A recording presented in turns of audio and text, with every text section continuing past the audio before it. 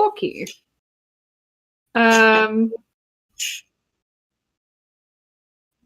Who would like to do? I'm sorry to make it now 2 weeks. 2 weeks difference instead of 1 week difference, but who would like to do the summary from last session? Pretty simple. I think it was not like an overly complicated session, thankfully.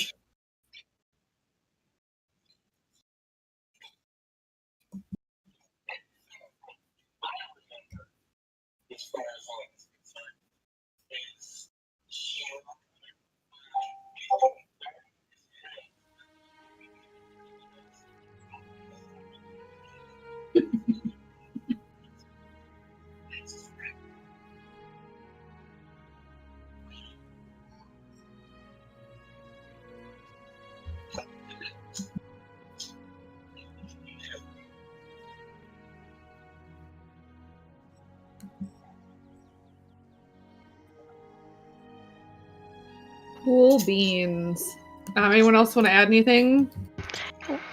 We also went into great depth into our horses and what kind of personalities they have, and what they look like, and their names and everything.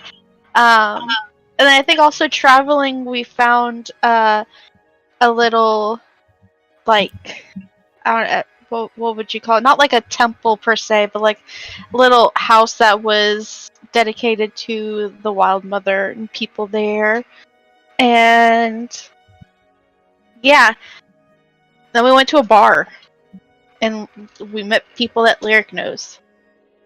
Cool. I didn't post XP, and that's on me. Everybody, I mean, I'm posting it right now. Everyone gets 25, and then I'm giving Corlin an additional 25 for being the horse whisperer. It was a pretty simple session, but, you know, I think that everyone was kind of doing a good job of being in character, and I appreciate that. So I apologize for not getting that up sooner. I forgot I hadn't done it. That's fine. I believe, so we're on, this is day 6 of this current week, and 9 o'clock in the morning. So I guess we left off before you guys were all going to split off in Calic Dimit and do your individual things. I am opening up Roll20 as we speak to make sure. I think I left you guys on the correct map where you could. No, I didn't leave me on the correct map. Let's see if you guys are where you're supposed to be. No, you're in Three Rivers Ford.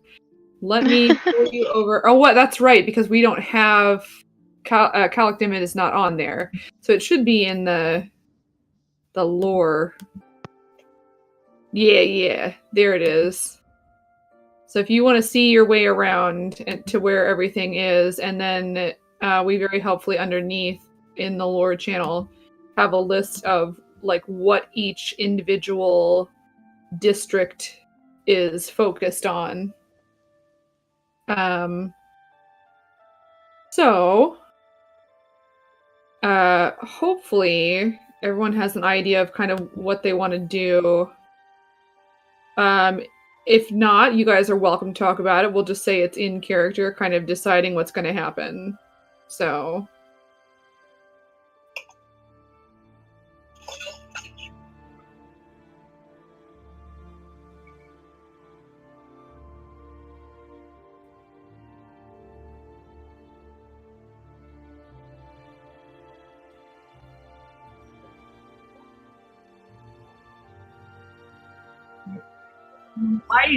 Mycia, yeah. It's very similar to German if you guys know how to pronounce German. If you don't worry about it. But like Dutch is a Germanic language, so if that helps you, great. If it doesn't, never mind.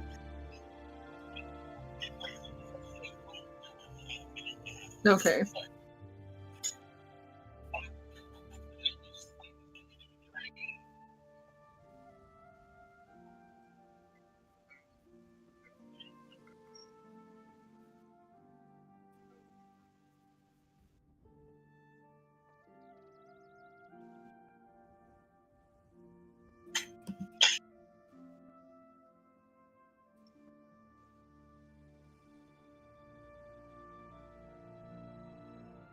Anybody else? Well, at some point, I'd like to get, I think it was called the Oven District, where sort of the magic users like me hang out. I want to head out that way, but I'm happy to go with Locke and Indy first to see what they're up to. I figured you might. So let's kind of knock out your stuff, and then after that, let's go. What's up there?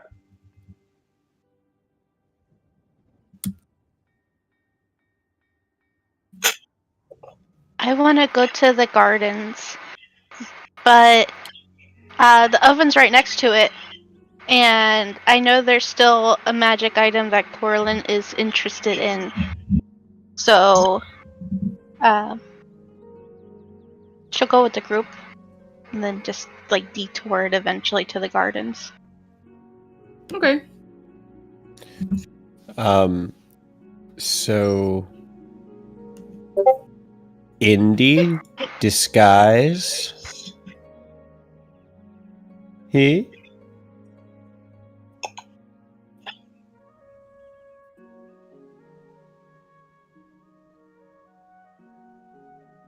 Yeah. Well, this is, I guess, this is Lyric saying, like, stopping Indy before she walks out the door, being like, "Hey, don't forget."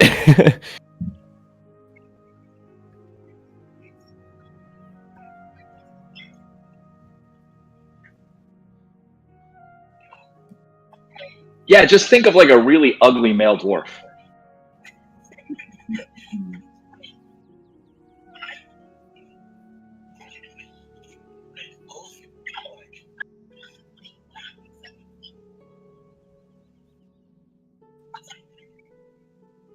Okay.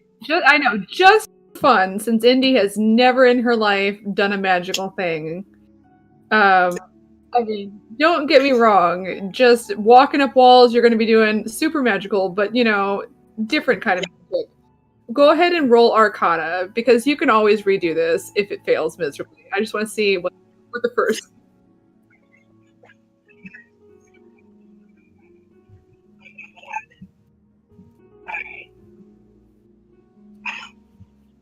Oh no.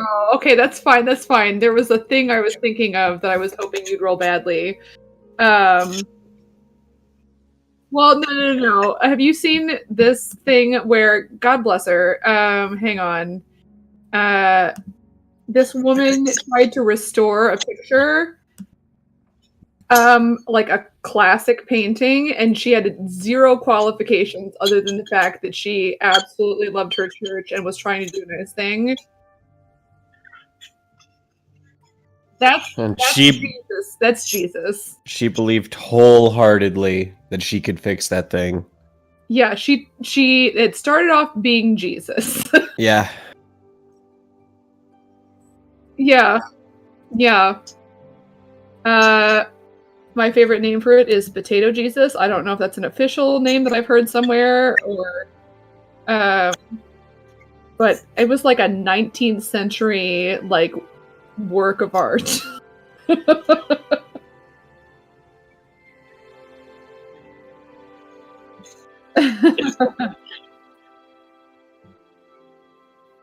So that doesn't happen. You are actually surprisingly successful.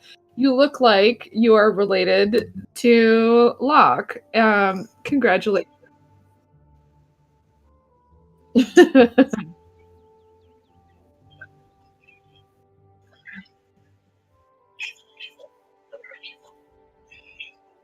Yeah.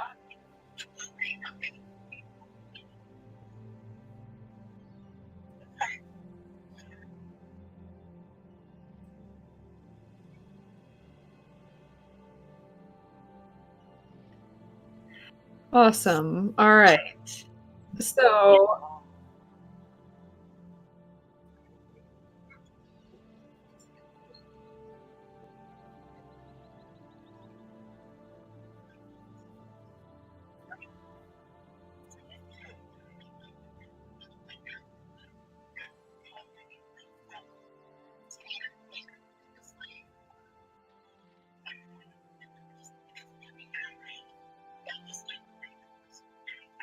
if you're looking, I mean, for a typical girl in this kind of culture, I'm not saying that pants would be like frowned upon. They were the way they used to be, but I would guess that the similar-ish to the style that Corlin wears, perhaps with less, color and flair.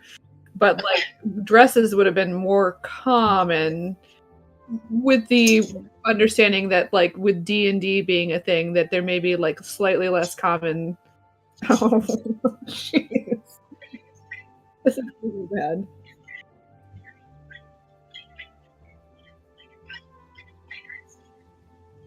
But you could make it look like a dress is the thing. Yeah, yeah, and your pants, in my mind, are kind of like loose and flowy, anyways. So they wouldn't even be a problem. Like honestly, like the thing with disguise self is that like if somebody reaches for something that isn't there, their hand will go through the illusion. Or let's say like somebody's making themselves look thinner, they reach out to touch that person's arm, they would get nothing but know that there was an illusion there because it looked thin air. Right, but your pants wouldn't even be an issue. They would probably feel like a dress if somebody were to happen to touch them on accident. So I think 100% like your clothing would not be an issue at all. And as long as you're, like not making yourself, I mean, you can make yourself look up to a foot taller or up to a foot shorter.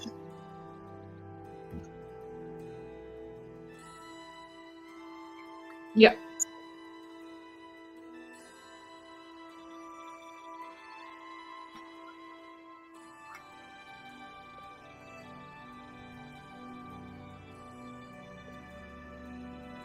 Yeah, I'm gonna stay with Jewel. At the Lady of Love. / if she wants to go anywhere, we can go there.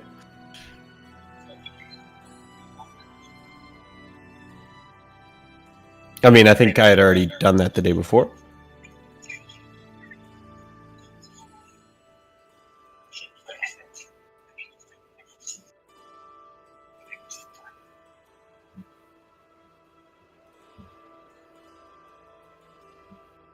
Okay, so we'll go with the big group first.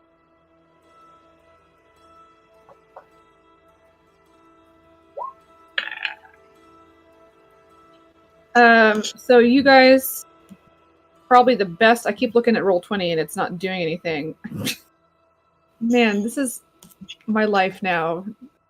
Trying to find the right tab of the right app, of the right window of the right app at all times and never accomplishing this. There it is. Calic Dimmet. So you guys are actually right next to Kirk von Hedmeise. Which I think Locke you would know, even though like you wouldn't necessarily speak the language that it is. Means church of the lady as in like not girl specifically, but like fancy girl. Church of the Maiden, excuse me. Church of the Maiden is what that stands for. And so I mean the Lady of Love is kind of towards the center of Damas and Heron. But maybe not like directly center. So you kind of weave your way through.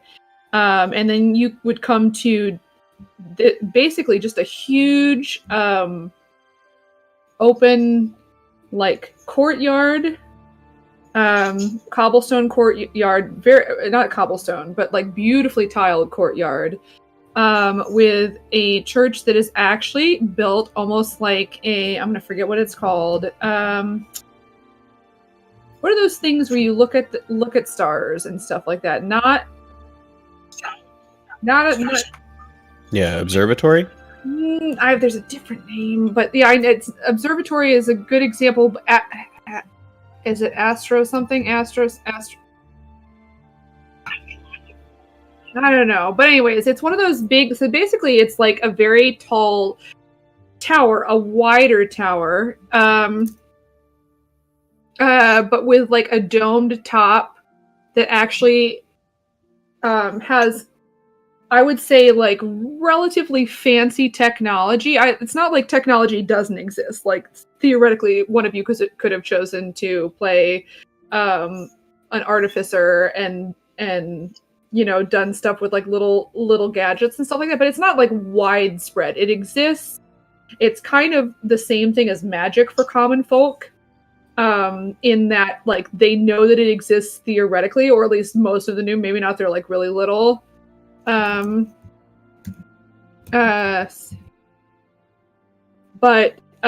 anyways, it's this big like metal domed roof, but that can be like opened at different panels to be able to see out into the night sky. And they actually have like two different ways of opening it. They can open it just to look at the stars or the moon or whatever. Or there's also these like beautiful stained glass window panels that can be kind of slid in and out, where you can just open it and get some light in and just have like a beautiful, display kind of shining inside. Like it's a really, what is the word? I wish I knew what the name of that was, but I forget what it is. But we'll say observatory, but that's not the one that I wanted.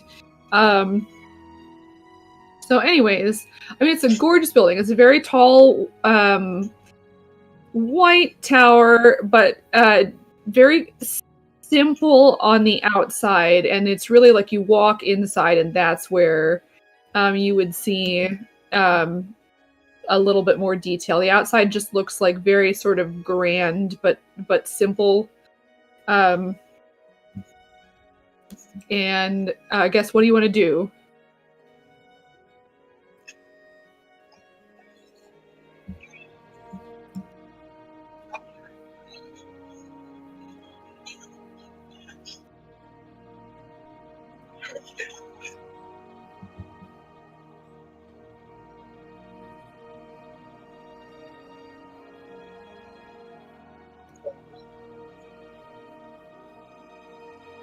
Okay.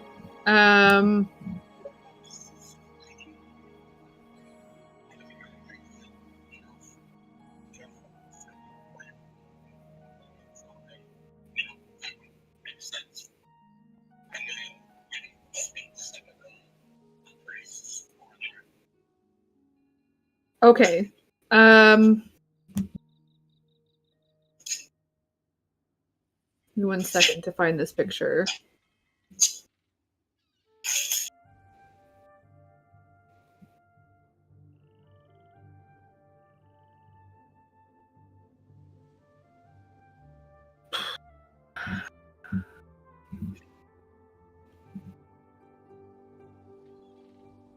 All I can find is a Final Fantasy one, and I have nothing against Final Fantasy, but it looks like snowflakes, and that's not what this looks like. I'll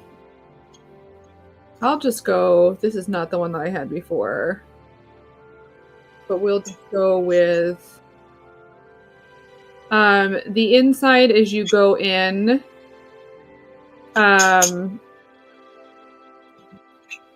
Has basically like a raised dais in the center, and then kind of pews surrounding it.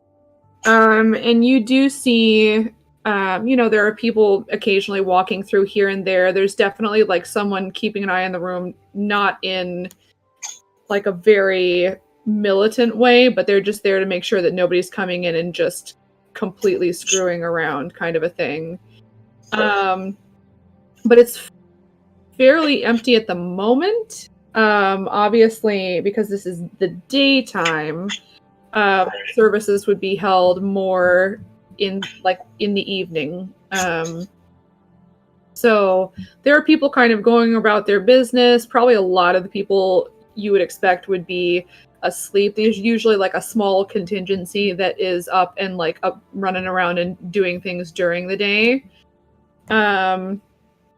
And then, so there's basically like there's like a front entryway, and then you go in and there's like the main sort of what looks like a worship area, and there's, a couple people here and there kind of coming in just to do stuff like, light a candle and say a prayer kind of a thing. But for the most part, it's kind of open and there's not that many people around. So, I mean, you do see, like I said, there is somebody kind of guarding the room. I'm not sure if you want to approach them or if you want to just go right over and go to the kind of prayer. And it's not that you would necessarily stay in one place with everybody else, but there are the light of the candles, you would know this, would be to kind of symbolize the light of the moon, and that sort of a thing. And they're actually slightly enchanted so that it's, instead of being a typical flame color, it's more of a bluish white color. It's a real cheap enchantment. It's not expensive to do. But it's just symbolic of, it's daytime now, but we're still into that moon goddess.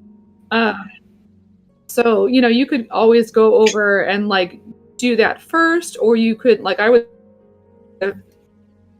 catch their attention the most easily would be there's one person on kind of either end, near a door, sort of greeting people and keeping an eye on things and making sure that everything is copacetic.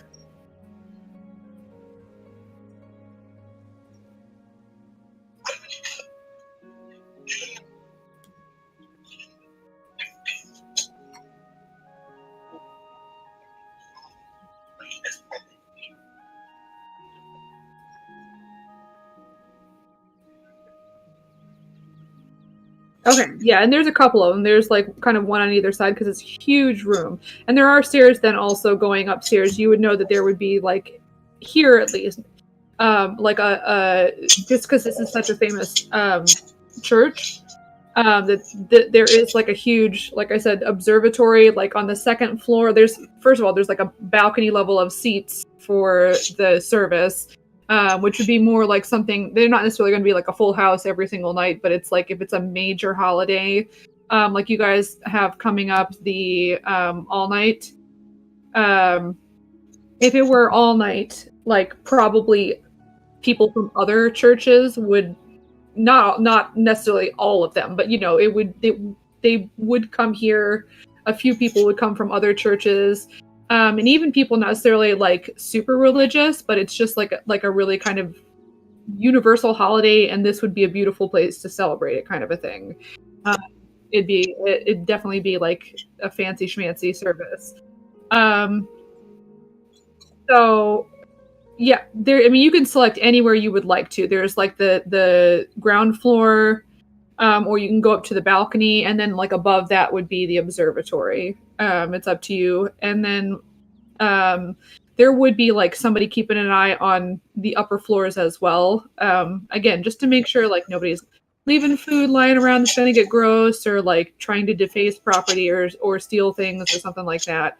So anywhere you would choose to go.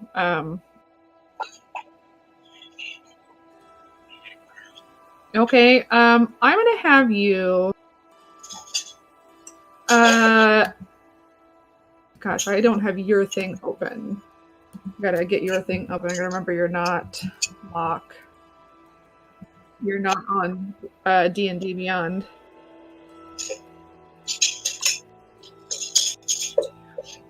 You do still have religion. Okay, there you go. I wasn't sure. Okay. Yeah. That's awesome. That's such a weird thing to me that religion is... Oh, I'm going to point out your hit points are not at max, and they should be because you had a long rest. Just while I'm in here. There you go. That religion is an intelligence thing, but being a cleric is a wisdom thing. I feel like it should be able to be either one. Because I think... I don't know.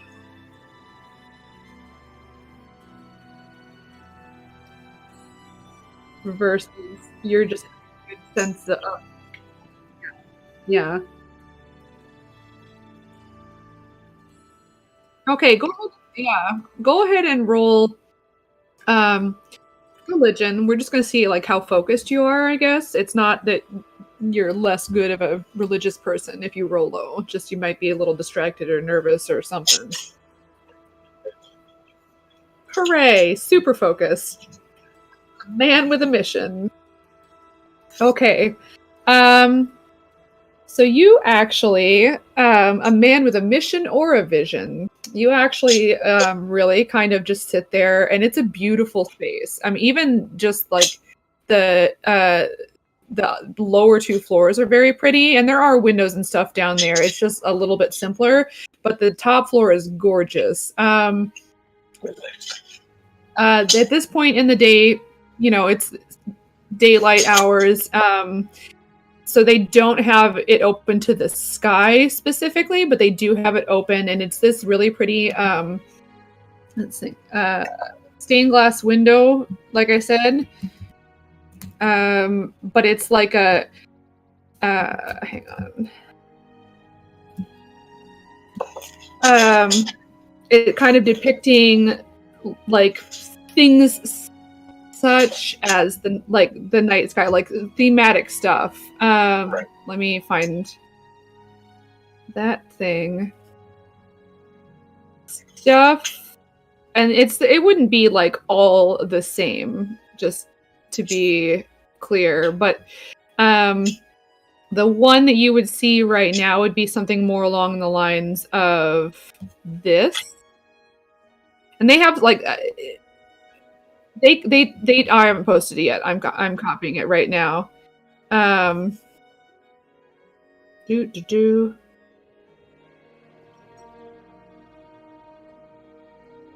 it is.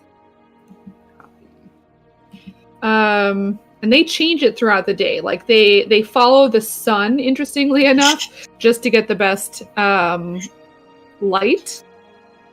So you would actually get like a different picture depending on what time of the day you're there. But this seems to be focused on like mostly the moon, with a few like stars thrown in there. Maybe not identical to that, but something similar to that.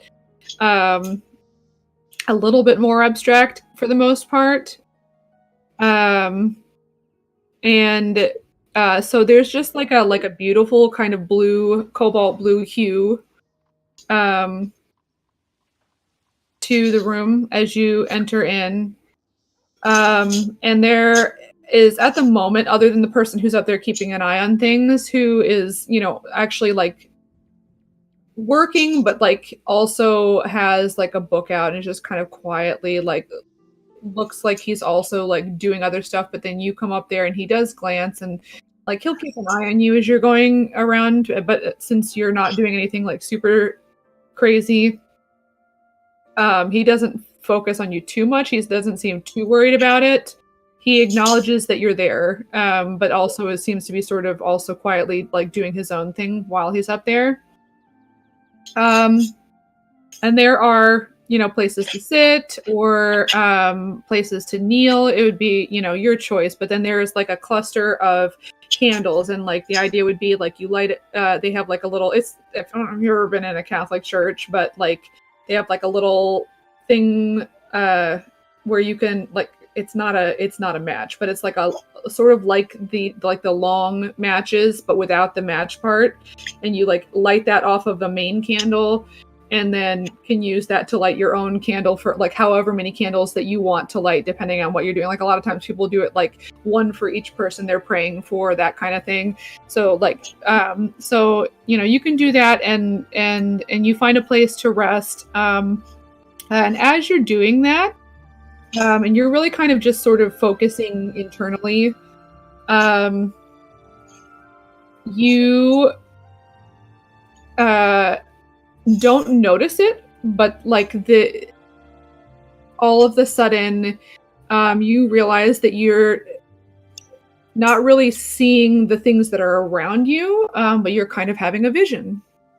And in that, you see something similar to the stained glass window, only it just becomes like more real. It kind of becomes way less abstract.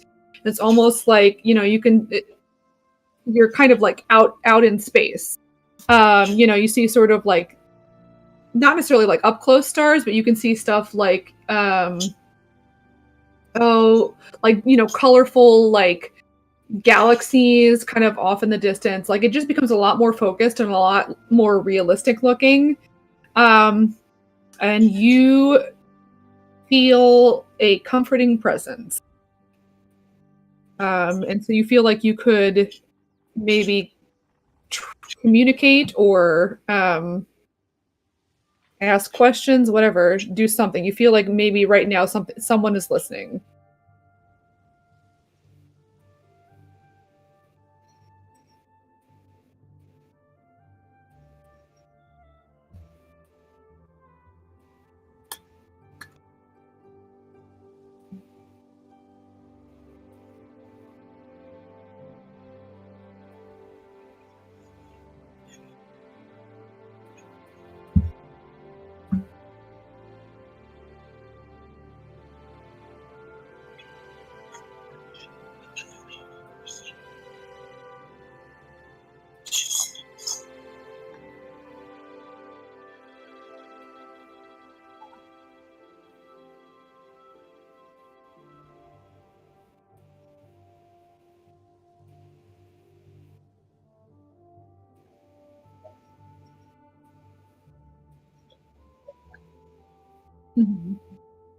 Okay. Sure. So, as you are kind of focusing on that, you feel almost like, I don't know if you've ever done that thing where like right as you're about to fall asleep, it almost feels like you're falling out of your body. Have you ever? It's like it's an inner ear thing apparently, but it's like a weird sensation because it literally feels like you're sort of falling out of your body.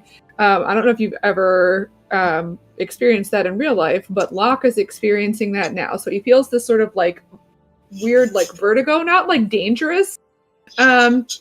And then you kind of like, you see the scene in front of you shifting, and you get moved to a place in the sky where it's just complete darkness. And then slowly from the right side, this very kind of comforting glow starts growing brighter and brighter, but not super bright. And as you turn to focus, you do see weirdly close for a place that doesn't have, spaceships. What is very obviously a moon. You don't see a person yet, but you feel like that is an affirmation that you will be helped to find that. Anything else?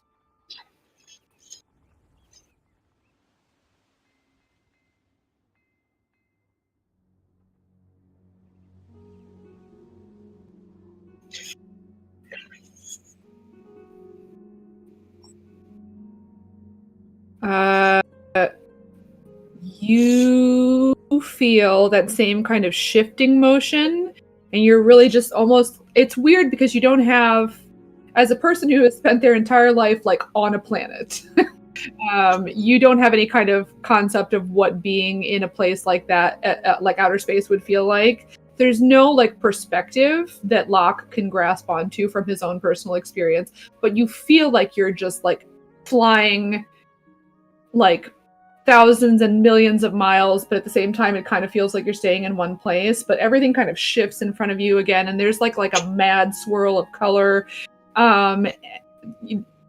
much of which is like, white, because a lot of the like yellowish white like stars and stuff like that, some of which is other colors, right? There would be like, nebulas, clouds, things that would be like greens and pinks and purples. But you feel this like just swirl of motion, while at the same time feeling weirdly like you haven't moved at all. And you see in front of you something that's very hard to understand, but kind of terrifying to you at the same time. It is like a circle of what looks like fire. And Locke wouldn't know this, but hang on.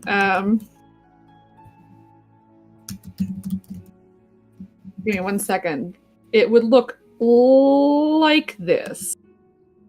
And if you don't know what this is, please let me know, and I will tell you. But you see something that looks like this, and it's weird because there's that, like, the center of it has no light, but it constantly feels like the light is kind of getting pulled towards the center. So I don't know if you do. Yep, it's that picture of the black hole that they got recently. Yeah. Yeah. So Locke wouldn't have a clue what that was. But it feels like oddly hungry. And just like very unsettling. Oddly hungry for something that really doesn't have any kind of consciousness that you are aware of. It's hard to like understand what you're seeing, but it doesn't feel good.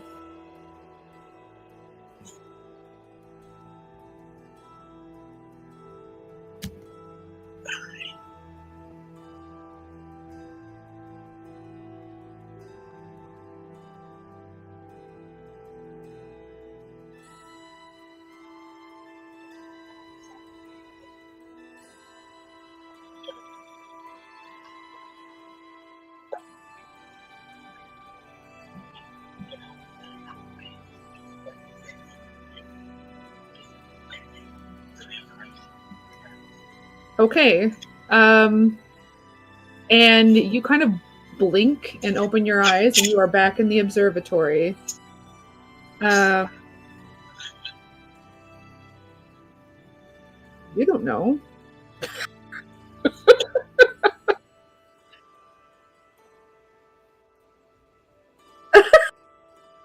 Oh, what's everyone else doing while Locke is doing this?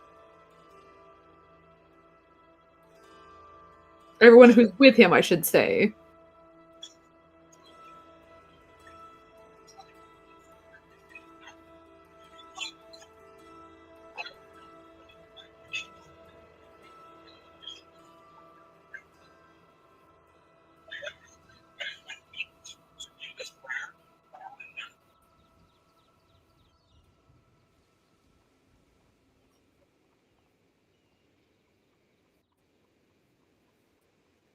This is a famous church, and even people who don't worship Saloon would come here because it's beautiful, because you can look at the stars. They have like a huge telescope.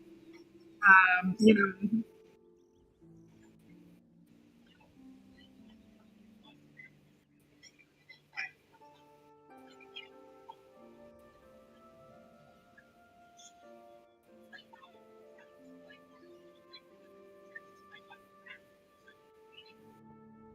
Okay. I mean, definitely, like in the pews, there would be maybe not as much seating up in the observatory, but they would have like readily available, like holy texts throughout the building. You'd be welcome to do that. The stained glass window itself wouldn't necessarily tell you anything, but there would be other artwork, not so much in the observatory, only because they are constantly like moving stuff around. Go ahead and roll investigation, though, just to see, because if you're up in the observatory, let's kind of see what you see. Ruh-roh.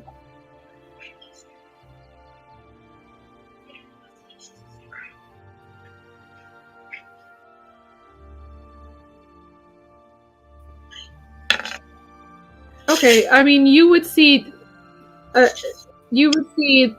like the books lying around on this level, so you're welcome to like crack open a book and kind of look at that, or you could talk to a person. You know, like there is the young man kind of over in the corner who's just keeping an eye out. You know, you guys aren't doing anything that makes him overly concerned, but he, you know, he's there to make sure that this place is taken care of by the public.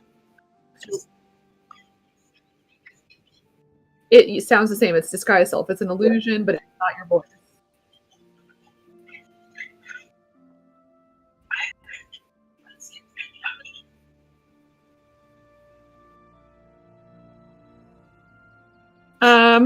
So you can, I will say, I'll have you roll another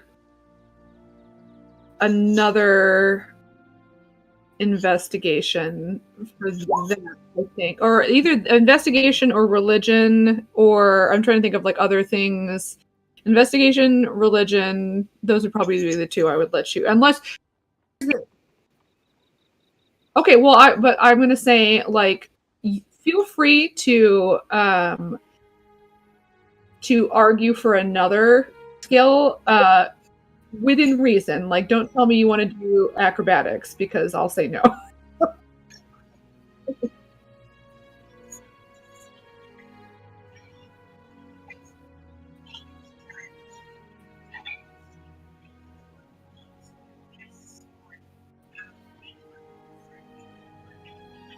You can do that. Like, if you want to look at the book, though, I guess is what I'm saying. Like, what do you want? You can do that. Can be separate. I was still on the book, so you feel free to. I'm going to say, like, the two most obvious to me would be, you know what, I would say history, religion, or investigation. But if you have an argument for another stat, please feel free to tell me why you think that stat is worth it.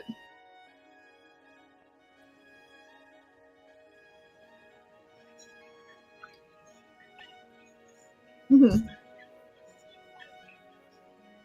Okay. So, you had very good tutors. And one thing I would say that you probably got good at from having a very rigorous education when growing up was you're good at scanning text, and kind of picking it. You know how to speed read to an extent. Maybe not like Ildor levels of speed read, but you are definitely like, how to work your way around like a book to study it. And so as you are reading this book, you start to notice a theme of embracing the outcasts. Basically, like, you're looking, and a lot of the stories that you're seeing in here are about people who were considered like unacceptable in normal society, but were proven time and again to be perfectly acceptable, just unusual and not what people expected. And you notice a theme of like, for example, you do notice that one of the things that Saloon is known for, which you may or may not have known to begin with, but she is the god of not just the moon, but also creatures that have an affinity for the moon. So lycanthropes, which again, like, that's one of those things where people think of that and they think, oh, it's scary because they turn into these things, that aren't humanoid anymore. But there's a lot of just talk of like, the reason why they do that is because everyone rejects them. And, like, there are ways of like maybe accepting them back into regular society without having that to hide, like that, it's understood that at this point in the lunar cycle, you're going to have to, do something, but like, there's no reason why you can't be accepted in society in general, just as long as you're careful, kind of a thing. The other thing is, she is also the goddess of sort of the eponymous lunatic, which is, I realize, like an outdated term, but that's where the name came from. Like, so basically people who are thought to be crazy. There are a lot of famous oracles that, as you're reading through, people who had some sort of like extra sight. Like, so divination is like a big thing as well. And it's one of those things where like these people might have been thought again to be like weird and different and crazy because they weren't seeing the world around them. They were seeing something else. And that would have like freaked people out. But Saloon is very accepting of that because it is something again that's sort of like connected to the moon in various ways. So it seems to be like just an idea of like accepting everyone as equals and understanding differences rather than using differences to like group people into certain categories, levels of acceptability. That's kind of what you get from scanning, at least.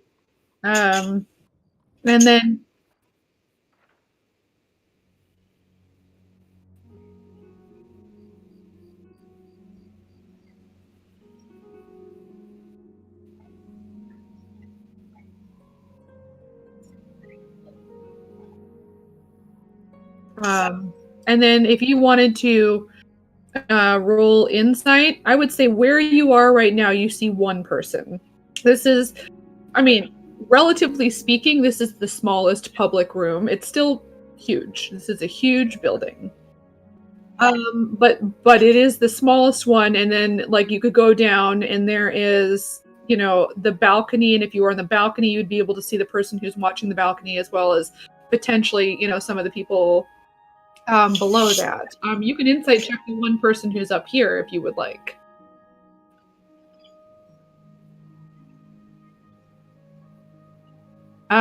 You're on the top floor. The balcony is the next level down.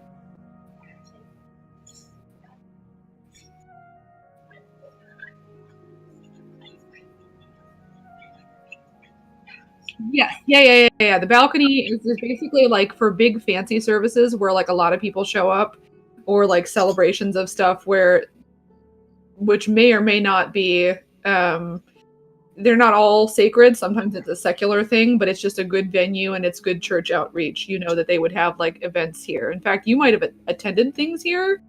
Because this is such a famous place, it would be a good place to be seen. Would be the attitude that I think that your parents would have, is like, you know, I'm going to the best building, you know, that kind of thing. So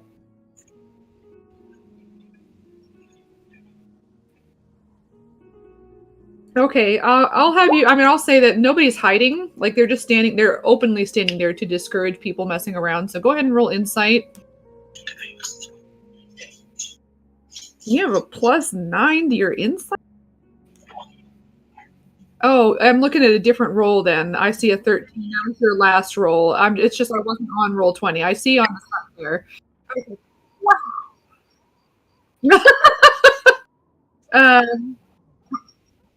Okay, that's fine. I can see in the like the chat bar, but I was just looking at the dice like out on the previous roll. All right. So you look around and you're looking for what again?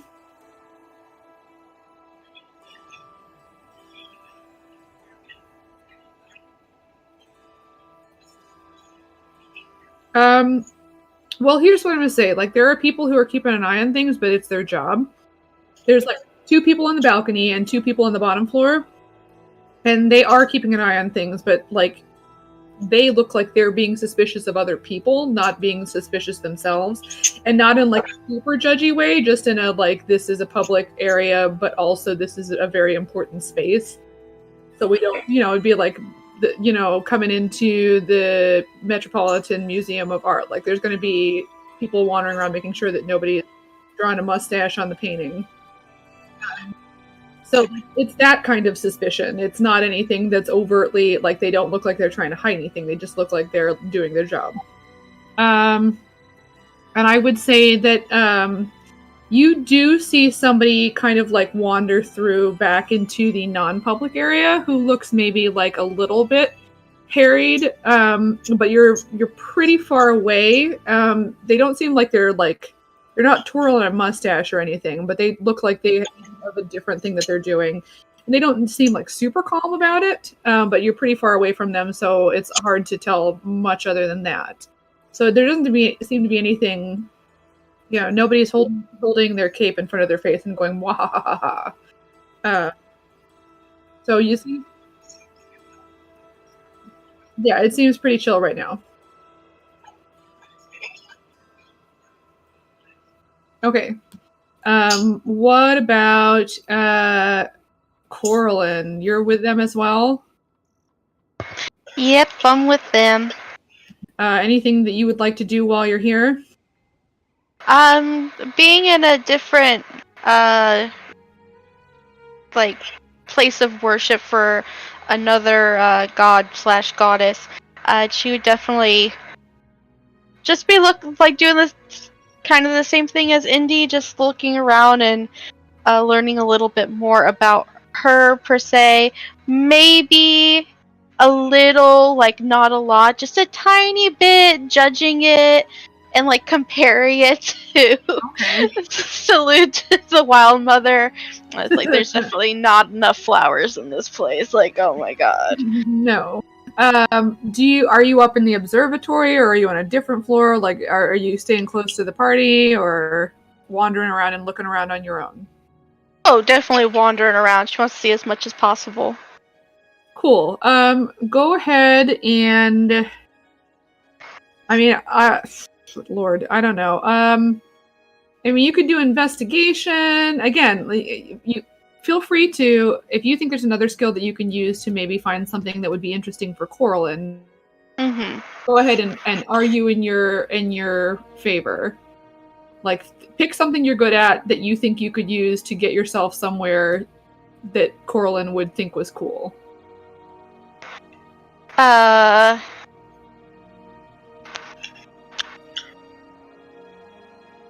She really doesn't have anything too much that would... she's just looking. So I know. What do you use for your casting stat? Charisma. Okay, so how can you charisma your way into something that Coraline would think was a cool experience? Is there any, cats living in the church or any plants anywhere? There are people. There's 2 people on each of the main floors and 1 person up at the top. Oh, that's they're not interaction though. Okay. But perhaps they know where the cats are. Oh, that's true. That is true. Okay. Then she would find the stuffiest looking person. And you're trying to find the person who looks the stuffiest? Yes. Out of curiosity, why? What is the goal here? She's just in this place and she's just trying to find, animals or plants which are more interesting to her, so she wants to find the person who looks the least interested in that kind of thing and just maybe kind of bug them a bit. Okay, so she's trying to annoy them for her own amusement while at the same time accomplishing something. Yeah, maybe, yeah. Okay, alright, just checking. Alright, go ahead and we'll say roll insight. Okay. Let's see, because you got 2 people on your floor that you're on now. Are you on the bottom floor or in your balcony or... She was just exploring, so I have no idea. Okay, we'll say you're on the bottom floor. That's kind of the biggest wandering around area because the balcony has a hole in the middle of it that you can't walk on. Okay, then no, she wouldn't go there. So, yeah, I rolled an 18. Okay. There are 2 people, like I said. You also see the person that Indy saw, and they're kind of they've got an armful of stuff. And they look put upon, but not put upon the way that, Ildor feels when everyone talks about shopping. They look put upon like the world has put life upon them. That would be your best bet. The two people who are guarding look very pleasant. This person looks like they think everything is a burden. Oh, yeah, that seems good. Okay. So she's going to go up to that person and be like, "Oh, howdy, hey, hi, how you doing?" Okay. And this is a half elven man. And he has his hair kind of like slicked back. It's maybe chin length. And he has sort of, as he turns to to face you when you say hi, he looks constantly as though he's maybe smelling a fart. Like it just doesn't go away. That's probably the way that he was born. And he's got, like I said, like an armful of stuff. It looks like he's not very strong, and like things are starting to slowly slide out of his arms, and also like he feels as though someone should be carrying both the things in his arms and him on one of those things that they carry Aladdin on, which I can't think of the name of. The thing where you got like two people in front, two in the back, and you're on like this little like... Oh, yeah. Yeah, like he feels like this is probably the better scenario, and it's not happening, and that sucks. Yes, can I help you? Yeah, hi. So, my friend's up there praying and stuff, because this is his religion. Very good for him. Oh, you're gonna let me finish. Okay, anyways, so he's up there doing that. I'm just, looking around, seeing this nice temple and everything. Wonderful. But any plants, or you got any animals that are just, like, hanging about, like, that come with the place? There is, but this is, dare I say it, not the best time of day to see it, but definitely still a good time of day to see it. There is the night garden. It will not be at its most beautiful in the daytime, but it is still a relaxing place, if I do say so myself. That's wonderful. I want to see that, but you said nighttime, night. That is where it will look its best. But you are welcome to go in there now. It is open 24 hours a day. And he kind of like over his shoulder, because his hands are full, he said, there's a door back over there. And you see there's like a partition in the front, kind of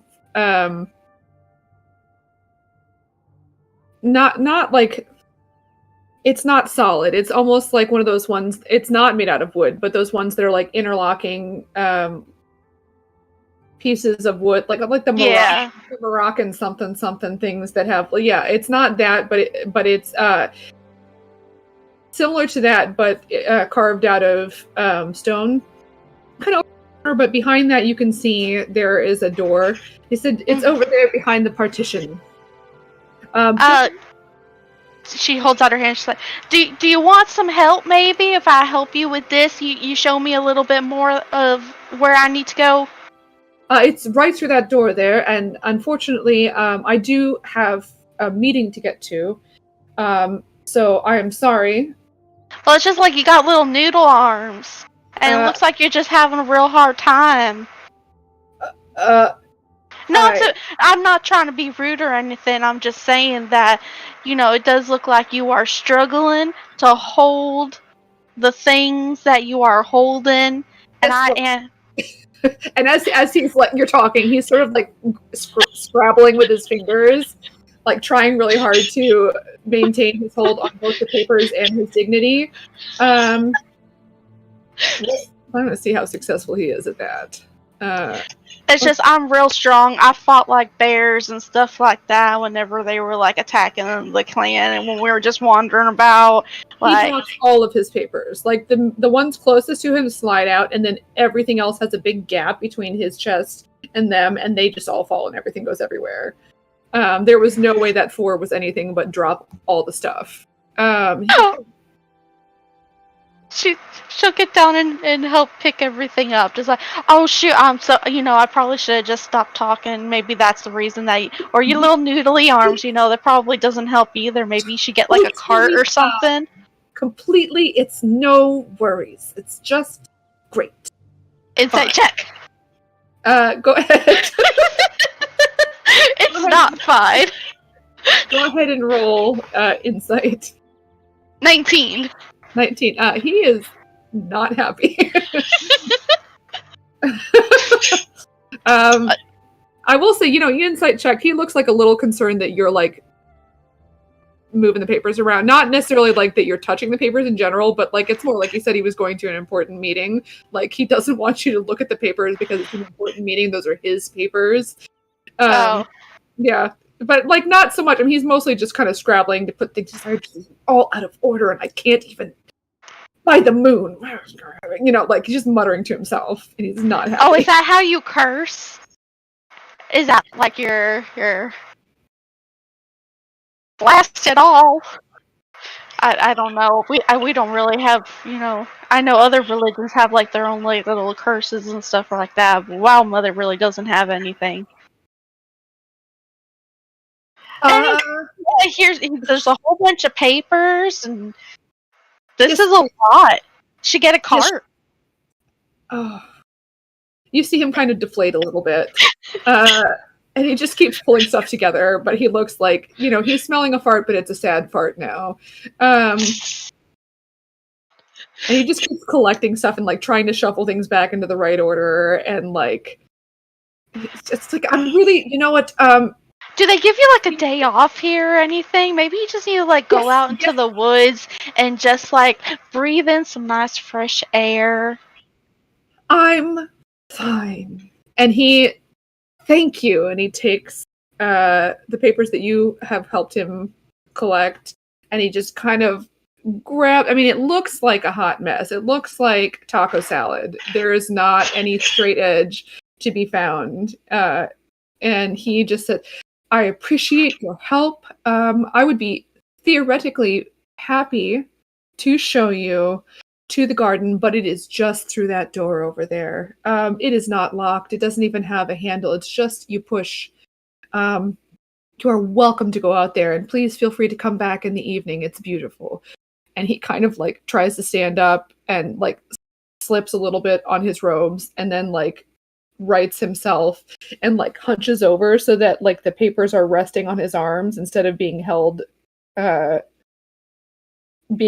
like by his strength. He's just sort of balancing them on his arms now. He's hunched over, and he kind of like waddles out of the room a little bit like a toddler with a poopy diaper,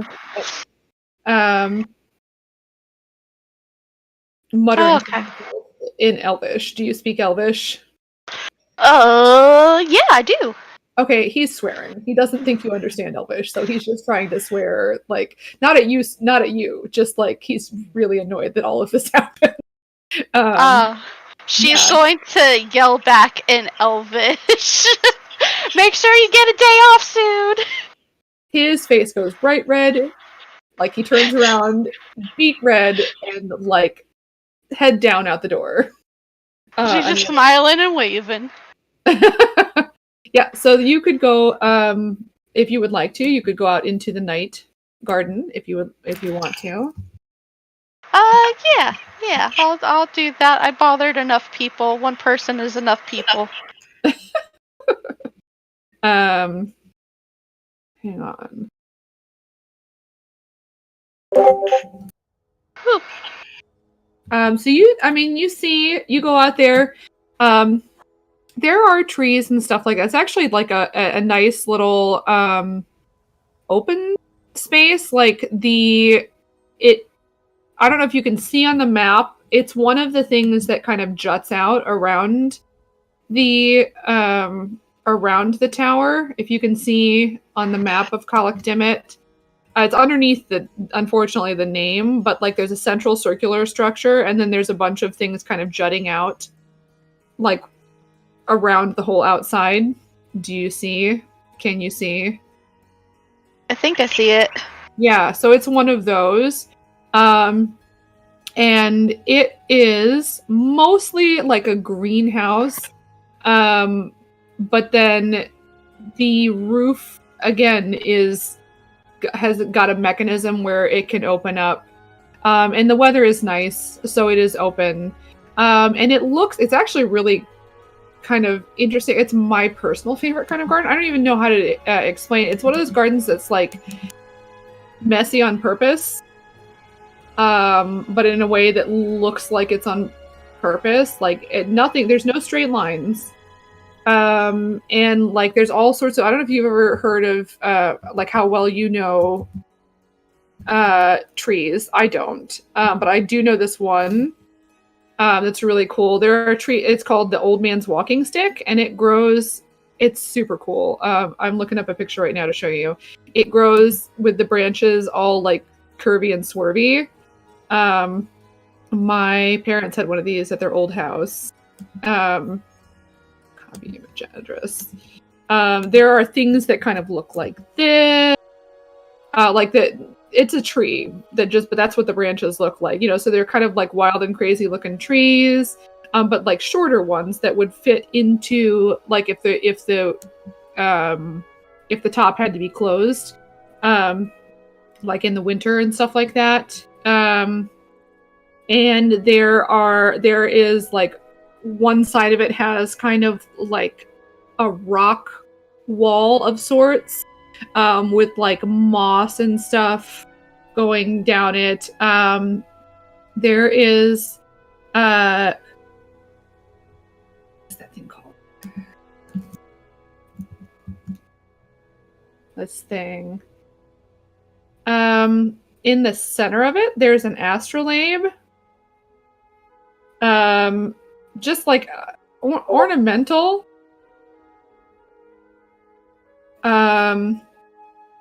It looks almost like an astrolabe is like a map of the stars kind of a thing. But this looks ornamental more than anything. Like it doesn't necessarily look functional, but it would be something that looks kind of like this. In this center-ish. But again, like nothing super duper symmetrical necessarily. It's just well-balanced chaos. And so there's some moss over on the rock wall there. There's like a little structure that kind of looks very similar to this in the middle, where it's almost like the back half of it is a hemisphere, kind of textured to maybe look like it might be a moon, and then the front of it looks like an astrolabe. There are some like different fungi, which again like probably look different at night, but they're like all different kind of colors of that. And there are plants, but they are less bright because they're the kind of plants that grow better in shade. And the glass in the roof would be, if it were not open right now, tinted. You know what? Never mind. It would be closed because it's the daytime and this is a shade garden. So yeah, no, the glass in the roof is there, but it's tinted to kind of give them a little bit more shade, kind of a thing. But it's something like I'm gonna have you roll perception. Okay, let's see.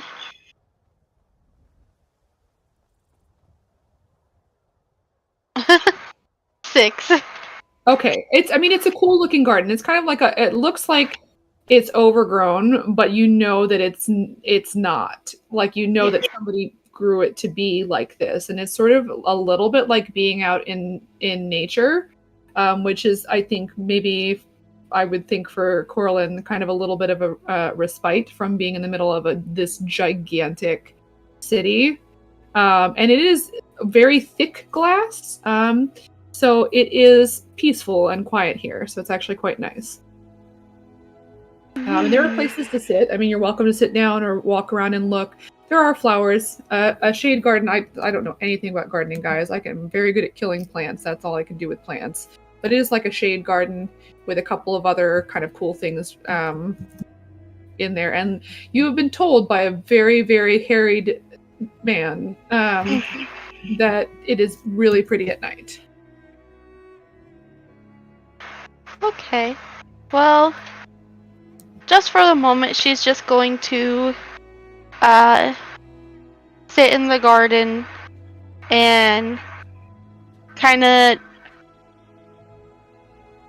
not to use the spell speak with plants and animals, but to use just like her Fearbolg stuff, and just put out there to the plants like, I hope they're taking care of you, and y'all are very pretty, and whether it's tonight or another time, I'll come back and see you at your most beautiful, because that's what that man said. I really hope he's getting a day off. He seemed very flustered. He's got a large vocabulary. I hope he doesn't say those things to y'all. Okay, alright. You can talk to plants, but they can't talk back to you, correct? Yeah, when I just do my Fearbolg stuff, yeah. Okay, just checking. Alright. Plants seem like they haven't died from you talking to them. I don't know that you can get a sense of like, how they I should say there's also like some sort of a pool that looks to be like, you know, like just a little itty bitty, you know, ornamental thing, but it, you know, it's pretty. Okay, and then Ildor, you are also here, correct? That I am. I want to go check out the observatory. Okay. So you're up there with Indy's up there for a little bit. Locke is over praying, which is not your thing specifically, as far as I'm aware.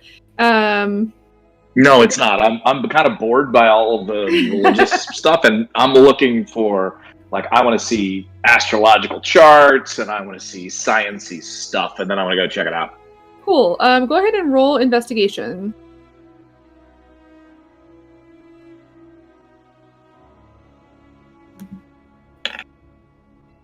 14. That's enough. I don't remember what Indy rolled, but it wasn't enough. You notice, so the ceiling is metal, and it's like enchanted. I would, well, I'm just going to tell you this. I won't make you roll Arcana 2. That's stupid. Enchanted enough that it doesn't do the thing that metal does, where it's like super hot because the sun is shining on it. But again, just a very simple enchantment to make it like workable for what they need it for, but not like super duper fancy. But you notice just without like at first catching the details, but then you'd be able to go over and look at it more carefully. You notice like some markings on the actual metal panel. So like the exterior, basically there's like a sandwich of metal. Like there's the outer layer, it's relatively thin. If you wanted to know like how or why, you could maybe roll like history. But it, you know, like yeah, let's do that. Okay, go ahead and roll. Go ahead and roll.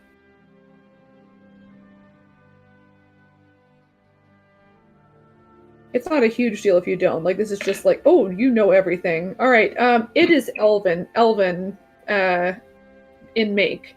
So they're like, dwarves are really good at creating like very cool structures that are like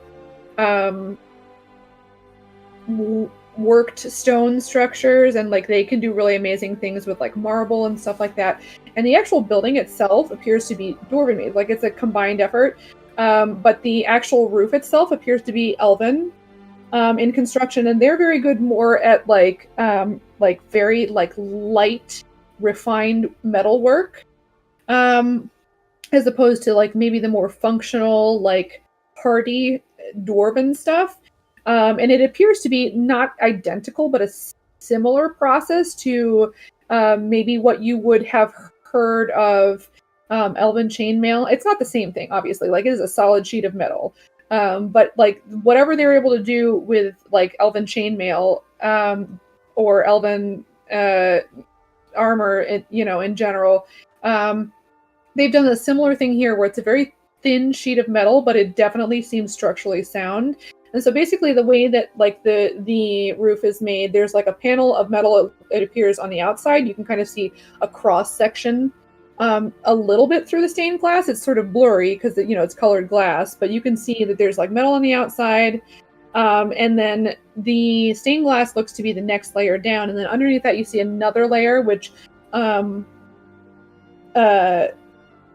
is like another layer of glass, but like clear glass, so that like if it's a rainy night, or if they just want to like have it open to the night sky, you can see through it, but it would be like you're not exposing yourself to the elements necessarily. And then also then another like very, very thin layer of metal. So it's not like a super thick roof, but it's surprisingly delicate for the size of it. And it does appear to be, I'm going to say you rolled a 24. I don't even, that was like history. You would assume, I would say that with that roll, you would remember having heard, just because this is a super famous building, that there's more magical elements to it than just like not overheating because it's metal in the sunlight. There's also some sort of elements that like help to slough off, like if there was a layer of snow, like to still have a clear view, there's some sort of like abjuration element to this where like it will really rain. Like rain's not going to do anything horrific, but like anything that's going to like sit on the roof and maybe like it compromise the structural integrity. This would definitely like ward that off a bit. Not that it couldn't be broken. It's not like super, super powerful magic, but it's just to sort of like maintain the usefulness of having a beautiful glass window in a church that worships the moon.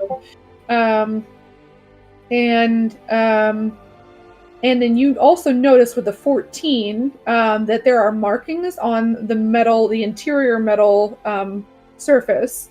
It's as you go over to look at them, you would see that it actually appears to be etching, kind of telling different like stories, depicting different stories from that faith. And you see, give me a second to find the thing. You see depictions, and it's all like there's no color or anything, so you can't like, you don't know what anyone looks like other than like how they're being portrayed as far as like the shape. But you see like a recurring character that you see is a woman with sort of long straight hair, and she appears multiple times, so you would assume that is probably Saloon. I mean, that would be a reasonable assumption. And again, there's like a panel that shows her kind of like embracing what appeared to be like a group of people in various states of transformation. Like you see, there's like some wolves kind of curled up at her feet. There are some people who are starting to maybe look a little wolvish. And there are people who are like, maybe like clutching different parts of their body where it looks like they're getting ready to transform. And she's just sort of like kind of lovingly embracing them. And then there's another panel, again, that would show similar kind of thing. But it would be more sort of like depictions of different types of, I don't want to say madness because I feel like that's not PC, but just like people who look like they are maybe like a little bit confused or unfocused or not like seeing seeing what's around them. Like they basically like their eyes look kind of blank to represent that they're not really seeing things. And you're seeing stuff underneath written. What languages do you speak? Hold on, let me check. I want to say. All right.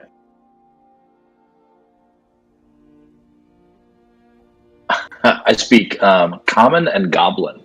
Okay, you can't read, but there are like little instructions. It just appears to be like different stories from the religion. So there's one where it looks like the people have their eyes are sort of glazed over, and they look to be like focused off into the distance, like maybe they're not really seeing what's near them. And then there's actually like a lot of different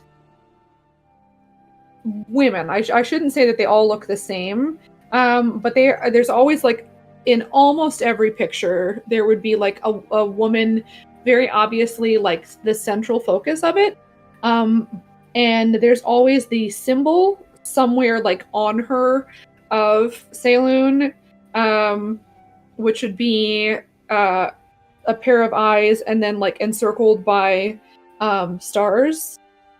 So somehow that's like hidden in her, garments or like on her vestments or like on a piece of jewelry or something like that. But like it's very obvious that like these women are supposed to be Saloon, but like they don't look the same. They're different. And like at the top also of each panel, there's like different phases of the moon. I know words. Jeez Louise, I don't know, guys. My brain today, I can't think of anything. Yeah, but like different phases. So you, I mean, I would say that you're smart enough to realize that like maybe she appears in different ways at different times. You're welcome to continue to look at those if you would like to, or there's a telescope, but there's also another contraption, like the telescope's at one end and this contraption's at another end, and it doesn't appear to be a telescope. You would be welcome to check that out. I'll go check out the thing that's not immediately apparent what it is, whatever that contraption is. That sounds interesting. Okay. So it has a place that sort of looks like you could rest your face there, like your eyes, and look into it. I will rest my eyes there and look into it. All right. And it is almost like a star map. You would see that there's like little like things to mess around with. Or I don't even want to say a star map because she's the moon goddess, but it's like the night sky, but you can like turn different dials and like change, and then underneath in common, because this is meant, this part specifically is more, the other stuff is kind of artsy fartsy, I guess, but this is meant to be kind of for everybody. It would tell you like different dates where you could kind of like change, and you could see what the night sky looked like on that specific day, and like you just see like as you turn those dials you can see the stars kind of shift around into different positions or rotate gradually as you go, and like you could see what phase of the moon there was. It's a really cool kind of little, a star map is probably not the right word, but that's what it is. And it'll tell you kind of what day it is. Like you can slide it to different dates by like looking at the label and see what day, what year, that kind of thing. Awesome, cool. Anything else of interest in the room? I mean, this is kind of the one is, you feel like the focus is probably either on what you're looking at right now or at night on the telescope. So, I mean, you could go look around more at the different panels if you wanted to.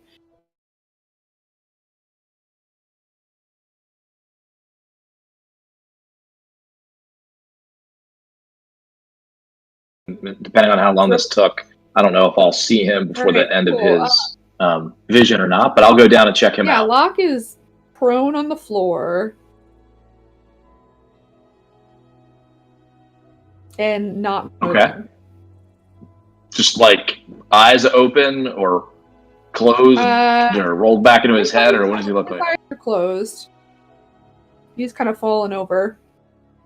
Is he lying on his back like he's comfortable, or is he lying like he just passed out? I mean, he doesn't look like horrifically uncomfortable. He kind of collapsed over to the side a little bit. Okay. Do I think he's okay, or should I go check him out? Oh, you could roll medicine. All right, I guess that's what I'll do then. All right, what's that? That is. Just don't roll a 1. All right. You did okay. He is not breathing. Is he? Is there like a pulse? Does he seem alive, or is he totally? He's not cold. Okay. You don't feel a pulse. Oh, that's a thing.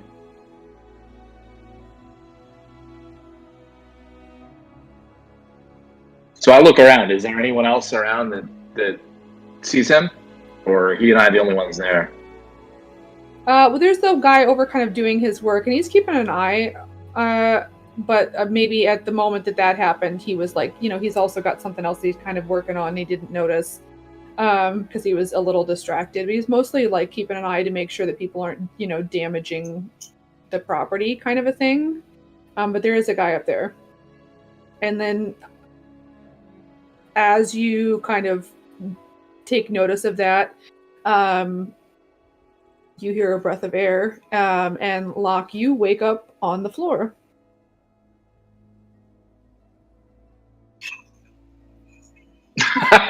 Yeah, you don't have to worry about that, brother.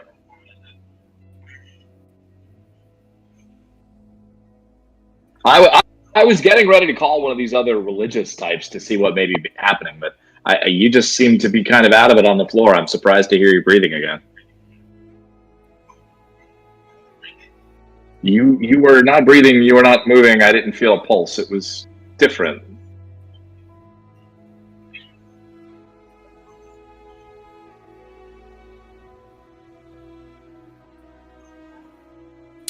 I mean, you feel a little uncomfortable, not like horrifically. Like you're not sitting in like the most awkward position because your body kind of fell into a natural position.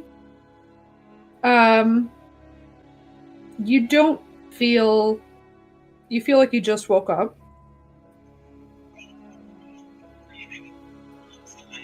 You feel fine. You feel fine, yeah.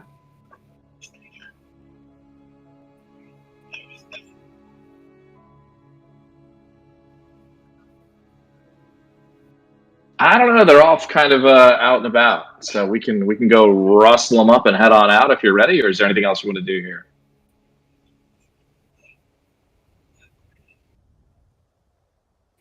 Okay. Well, let's go. Last I saw in the observatory, Indy was up there, and I think I saw Corlin head off to some garden. You also saw Indy kind of was there at the beginning, but you would have seen her kind of head down. Indy, it's fine if you say, like you told him, I'm going to go down to the balcony or whatever. Sure.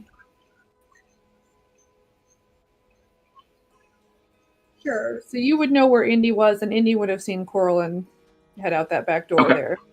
Well, let's go find Indy then.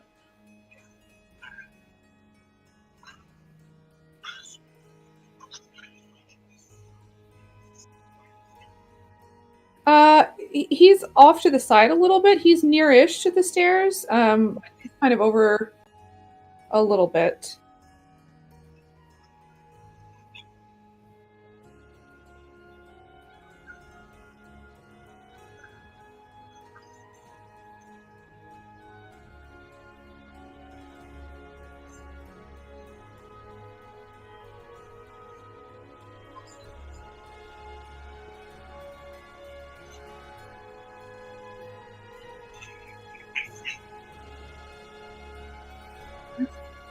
Well, I mean,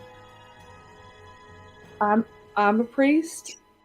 I mean, kind of anyone who works here is. I don't necessarily do services, but I am ordained. How can I help?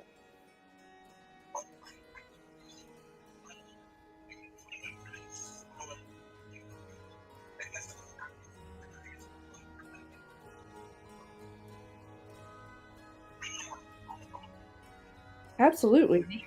He's kind of he starts collecting, his stuff and like closing, up whatever, book he was writing in, and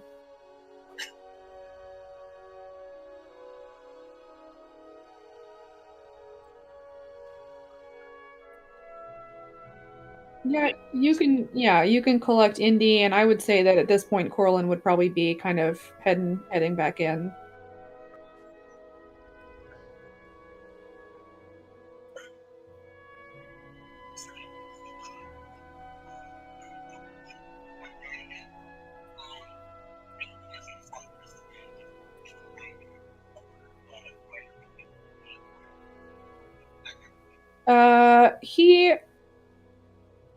He kind of would wait at the top of the stairs, so if you turned around and looked, he'd probably head down, I guess. Like at the top of the stairs, above the balcony. So, hi. My name's Oren. What's your name?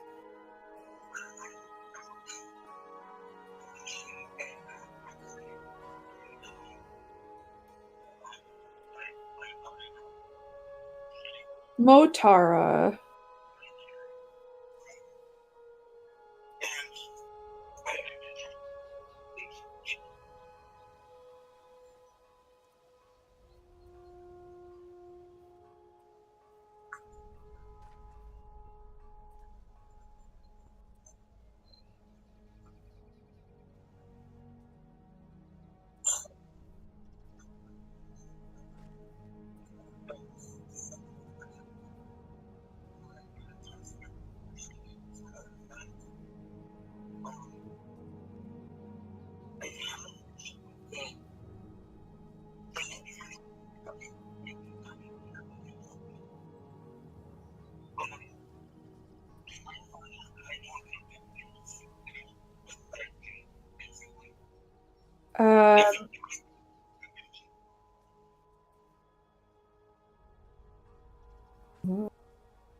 Give me 1 second.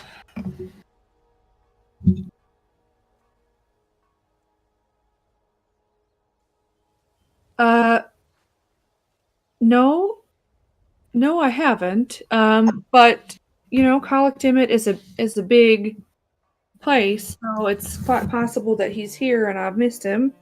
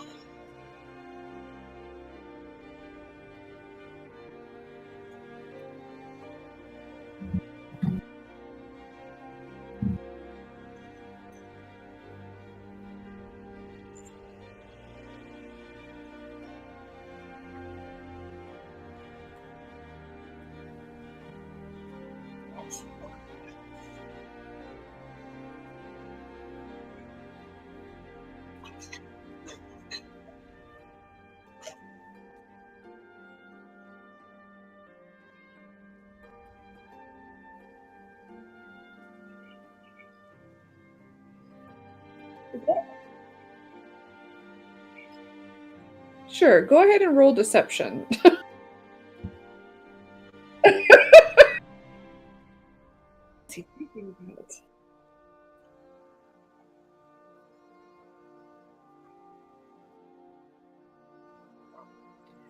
Okay, I rolled real low for him, but not that low. I was thinking, man. Does your good story give you advantage? He didn't see that because he was focused. Locke, right? That's your name? Have a seat. He sits down next to you. And y'all are welcome to sit as well. He kind of gestures to the rest of you. Yeah, I prefer to stand. That's fine. Listen, I may be young, and I am new here, but one thing I pride myself on is how I am quite a good judge of character. I can see that you are worried about something. I feel like it's not fire and brimstone and whatever hooey you just threw out at me. Do you believe in fate? And do you trust Saloon?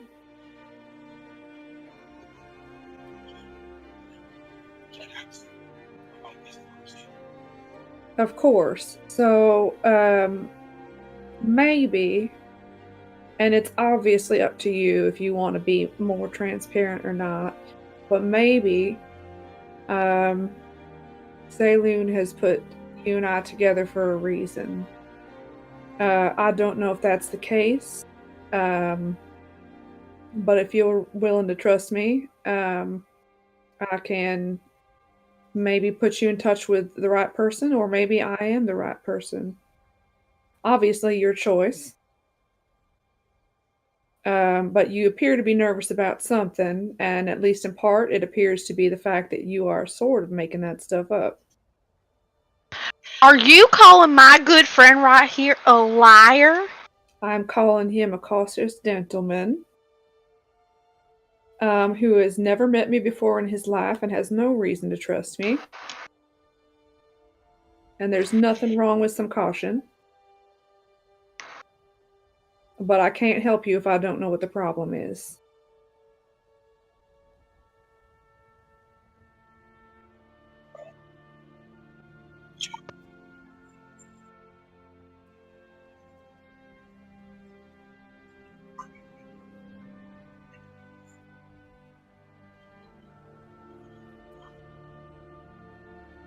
Prying you for information? Yeah, you can roll an insight.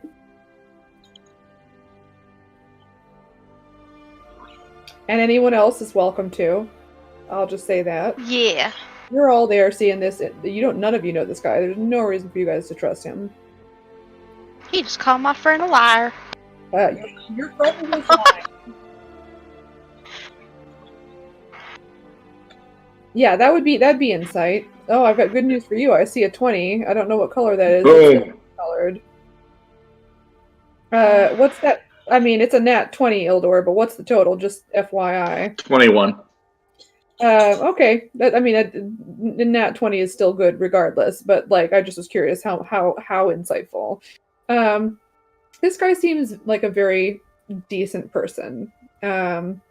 He seems like, kind of exactly what he's saying. Like he wants to help, but he's not sure how to help because he's not sure exactly what Locke isn't telling him.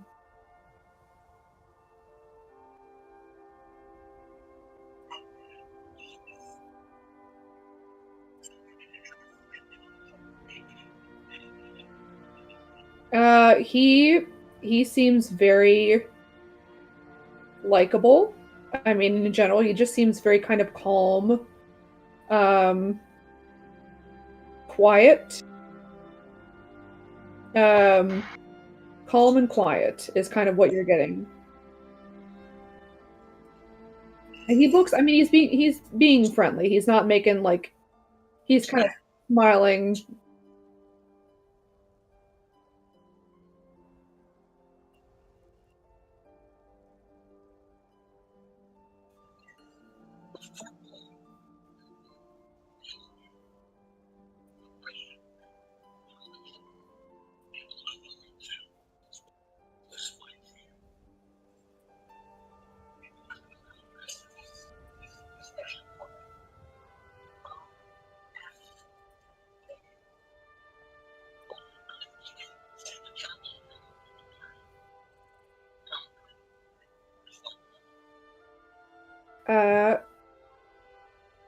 I would say that the night garden looks best at night.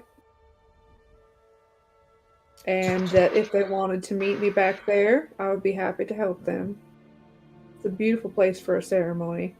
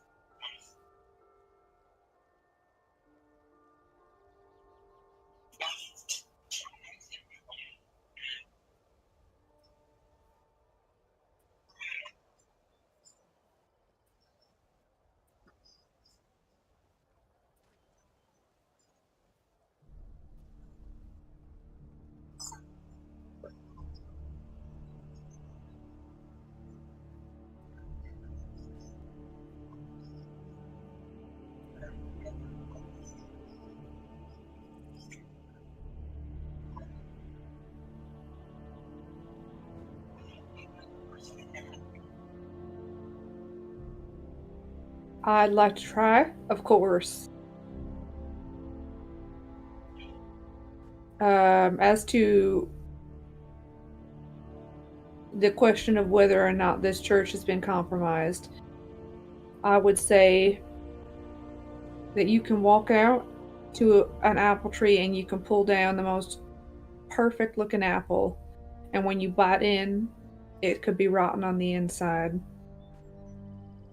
There are definitely good people here, but there's a lot more people concerned about the outside of the apple than the inside, if you ask my opinion.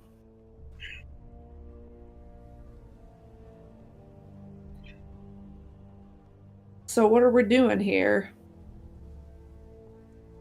How are we fighting this? I mean, if you'll let me join you.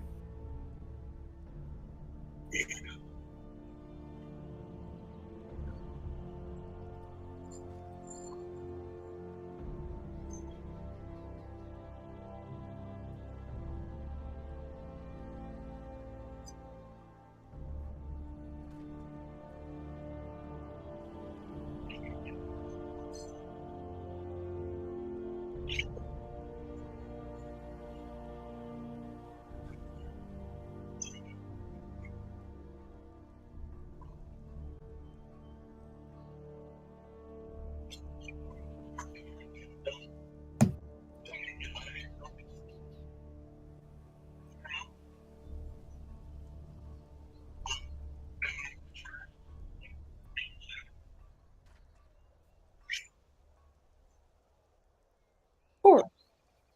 Uh, I might have something that can help. Um, I have this, and he kind of like opens his satchel, and like rifles through some things, and pulls out a small piece of paper. And he tears it in half, kind of folds it, and like folds it really sharp fold, and like tears it in half. So it's a pretty straight tear. And he said, "This is a special kind of paper.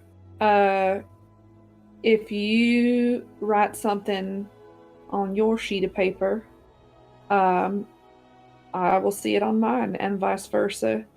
I would say don't write in ink. If you can write in like something like charcoal where you could scratch it off or something. Uh, but if you need me, if you need anything, or if I see that man you were talking about, of course."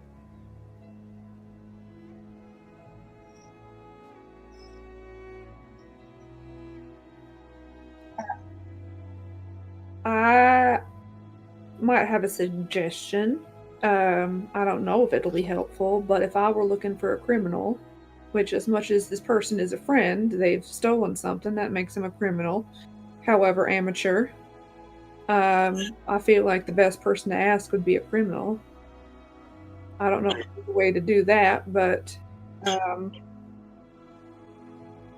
there are some sketchier parts of town.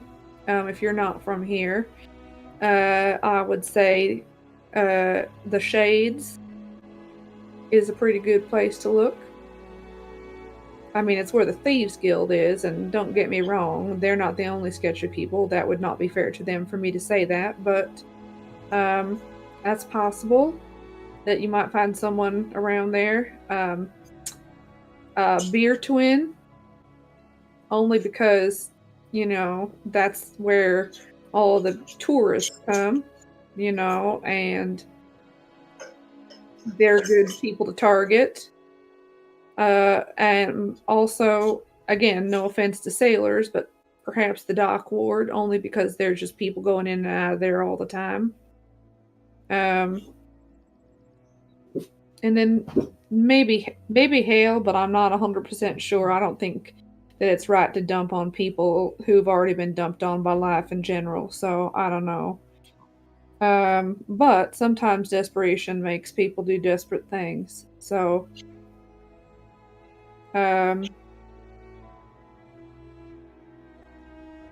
I know what this church is supposed to be, and I know that that's not what it's doing right now. It makes me sad. So, I can say I'm very glad to have met you, and I will do everything in my power to help. I'll keep an eye out. The nice thing about being young and everyone thinking that you're a little stupid is that people tend to ignore you.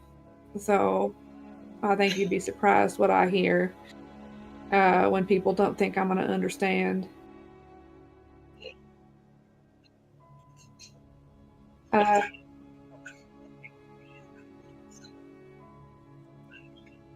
Yeah, Salem love an idiot.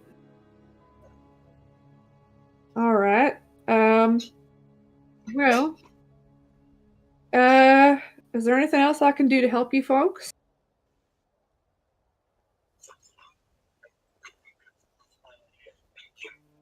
All right.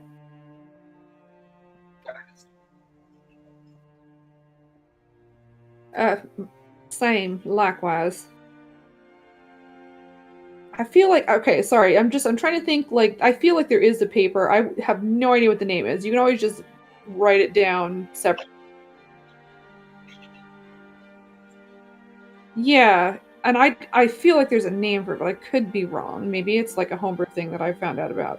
But like you write on it, it appears somewhere else. And you could just always just, you know, write on, get a pencil, you know, and write on the pencil and erase it, and it's fine.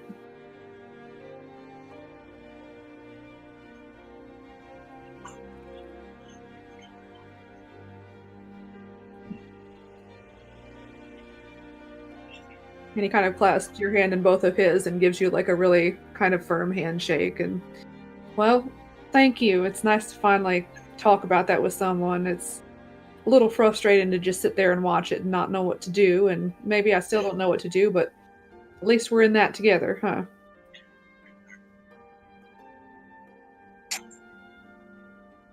You too. Good luck finding your friend.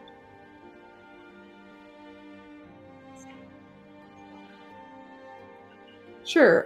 You would tap your temple, kind of like near where, like, if you were gonna do like the crazy like gesture, the finger twirl, right? You just kind of tap your temple right there, and then yeah. Because again, Saloon is the god of the moon, but also specifically like the god of like shape changers and were people and um uh soothsayers and oracles and all sorts of cool stuff, and it's sort of vaguely related to brain stuff. I don't know. Brain god. Uh, so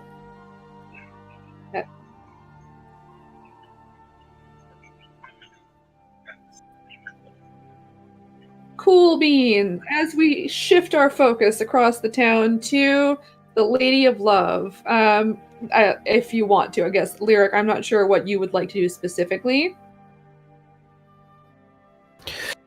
Other than hang out with Joel. My intention was just to I'd like to get her situated and I'd like to check on people. Okay. She seems to be settling in pretty well. The idea that she's going to stay in your quarters, basically. Hmm. Okay. Yeah, I mean, she's good at people.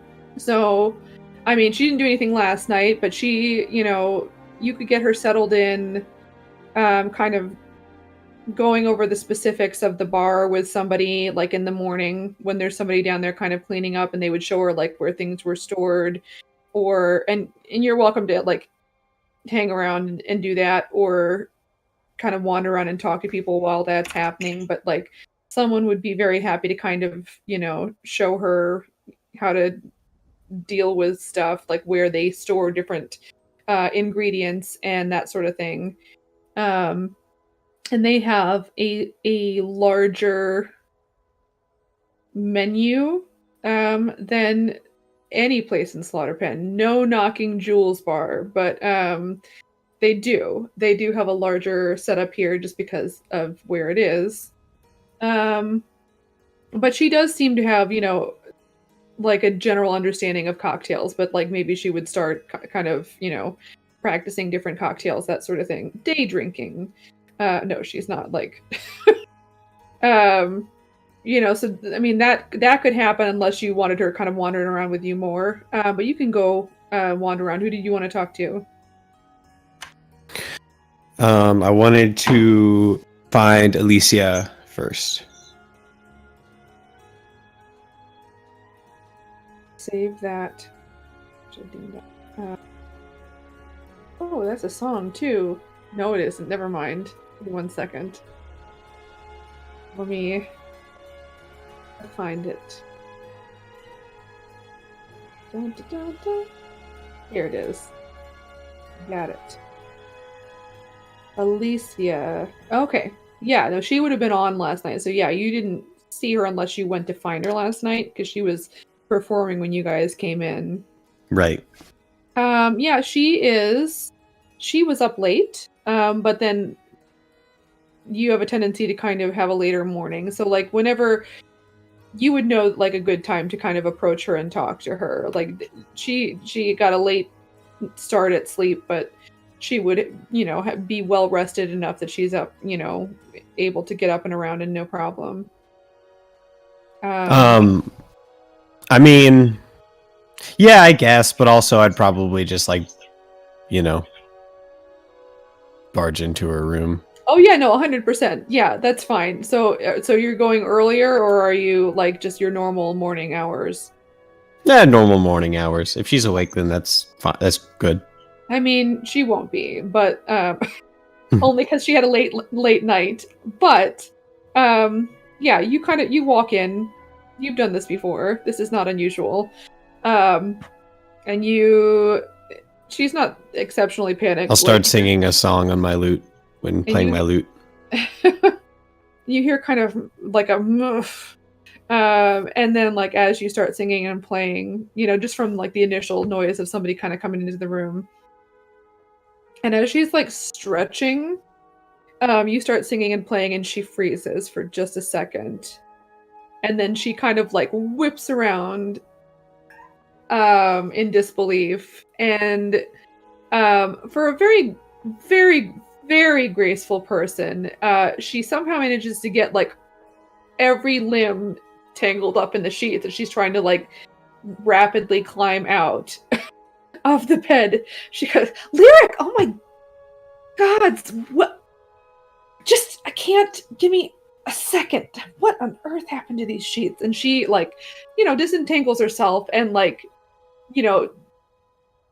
moves very quickly across the floor and just like smushes you. Like she doesn't hurt the lute, but like she's definitely like not waiting for you to stop playing. She just kind of gives you like a real big hug.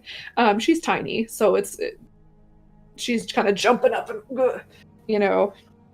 Let me look at you. You Hello. um, what? Here, have a seat.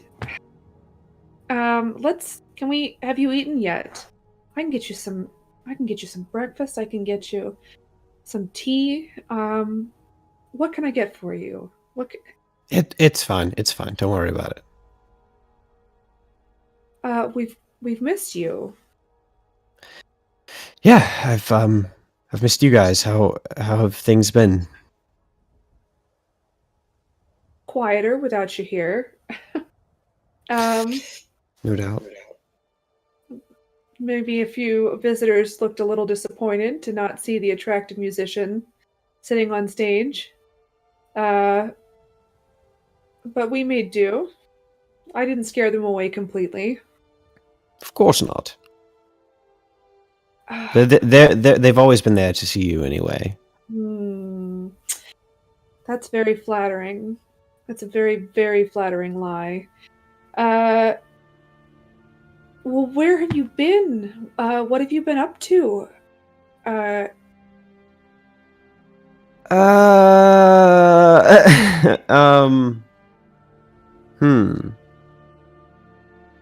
lot. Basically, so you know how I left because I had to go find Indy, right?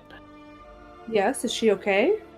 Yeah, she's great. I found her. She's actually here. Well, she's not here, the lady right now, but she's in Calig Dimit. But like, you know, shh. But yes, she's fine. I found her down south in Slaughterpin. I've heard of it. Yeah, and I guess I don't know. We kind of got wrapped up in something that we're working on right now. But I came back here because we are on our way north to Motara.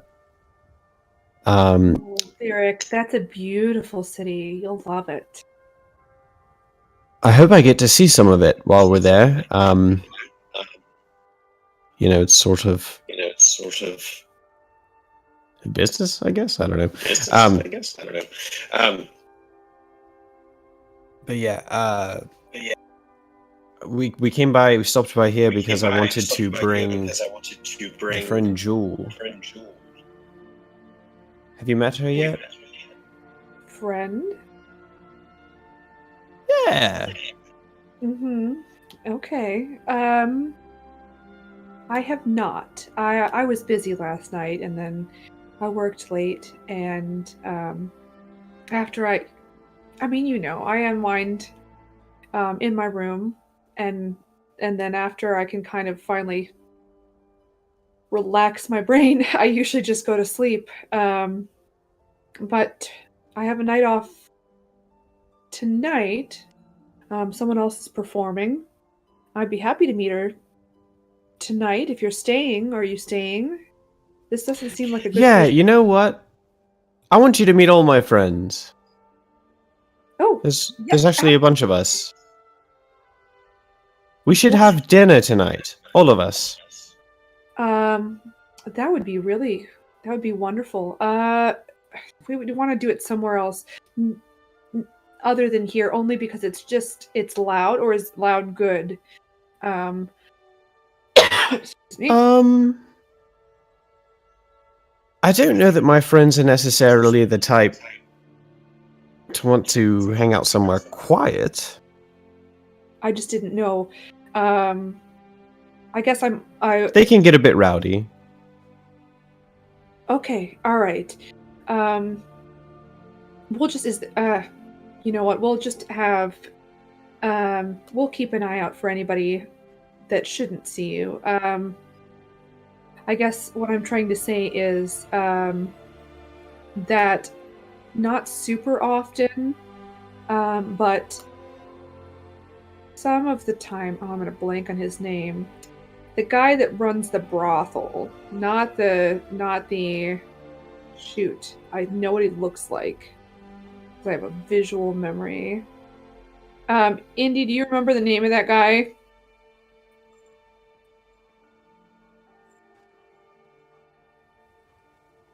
I should know this, but I don't. Oh, Joe Lunn. Is that right?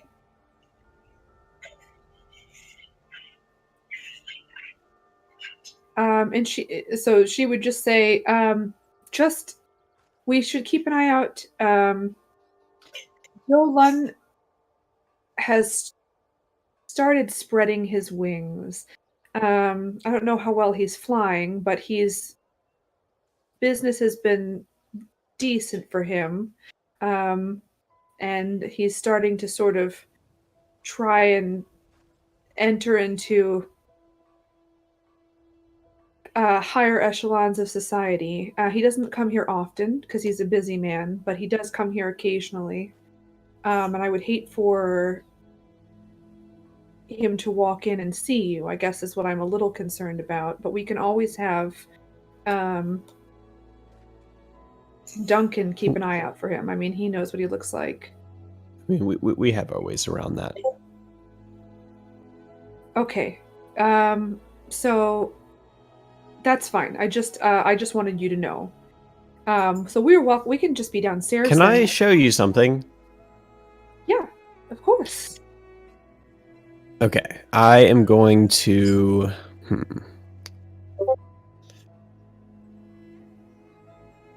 Out of all of these, I'm just going to cast Minor Illusion and make the image of. Shit, I'll make the image of Joe Lunn. Okay, But like a 5 foot tall mini version, just standing there, just to show her like, I could do magic. Okay, yeah, No. you could do more. I mean, we'll assume that maybe you could do like a few like little things, Little before you tricks, yeah. And she laughs and she says, "I like him better like that. He looks easier to squish." But I want to make him. I want to make him look like a caricature version, like big old head, really big eyes. I'm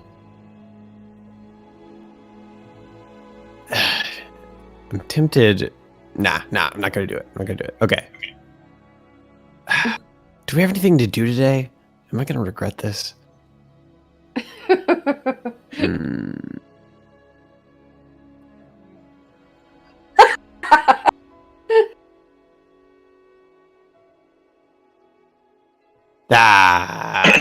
Fine, I'll do it. Okay. If Ildor was there, he would say, "Whatever it is, you should do it."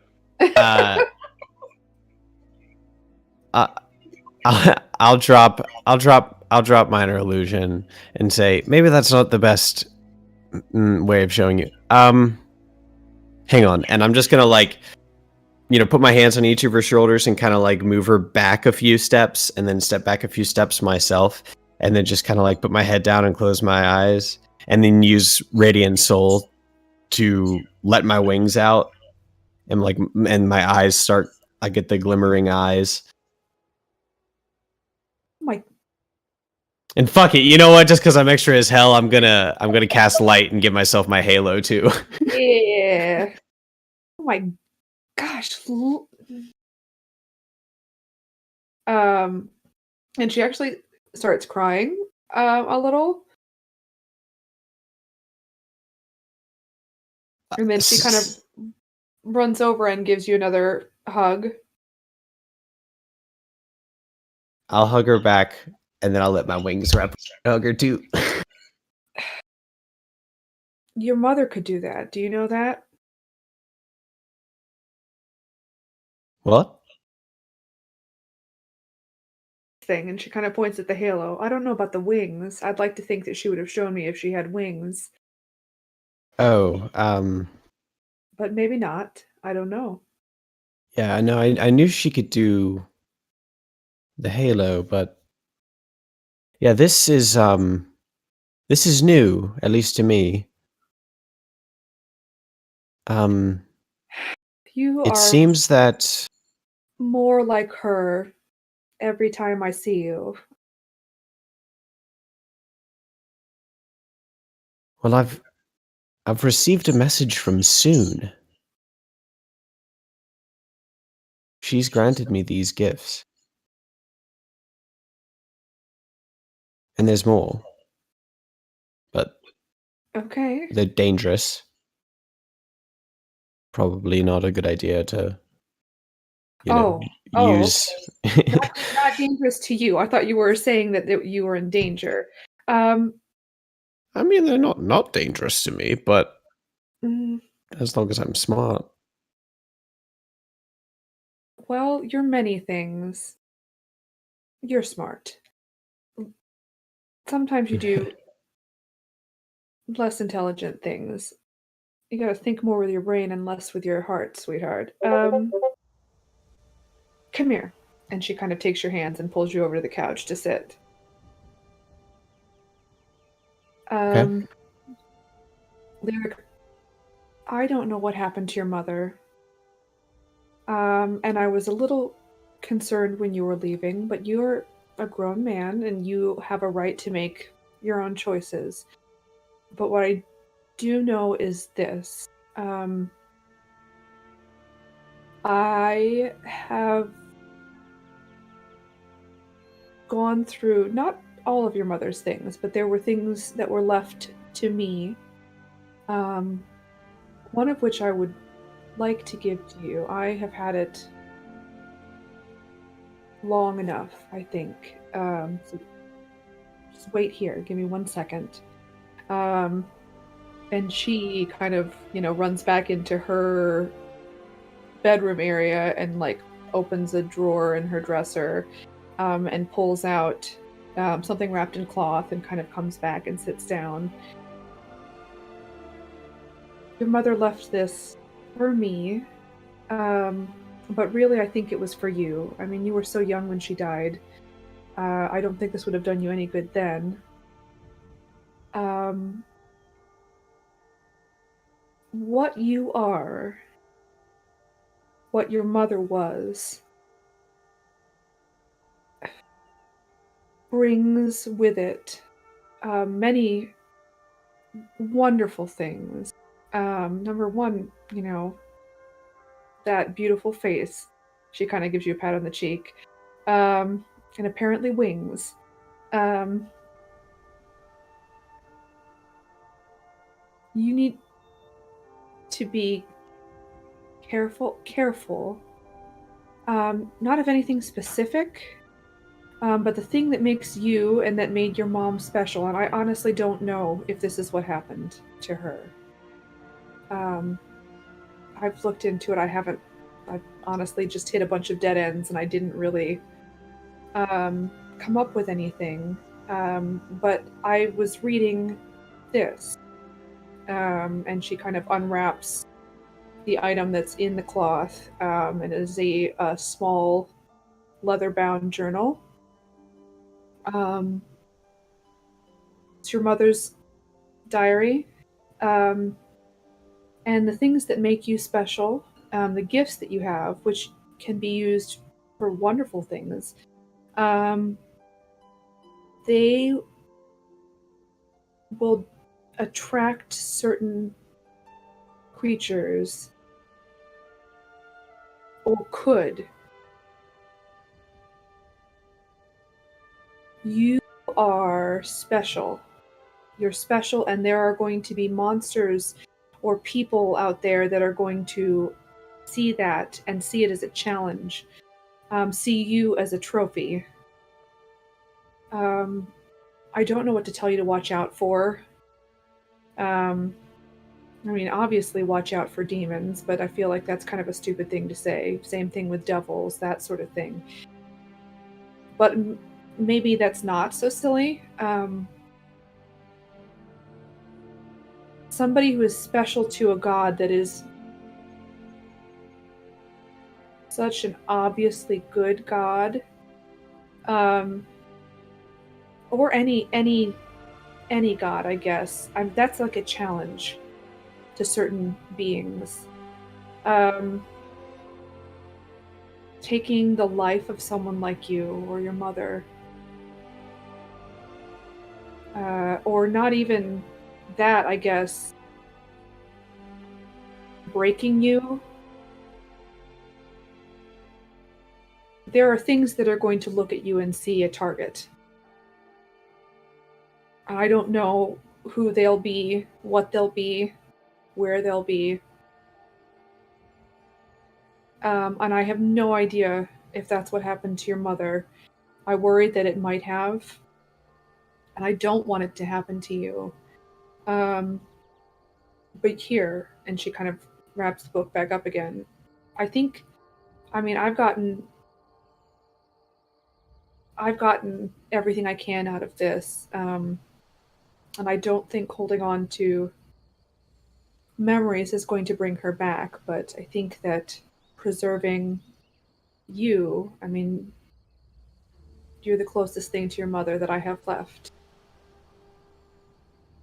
And if this can help you any more than it's helped me, or even as much as it's helped me, I would be stupid to hold on to it. Well, you are the closest thing to a mother that I have left. I appreciate this. What information have you been able to glean from this? Just what I said. You're not human, I guess. Did you know, was there anything specific about any particular, I don't know,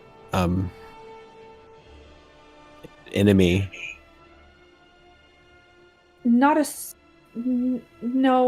not that I'm aware of. Not specific. The beginning stuff is just sort of. If you miss her, the beginning is a good place to read, I guess is what I would say.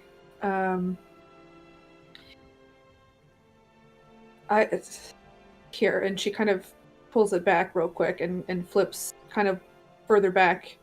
Somewhere, like later on, she started thinking that maybe somebody was watching her or something, but that could have been nothing, or it could have been something, and there was never anything specific. And she kind of flips to, like, not the middle, like near the middle, but towards the back. Somewhere around here. But just in general,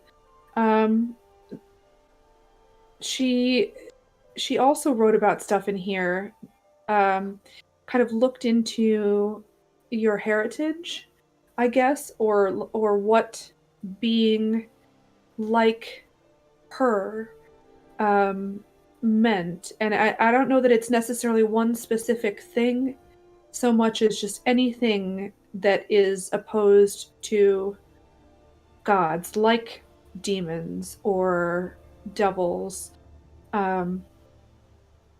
You are the biggest prize. Devils, for instance, they are lawful, right? They're not overtly terrifying in practice, at least my general understanding. But they are more kind of insidious, and they get souls by keeping their promises. And finding people in a moment of weakness or stupidity or emotional fragility or whatever. They would want you more than other people because of what you are. Same thing with demons, only they're a little bit less predictable, obviously. I really don't know. So I have a bargaining chip then. No, Lyric. No, please don't say that. I'm too young to have a heart attack, and frankly, too attractive.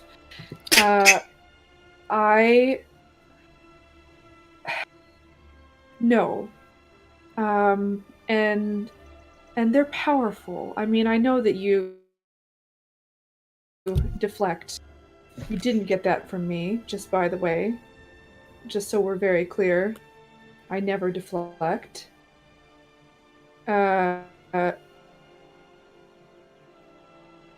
Because you have celestial in you, there's something about you that is... Oh. I don't know. Sacred. There's something in you. I mean, that's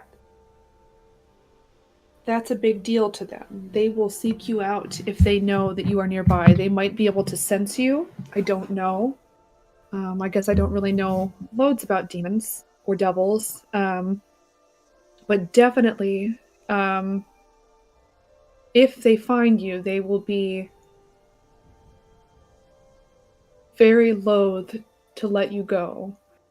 Well, I think because it sounds like you're worried about me, I think that it'll be good for you to meet my friends, because while they can be, a bit rambunctious and perhaps a bit unpredictable, they are exceptionally capable and have kept me safe many times, just as I have kept them safe. And I think you'll be encouraged.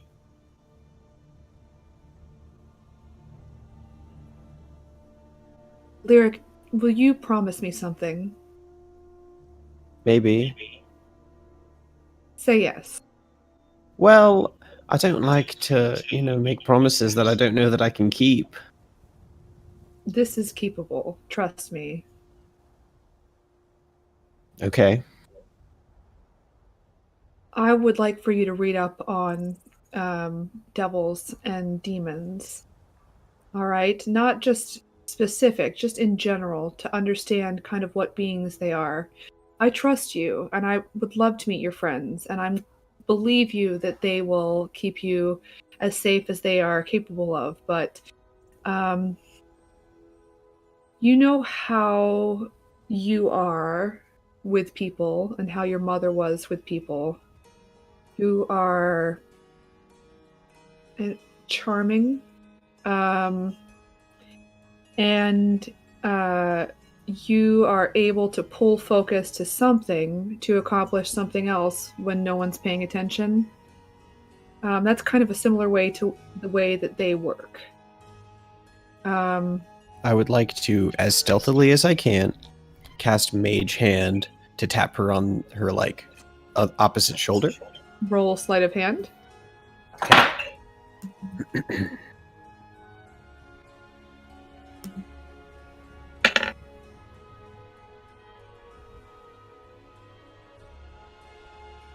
Okay. So she doesn't see you doing it.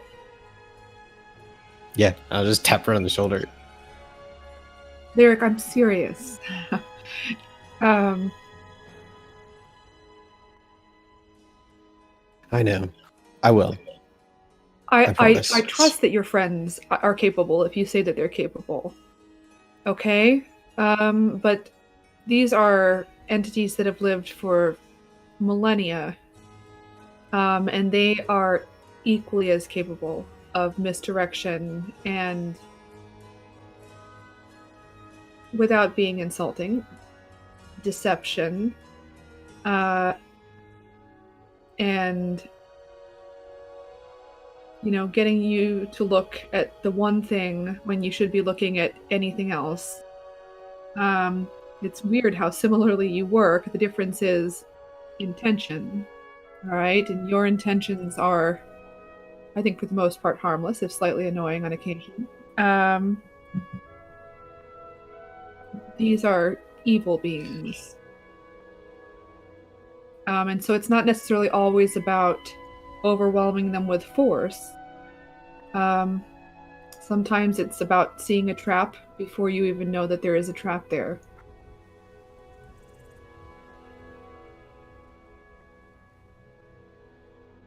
All right. Well, I will try to find a bookstore and I will read up on them. Okay, I would love to familiarize myself with them. Yes. And I'm glad you're in good hands. Well, of course, we can't forget about Caspian. And I'll look down. Who is this? Caspian at my feet. Kitty. Oh my goodness, Lyric. She kind of, bends down and lets Caspian sniff her hand. I'll take a... I think that because she is, like, a very captivating figure, I think that Caspian might try to use Fascinating Lure on her. Okay. Like, that's somebody that he wants to, like, pick him up and pet him. You know what I mean? Okay. All right. That's fine.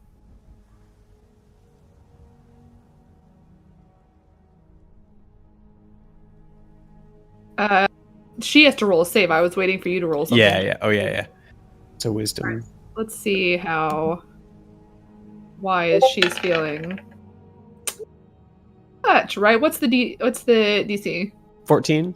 Yeah, no. Like close-ish, but not close enough. Close is not good when you're talking about DCs. All right. She scoops him up and just, kind of gives him a hug and nuzzles his head a little bit. He's beautiful. Where did you get him? She now has a British accent. She didn't say it like that. Oops, I forgot what I was doing. Where did you get him? He's gorgeous. Yes, I actually found him in an underground marketplace in Slaughterpen, where I purchased him from a fascinating merchant named Anastasia. She takes great care of animals, and to be honest with you, I don't know that she was aware of how capable he is.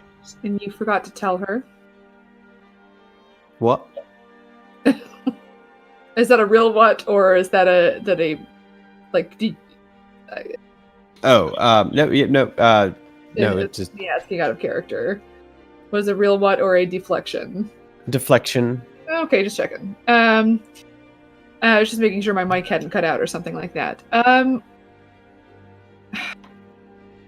Listen, it's capitalism, baby. Free market. Sure, I'm sure she wouldn't have sold him for a loss. So Well, hey, listen. All right, listen. One of my friends has bought like every animal that she has, and like, so she has no room to complain about us. I'm not judging. We both know that I'm not above bending the truth to suit my needs. For example, I am physically incapable of putting down this cute kitty. Who's a good boy. So I think that at this point, maybe Lyric would notice that she seems to be that this is a very familiar. Sure. And I'm just gonna look at Caspian and just kind of squint my eyes and just go, Caspian. He blinks at you like the most blank cat face. Like, so the closest that Caspian gets to saying that.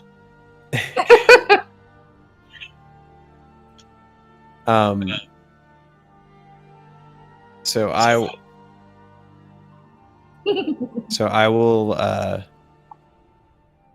What I'll do is I'll use Bardic Inspiration on her To help her save? because she gets a Okay. save every round. So Okay, all right. We'll roll again. Is that it? That's D6. Mhm. Okay. Okay. Well, Nice. Doesn't even need it. That's fine. We'll just do that because she's not going to use it for anything else. Okay, even more better. All right. So she goes, Lyric, what have you brought into my house? What have you brought into my house? And she kind of sets him down gently and gives him another kind of gentle pet. Listen, he is a persuasive cat. What do you want for dinner tonight? Oh dear. Yes, very good boy. Oh, I don't know. Maybe something with seafood. I know just the thing. All right. And she will kind of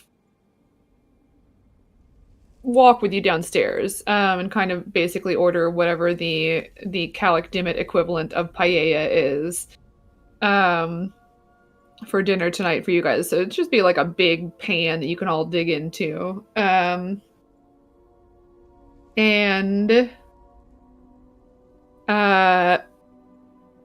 I don't know. I think that I'm going to cut back over to the other group unless there's anything else really. I can come back to you later for like the next thing, but I think I'm going to swing over to Yeah, I just want I was just trying to think about like I don't know, maybe they're going to meet back here. I don't know. Just a way to tell them that hey, we're having dinner tonight with like my other mom. Okay. I mean, Alicia could send out like a messenger, and she'd probably send one out looking for Coralyn. You know what I mean? Like if you could describe, just because Coralyn would be the most obvious. Yeah, that works. So yeah, she'll send somebody out to kind of look for Coralyn and give her a message. I'll pay the messenger. She does it before you get a chance. Yeah, she kind of slips in front of you. And pulls focus. I'm going to reverse pickpocket whatever she paid into her pocket. Oh no. With Mage Hand. Hang on. Yeah, no. Okay, sure. All right. It's not much. I mean, you would know. She gives him I assume it's like a gold. Okay. Well, she gives him a gold because she's being nice, like as like a tip. That's not the actual cost of it, but sure. Yeah, I'll put a gold back in her pocket. Yeah. Okay. Yeah, you go ahead and switch over.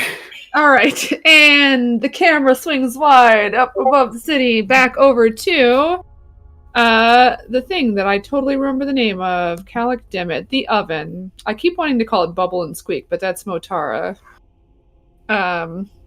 I like the oven, but I think that Bubble and Squeak is my favorite Magic District name of the two of them, which is why I want everything to be called that. All right.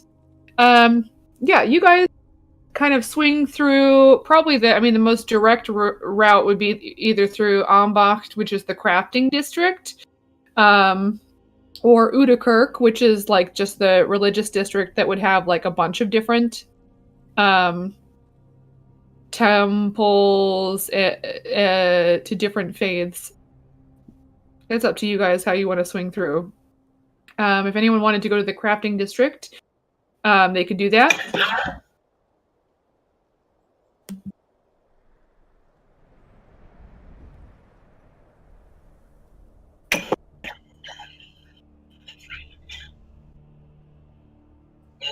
You guys decide where you want to go, but those are the most direct routes.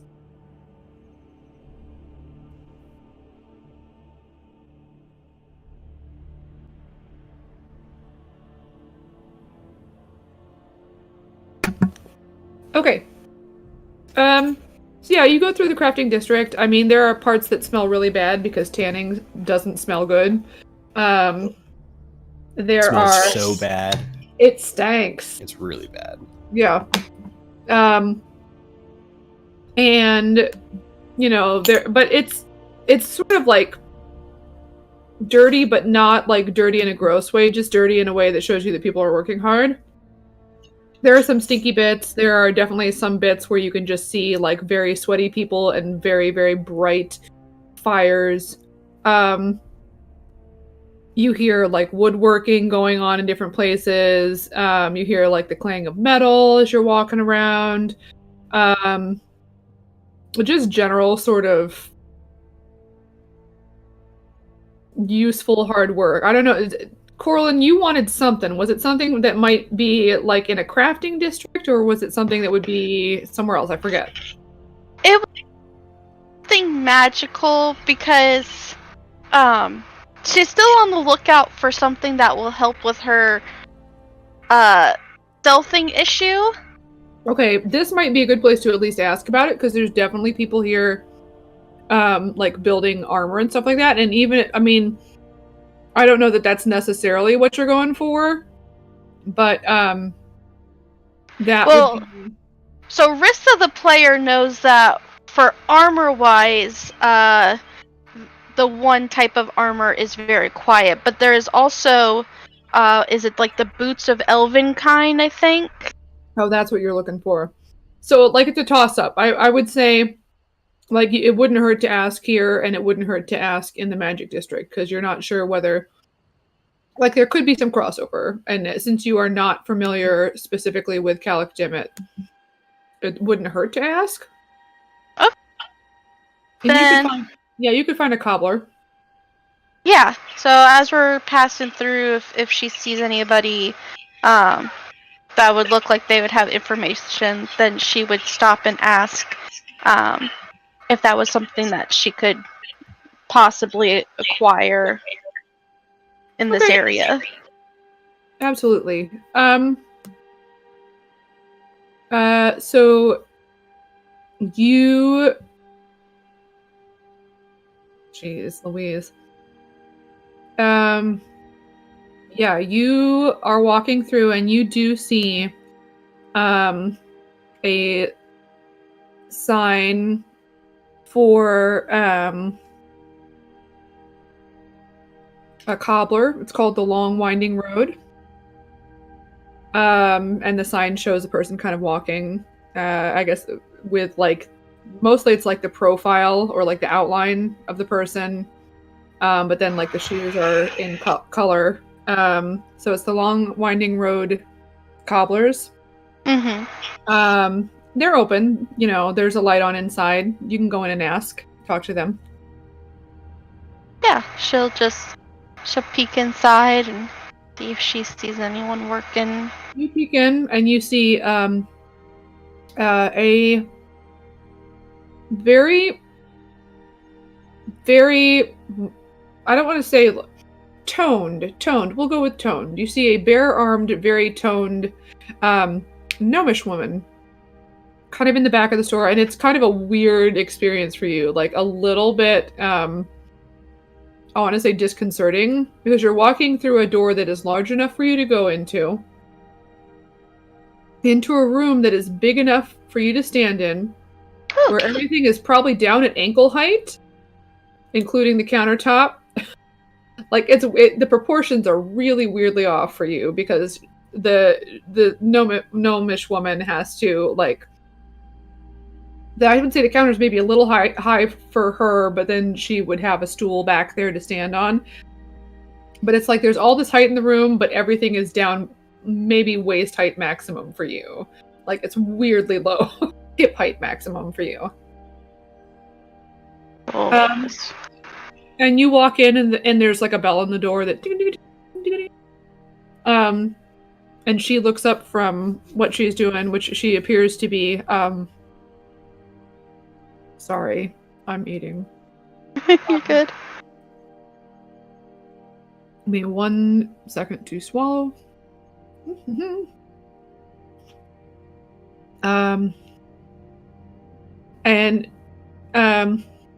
She sees you and she kind of she's in the middle of like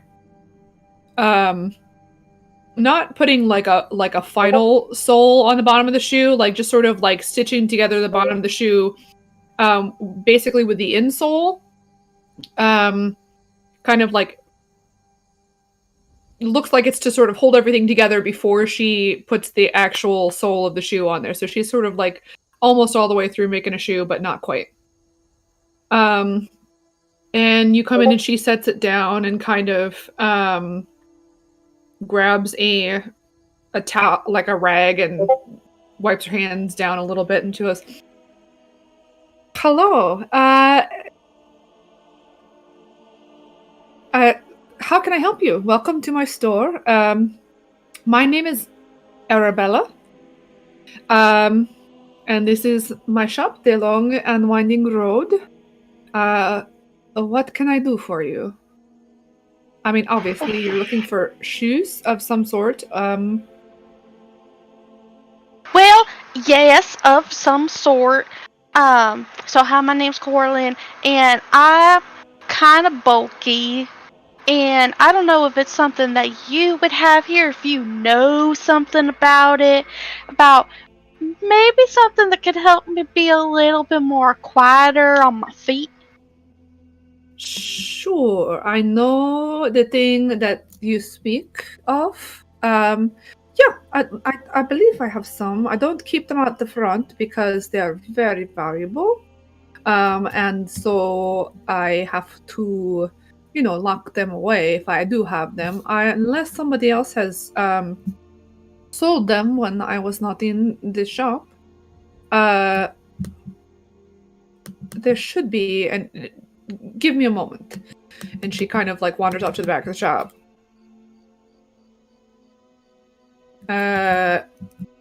We'll see. I'm gonna let you hang on. I'm gonna let you roll percentile dice to see. Okay.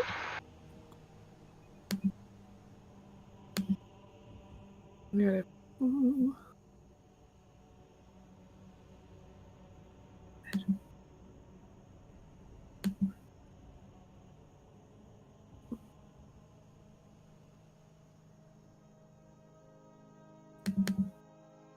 we go.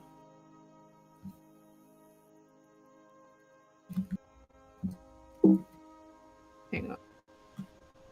What percentile did you get? Did you want me to roll a D100 or just the percentile? No, the one out, and they are very small, like comically small for you. She said, "Don't worry. We work together with some of the mages, and these actually are they will fit you when you wear them. Please have a seat. Give me 1 second." And she kind of walks over to one of the stools in the room and actually like taps twice on a rune that's on the side. And you see like each tap it gets bigger. It kind of goes whoop whoop and like balloons in size. She's like, we have sort of limited space, and so it's nice to have furniture that accommodates different people, but I can't necessarily have all large furniture all the time. But please have a seat, and go ahead and feel free to try these on. See if they are to your liking. And she hands you these like very tiny little boots that have, interestingly enough, very similar sort of like scrolling vine, like similar to your fancy schmancy stuff. Kind of. Jeez, I can't think of anything. It's not etched. What's leather? Embossed. I can do this. Words. I know all the words. Embossed into the leather, like little kind of swirly vine pattern.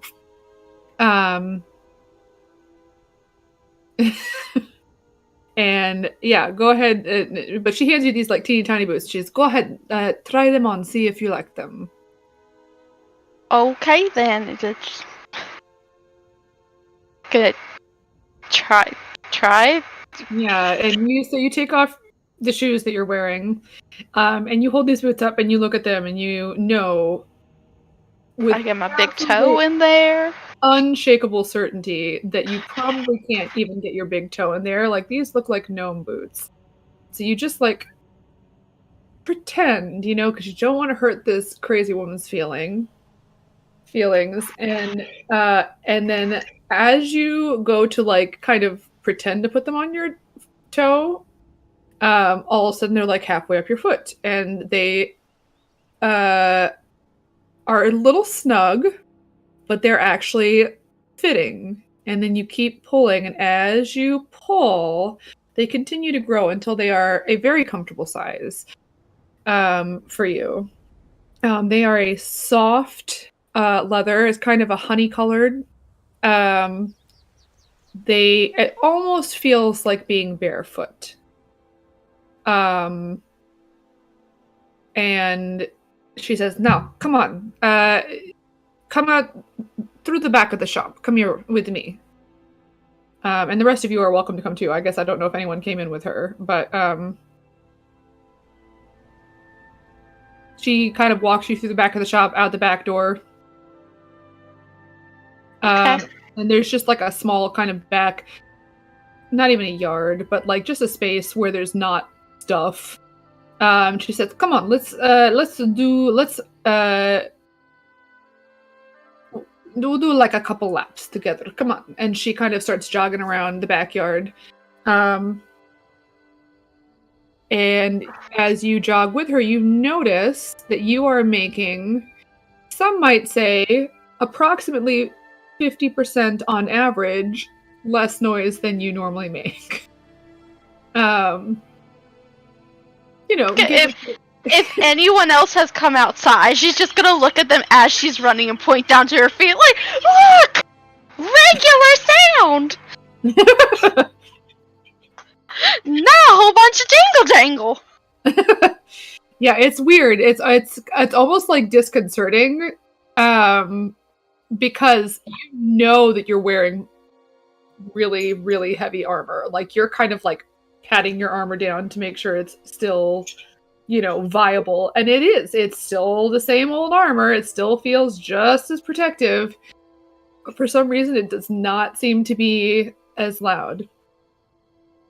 Oh man, these are a dream. I will say that these are, they are a joint effort. So unfortunately, they are a little pricey, but they are 2,500 gold. Oh, If that is not possible, perhaps I could have you maybe help me out with something, and I could bring the price down a little bit.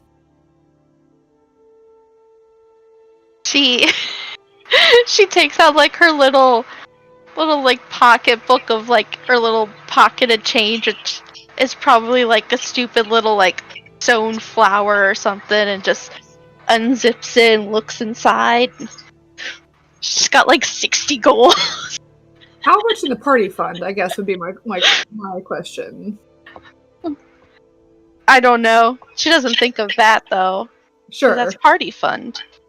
This is Well, her fund. Okay. Oh. But you guys would know that you got a lot of gold. I don't remember. You do have the party fund with you. It's in the bag of holding. Yeah. I mean, look, if you're looking. Oh, go ahead. Sorry, I didn't mean to interrupt.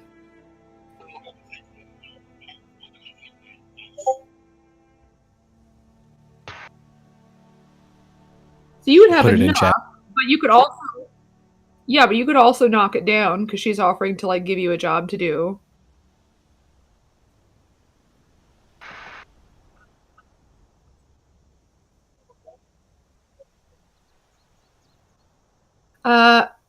Hang on. That's a great question.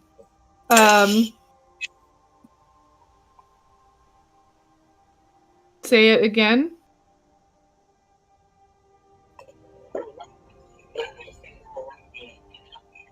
No, I thought was Indy talking or no? Was that?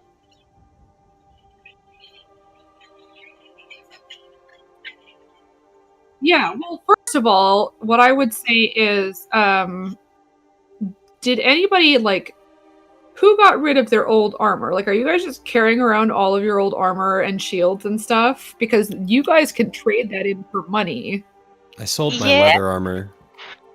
I still My have old my leather. chainmail.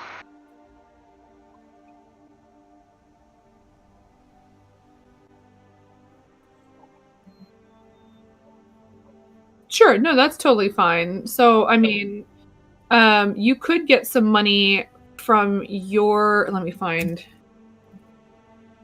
leather. Hang on. No, I don't want that. Previous. Hang on.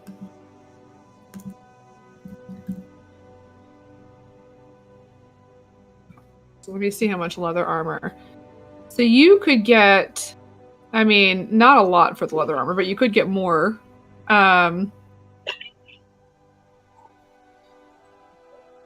Sure, and it's just a plain old shield, correct?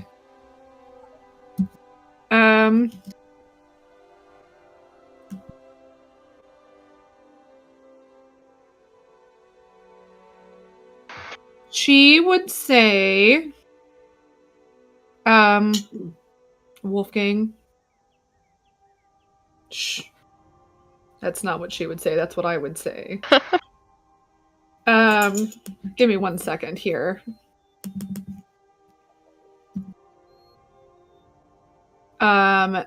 She would say,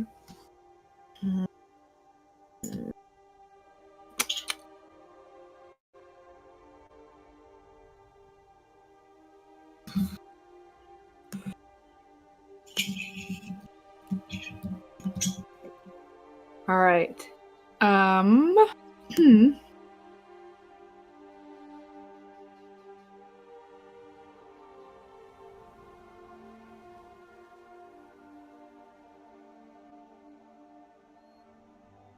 Okay.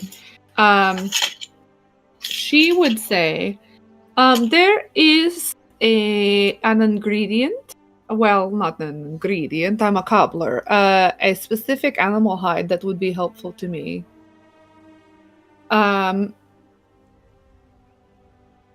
Obviously, you are welcome to do whatever you would like with the rest of the beast.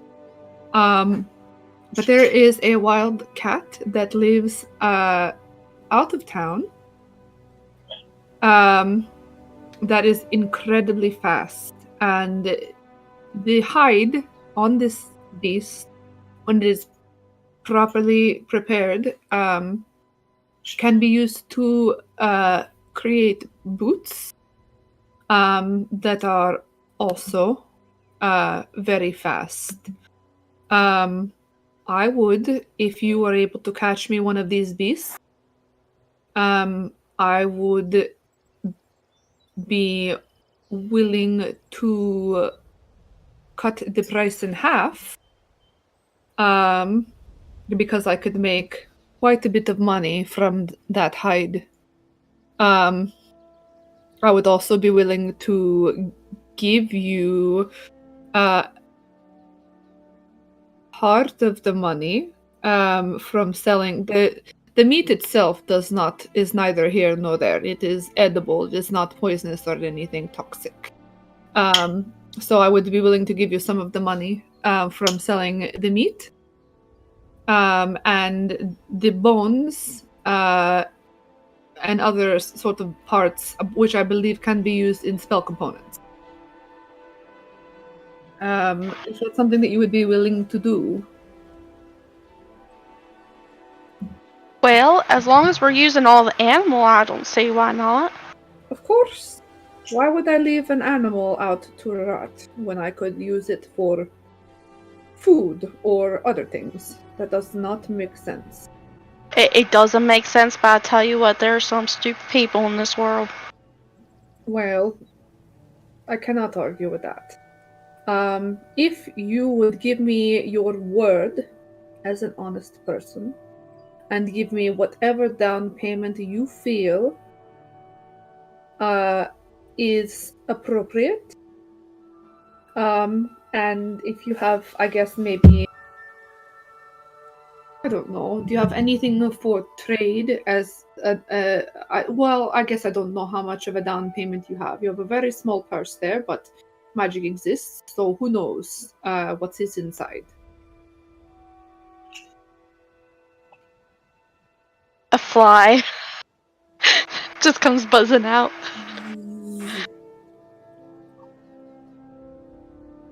Whale.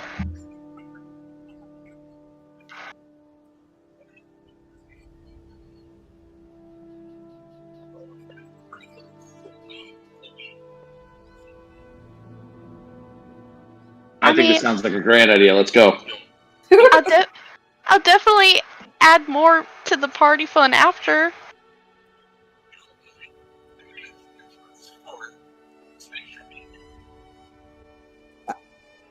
Just to be very clear, it will be 50% off, plus you will get additional money.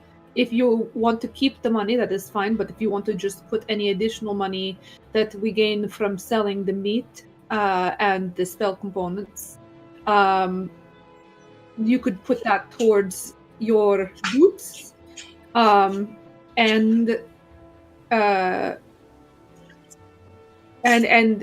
well, I don't know that it will pay off. These are a lot of great care goes into making these, but at the very least, it would knock the price down quite a bit. You know, if you wanted to just put all of the money towards the boots. I would have to get back to you on how much money specifically we get from selling the other parts of this cat, but it is definitely going to knock the price down quite a bit. So if you just have something, perhaps something valuable to put here as a down payment, you look honest. I suppose I could be wrong, but you also look sort of like a holy person. She kind of like glances and points at your holy symbol, and a friend of the Wild Mothers is always a good friend to have, I think. So I don't know if you have any sort of jewel, and I would give it back if you wanted, or just a small sum of money, just as sort of a promise to come back. And when you come back, you can have your money back, and we will figure out how everything averages out. That would be fine.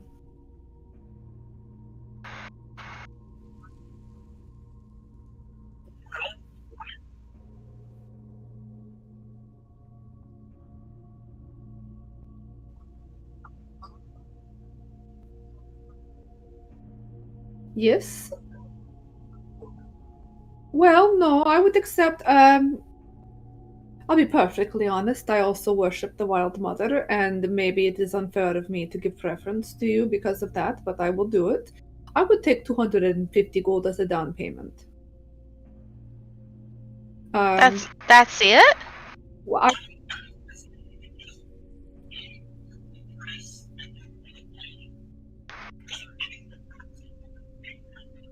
So I kind of elbow Locke, and I'm like, psst, psst, "You're talking past the close. Just give her the 250."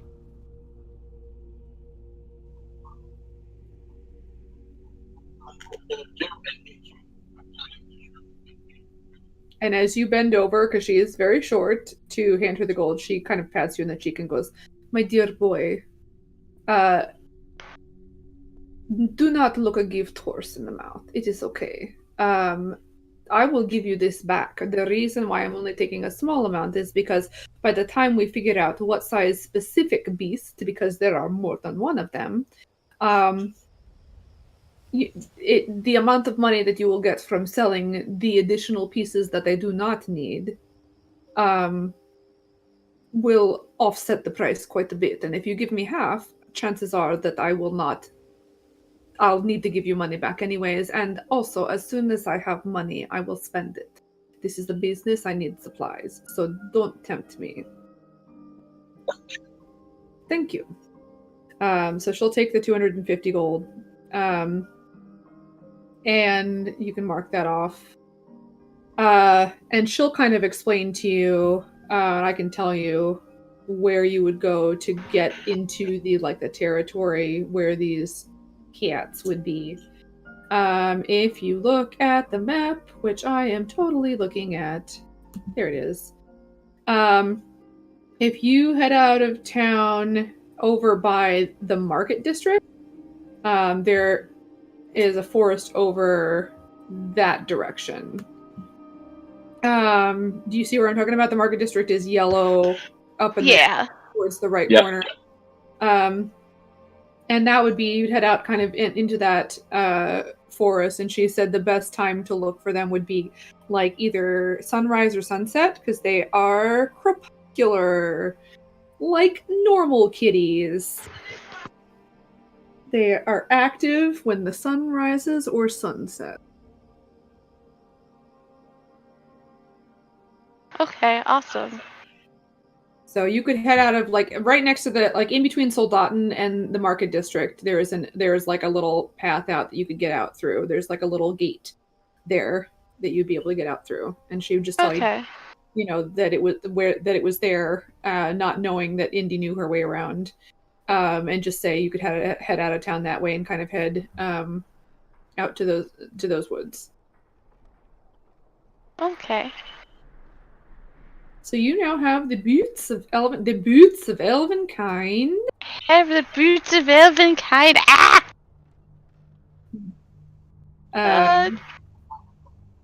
Yes, that's your Swedish. The boots of elven kind. Pork, pork, pork. And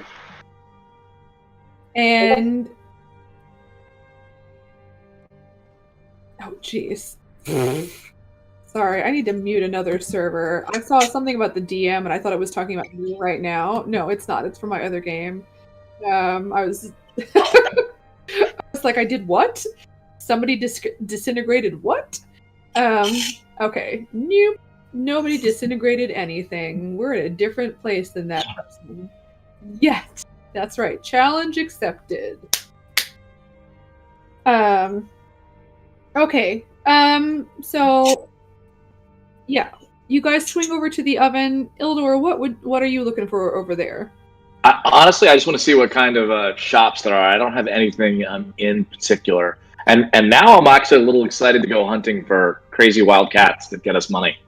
So I'm ready to do that. I actually, before we even go to the oven, I'm gonna turn over to everyone and be like, "Hey, do you want to head back and try to hook up with Lyric and maybe go find this wild cat for Corlin?" And as you say that, a young woman in obviously a uniform, but it's a uniform that only Indy would recognize, kind of jogs up and says, excuse me, miss, are you Corlin? Why, yes, that is me. Yes, hello, hi, nice to meet you. She holds her hand out. She looks a little surprised, but shakes your hand. I was sent to give you this message. Lyric says that you all are invited to dinner at the Lady of Love tonight. He said there's seafood. That's nice. Okay. I don't know anything else, but he says that it's going to be very good food, and you guys should come. Oh.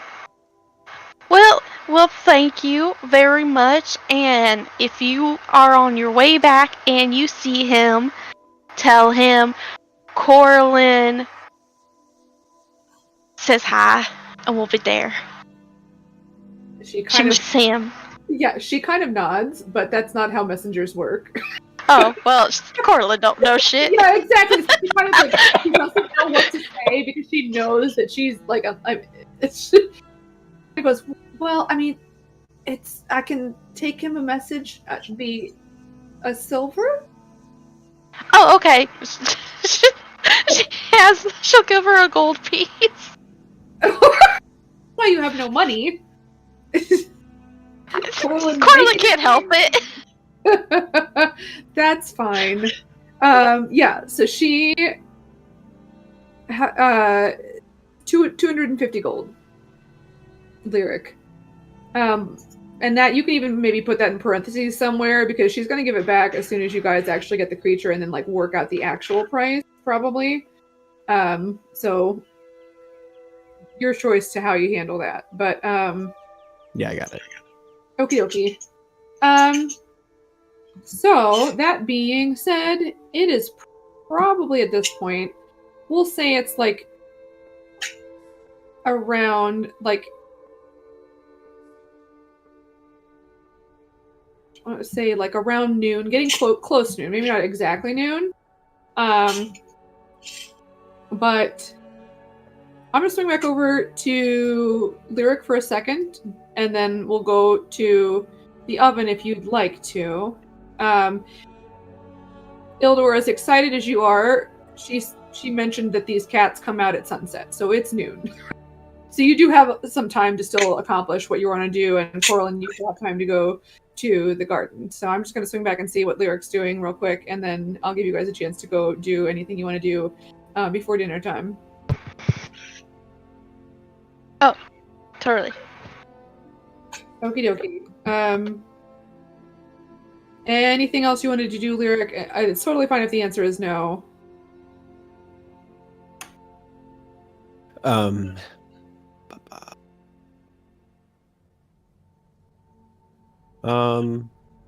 you want to think about it? I can take.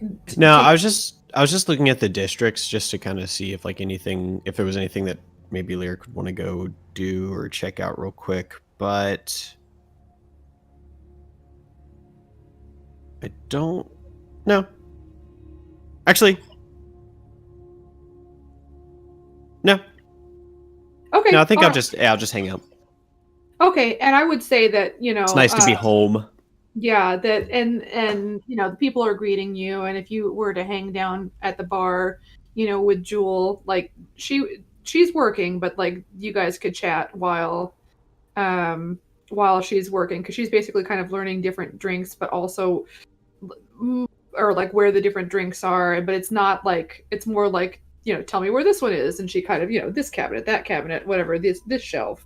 Kind of familiarizing herself with the space, but she's not like in a strict, timetable as to, she can take breaks here and there and it's fine. Yeah. So you hang out with various people, in the establishment, as they wander through. You get a lot of sort of surprised exclamations of, oh, you're back. Like, so everyone seems pretty. Oh, pretty... if I'm in public, I'm disguised. Okay, well then you don't get that. But you hang out with Jewel and like, Alicia would. I'm disguised as a very, very attractive drow man with like silver Alicia hair. would hang out with you. Yeah, Alicia would hang out with you, and that would 100% make sense. Sure. Essentially, my disguise, because I did this disguise last time too, is like I kind of view myself like I view Lyric. Lyric views himself as being Alicia's son just as much as anybody else's, and so like his drow disguise is him being like trying to look like if he were Alicia's son. Oh, okay, all right, yeah. All right, that's fine, and you know her well enough that I'm not going to even make you roll for that.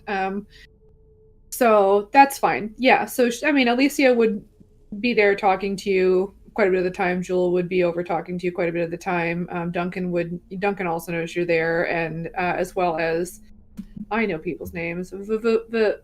Sonia. Why do I think it started with a V? Oh, it's because Alicia's last name starts with a V.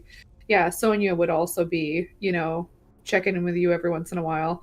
But like nobody's giving away anything. Like they're just coming over and chatting, and yeah, you're all right. So scooting on over then to the oven, I'm going to say, just because that's the closest. And then we can go, Corlin, you're welcome to peel off and just go to the gardens if you want to. Yeah, since she found the boots that she needed, she'll probably go do that. Okay, and that's fine. Yeah, it's pretty. There's like a variety of, there's like seasonal gardens, as well as, so basically some of them just look like, well-kept garden beds. and some of them look like they are either getting ready to bloom or currently in bloom, or maybe not bloom, depending on I guess it's winter, so the current one would be more like berries, but like the little red berries that only birds can eat, even though they look real pretty, like those kinds of things. So there's definitely it's kind of interesting. It almost looks like it's arranged like a calendar. Like if you walked around the exterior, like the garden you're in now, right next to it would be the garden for the next season, and then next to that is the one for the next season. And there's sculptures and stuff as well that kind of accentuate the parts of the garden that are not currently being featured due to the time of year, kind of a thing. But it's very pretty and well kept, and seems to be treated respectfully. And there are also a few vendors kind of selling different, even unseasonal flowers and stuff like that, like preserved by magic, that kind of thing. So there's, they're not like loads of them, but they're around. You might see every once in a while, that sort of thing, and that's kind of what you see. All right, the oven, Ildor. You go to the oven. There are no stores. There are just basically, it's like row houses. Kind of everything's kind of crowded in together, and everything kind of smells like it might be on fire, or maybe somebody just mixed bleach and ammonia. You see weird colors of smoke coming out of different places. It wouldn't be shocking if you see tiny, interestingly colored explosions come out of random windows as you're walking down the street. This appears to be where people live, but they're there working. And you do, as you walk around, you would notice that, and Indy would be able to tell you as well, that it's not like the shops themselves might be in the market district, but it's not at all uncommon for people to just kind of knock on someone's door and see if they can do a thing, So this is just them at home, basically experimenting or potion crafting or trying to come up with new spells and that sort of thing. All right, fair enough. So who has come with me? So is it Indy and Locke still? Or are we all together? All right, so I just kind of say again. All right, cool. I just kind of hold out my arms and take a deep breath in through my nose and go, this smells like my kind of place. And then I look over to Locke and say, hey, I don't even know where to start. Anything that you want to get done while we're here?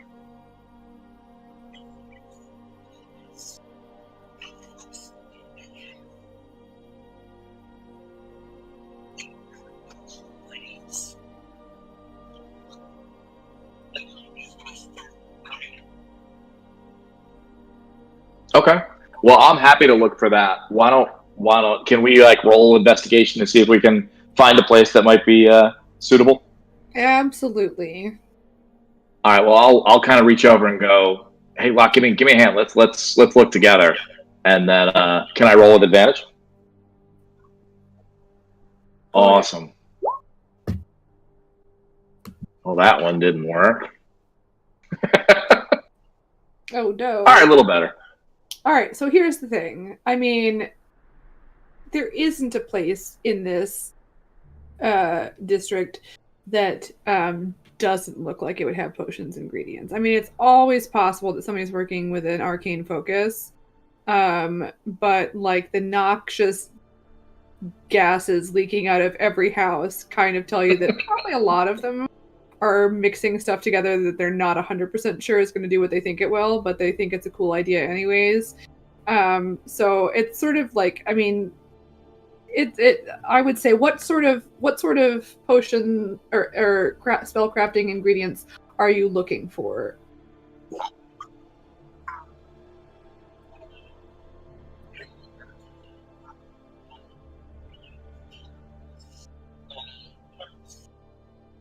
Okay, and then Ildor, what kinds of things, or what sort of spells are you looking for stuff for? You know what? I don't have anything in mind. I was just curious to come to this part of town and see what we found. Sure. So you're looking for something cool, and Locke is looking for animal parts. 15 is high enough. Like, it's not super high, but it's fine.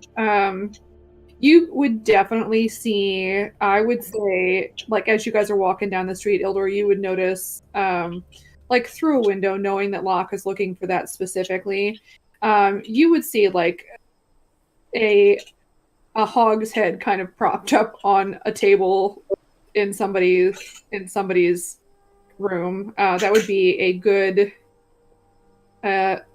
bet. They have one animal part. I mean, it could be the only one, but at the very least, they might be the right person to ask where to find them.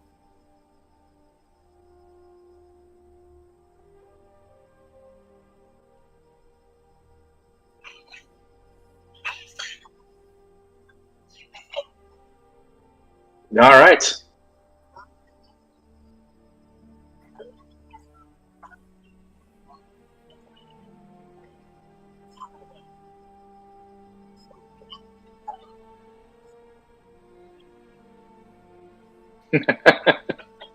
Will do. All right, so you guys approach and knock on the door, and you let's see. I mean, you hear some footsteps, and the door opens, and you see a dwarf, with like a salt and pepper thing going on, but it doesn't look specifically like the dwarf is old necessarily. Dwarves, live longer, but it almost looks like this dwarf maybe like went gray a little bit younger, kind of a thing. And he has got his beard kind of pulled into two ponytails, but then like the hair that goes down his back is kind of like a little bit longer, not super long, maybe like halfway down his back. His face is got a smear of like something, soot, charcoal, who knows, dirt.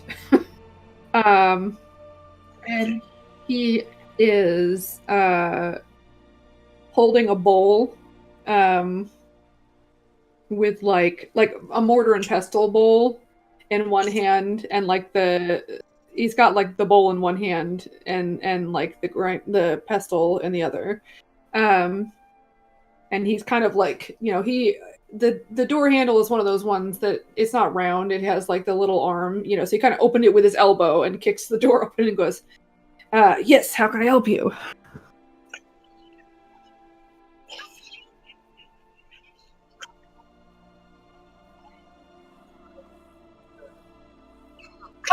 Come in. Huh? Sorry, I got something. And then you hear like a tss in the background. And he goes, oh, shit. And he goes running in. He goes, just grab those gloves and move that off the fire, please. And there's some leather gloves. Yeah, okay. Yeah, you can pull it off. I mean, it was basically like a little beaker. And go ahead and just to see how fast this happens, you can go ahead and roll, I guess, a dex check.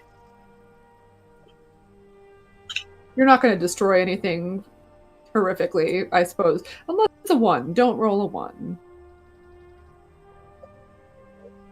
Okay, it's fine. Like, it doesn't, like, it spills a little bit, but it was already spilling. He came to answer the door. That was his choice. He made a decision.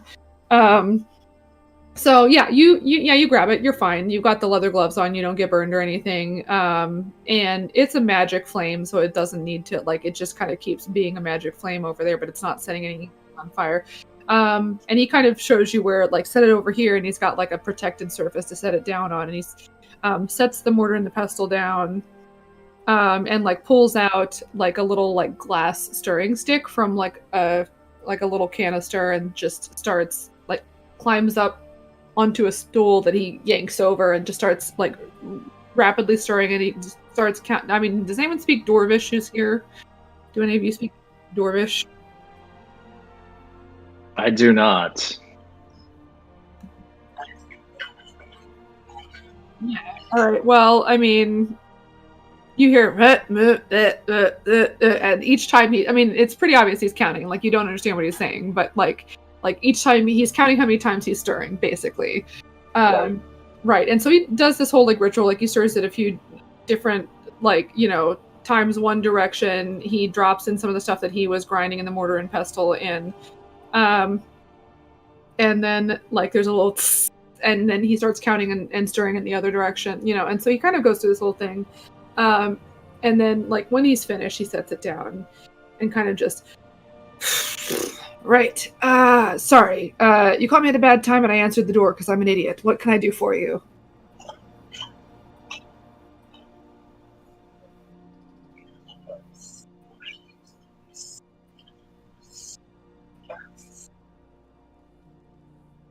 Yeah, absolutely. I mean, I've got some. To be perfectly honest, I've got some, and you're welcome to. I mean, I've just asked that you paid what I paid for them, I guess. I'm not using any of them at the moment. But also, just, you must be new in town, I'm assuming. Great. A good place to check, just if you're going to be in town for any length of time, the market district. All right? I mean, they sell them for food sometimes, depending on which animal you're talking about. But yeah. So, but what? How many of what? I don't know how much I have, but let's see what I can spare. Like, what are you looking for?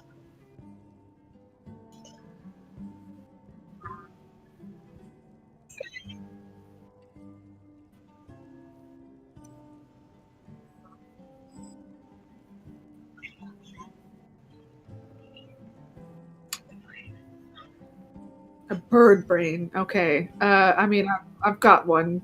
Any tab.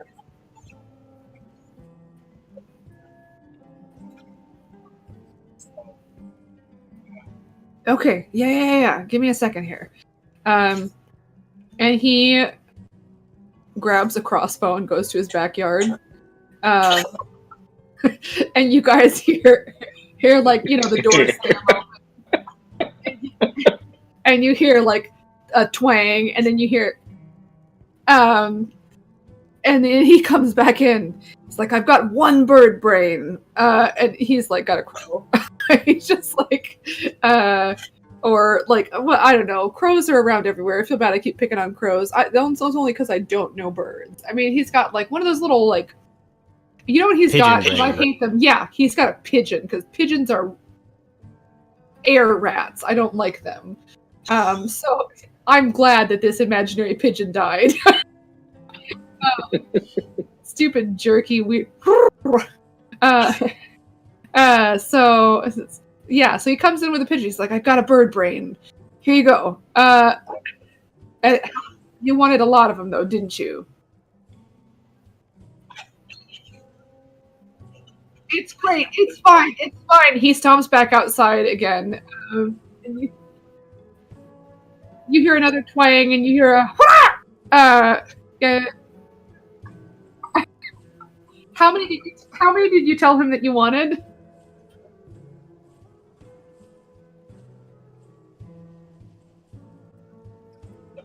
What was the largest number that you said of things that you wanted?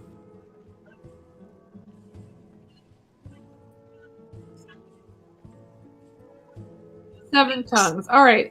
Go ahead and roll a d10.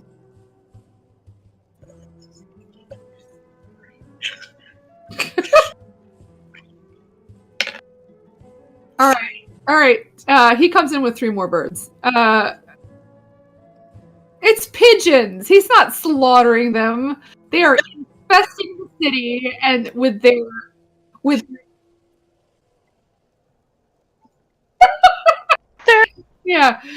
little make good pets. pigeons. Yeah, they're really smart. They are plentiful. He is not decimating the population.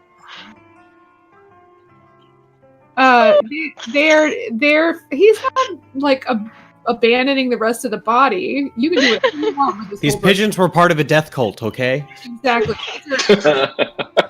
They needed to be put Death down. cult pigeons. Yeah. Ooh. They all look evil. He brings in 3 more evil-looking pigeons. with upside down A's and circles tattooed on their No, face. this is Rissa just like, no, the pigeons. These are anarchist pigeons. Yeah, I'm okay with all of that. They I live in the villages. I'm okay with it. these are anarchical societal pigeons. They are disruptive to the structure of the government, and they do that. I was literally just going to say that. And they're not like the good kind of anarchical society pigeons. They're the disruptive, destructive kind. Who like to leave gum underneath tables right at the edge, just where you're going to touch it. Okay. That's gross. I just grossed myself out. Okay. So.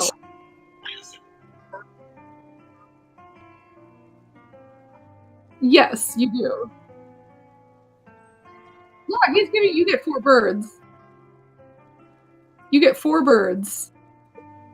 Yeah, with you notice, interestingly enough, 4 birds with they have like the killing blow, but there is no like ammunition. And he didn't walk out. He walked out with just the crossbow. So you notice, yeah, that he must have like a magical crossbow of some sort. So yeah, you have 4 pigeons to terrorize Corlin with.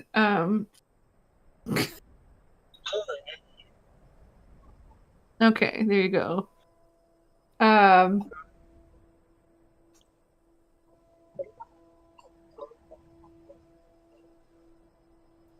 Yeah, sure.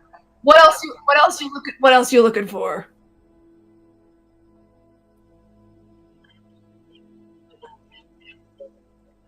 Oh, give me a second. And he stomps down to his basement. Roll another d10.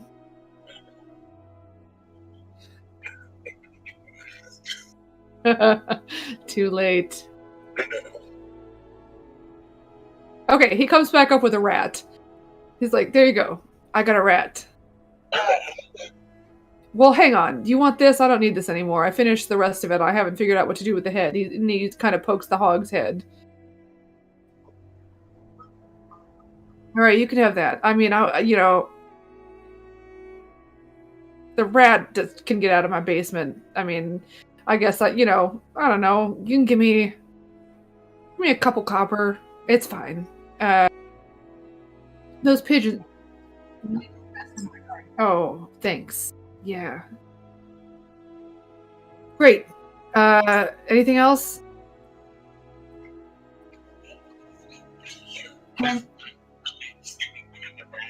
All right, hang on. Let me try one more thing. And he stomps upstairs. And then you hear his footsteps going even higher. Roll another d10.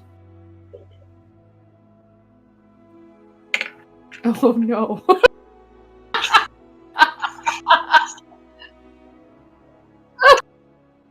All right. He comes back downstairs with like a stack of he's got some mice. He's like, yeah, it's fine. I set up traps. They were eating my food. I don't know. Here you go. And so you have now 8 mice.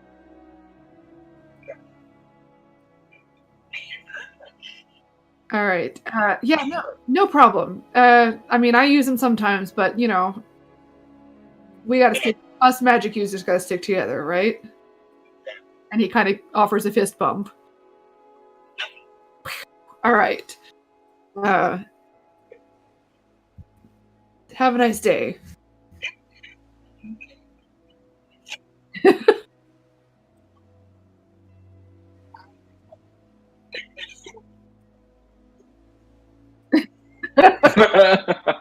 Yeah, that was a little weird.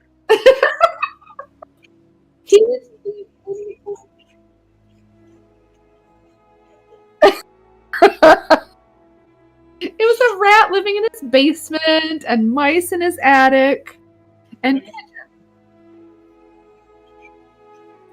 sky rats. He's not okay. It's fine. It's fine. He's a magic user. They're weird sometimes. All right. Let's do this. I'm gonna have as you guys. I mean, since Ildor, you're not looking for anything more specific. I'm gonna have you or Locke. You know what? I want you both to roll. I know that normally I let you do advantage. We're doing this for funsies. Go ahead and both roll investigation. So no advantage, just a straight roll. 20. Okay.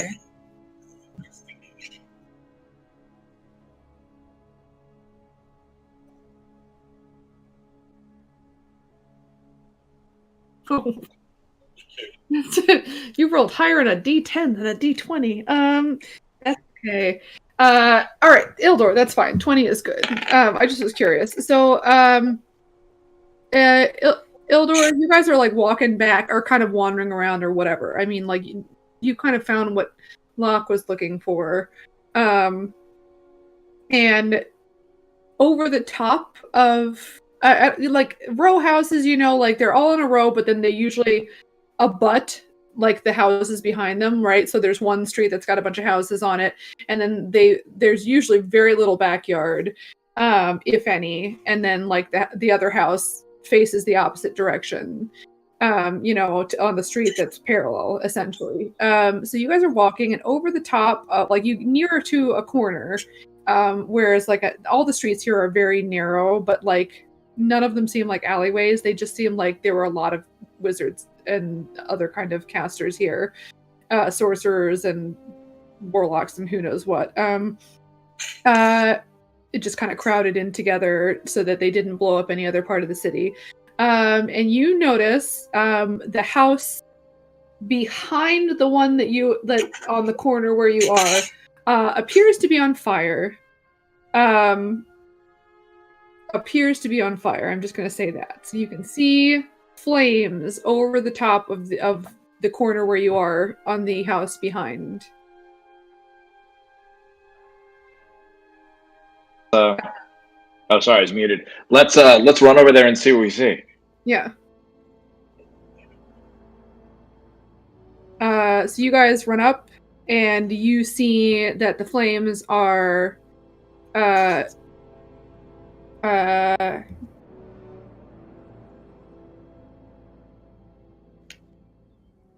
roll a d6, Ildor. Okay. To see what you have wrought.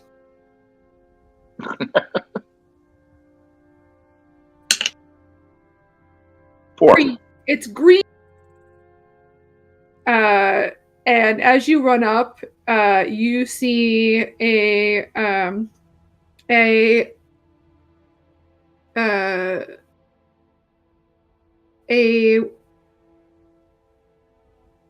I'm gonna say a cat, because like I don't know that you'd necessarily be able to tell the gender, but a cat person come running out, you know, kind of muttering expletives and going, "Oh, shit," and like patting at their whiskers, and as they do that, we'll just let everybody get in on this. Indy, go ahead and roll a d6.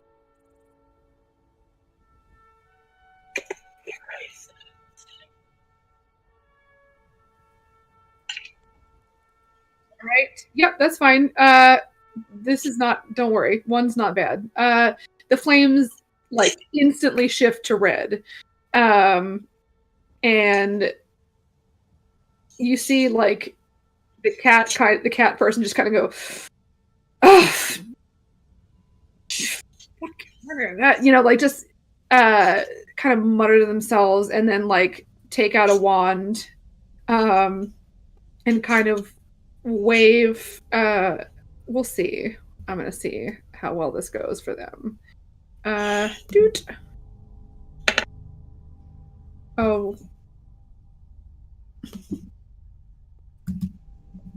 Oh, either really well or really poorly. Well, or not. You'll see. Hang on. I don't want that. Okay. This is the one I want. They kind of wave a wand and kind of mutter a spell. And then, well, you don't notice anything happen, but you see them kind of like go, oh, and like sort of like kind of like check themselves and make sure they're okay. Yeah, no, it's fine. You don't notice anything super obvious. And the fire, I'm going to say, changes one more time. Locke, go ahead and roll a d6.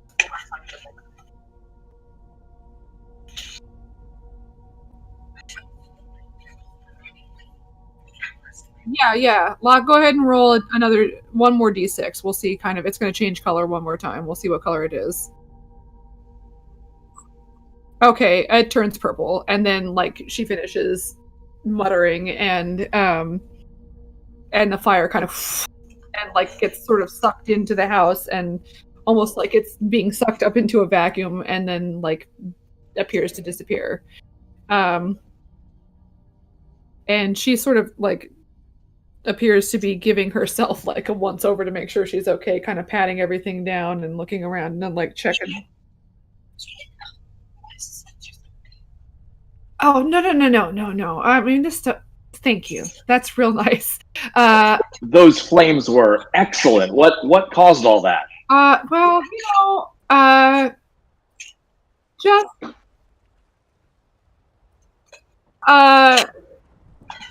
me. I don't know what else. You got to tell me how you did that. That was fantastic. I'd be happy.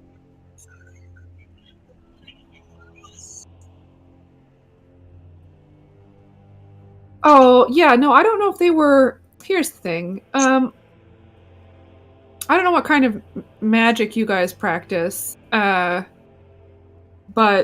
I just kind of, like... man, I've sort of had things kind of randomly happen to me since I was really young. I don't know. But sometimes they're unpredictable. So far, so good. I've been really lucky, and I don't even know if that was like real fire. I mean, yeah, like my whiskers are a little singed, but I was in the middle of it, and all I did was see sparkles. So I really am not sure exactly what happened there. I can tell you what I was trying to do. What I was trying to do was change myself into a stupid bear, but that didn't happen. Have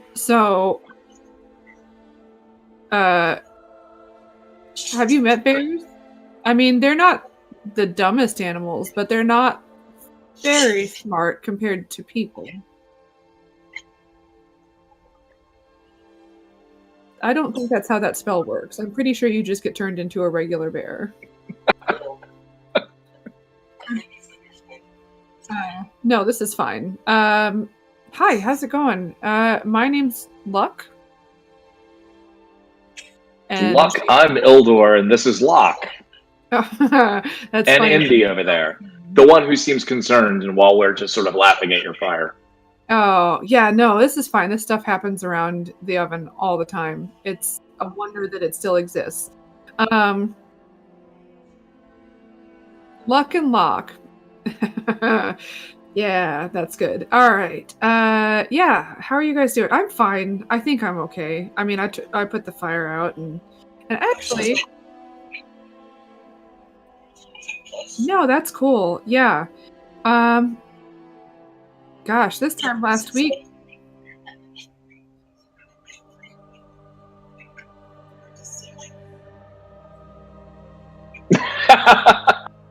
That sounds about right. Yeah, you guys want to come in? Come on. I mean... Sure. It's around lunchtime. I got some food. You guys want to eat? Yeah. It's the magic fire.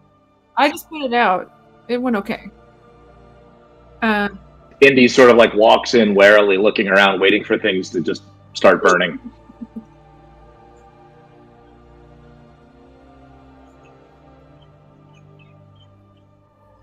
It is cool to the touch.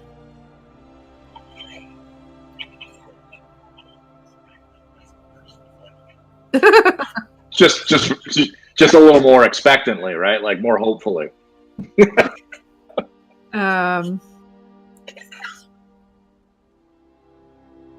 Yep, and if you see, you guys go on in, and she'll kind of usher you into a room. It's filled with just all sorts of nonsense, but there is like a little area in the corner near a fire that has not gone out, like a regular looking fire. That is, has some chairs kind of scooted around a fireplace and a chimney and everything.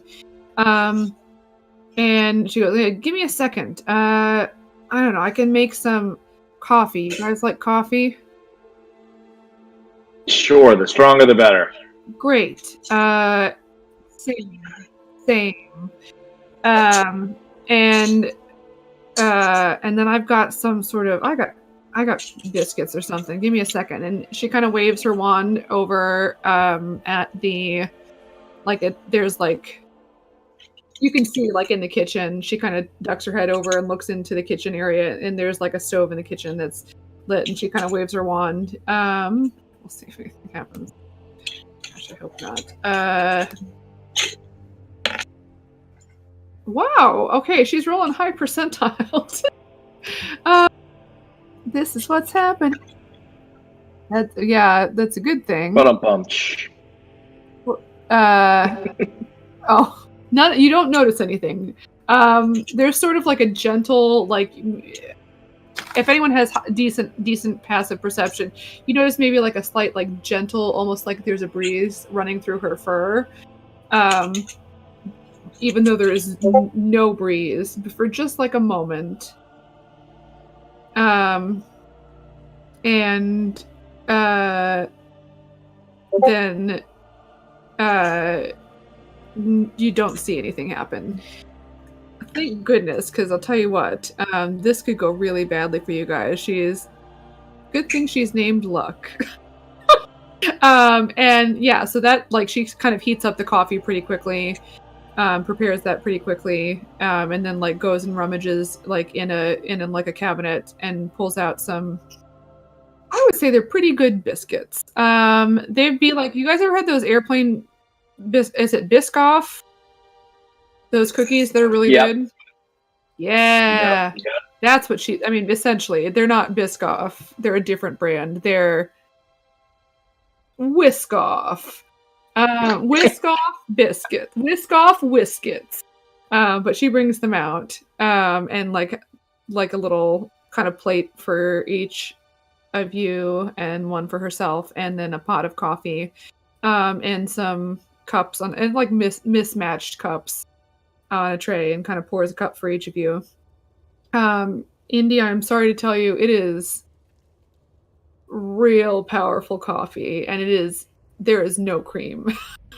It is very black, very strong coffee. And I would say at this point you kind of gotten more of a chance to look.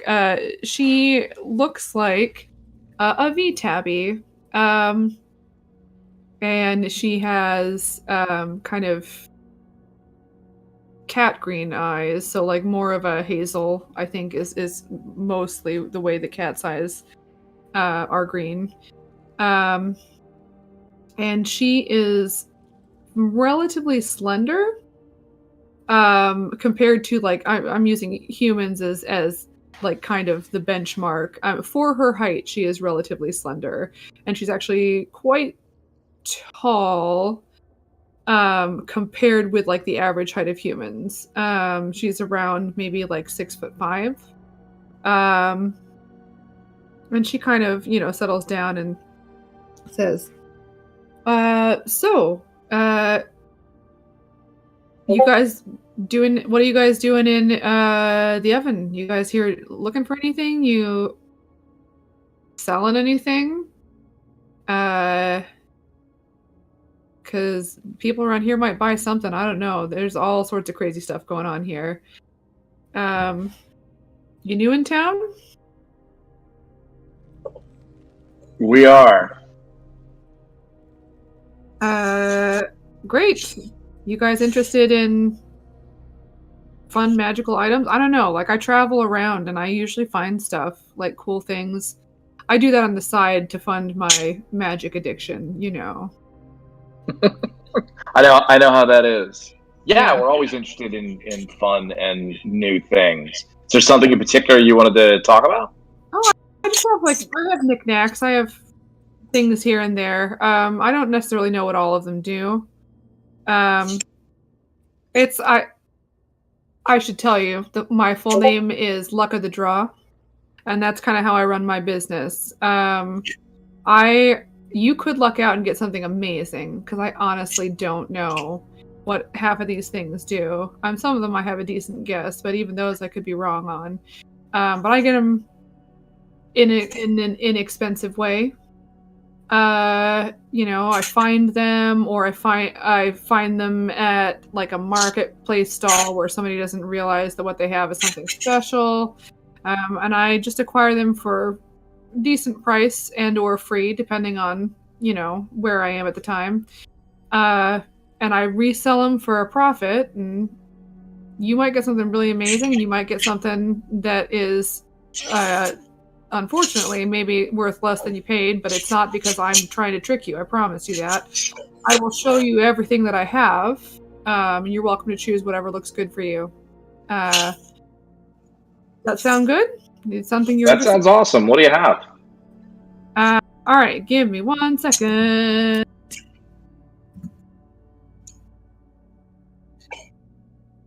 Okay.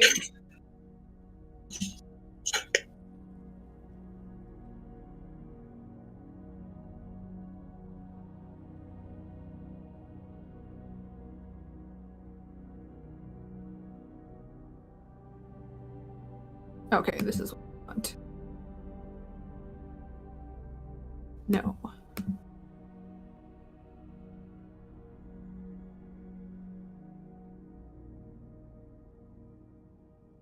Okay.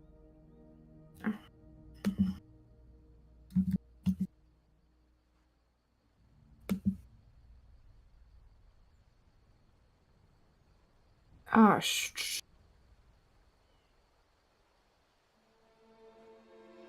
Okay. So basically the way this is going to work is you will be shown, you can choose. You can either see like basically magic trinkets, or you can see like she will offer you basically like a small, I don't want to say chest. That's not like a box, basically, that has something in it. And so the trinkets would be most likely worth less, like in general. Like it's still, you could still look out and get something that's worth more than what you're paying for. But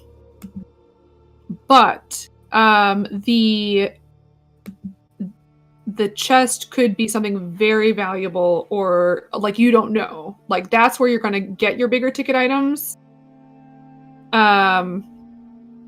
But you could also get something that's real cheap and just not hardly anything.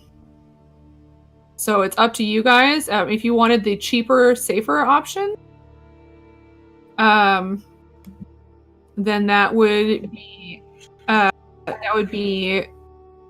5 gold. If you wanted the fancier one, that would be 100 gold. But again, like those could be like really fancy stuff.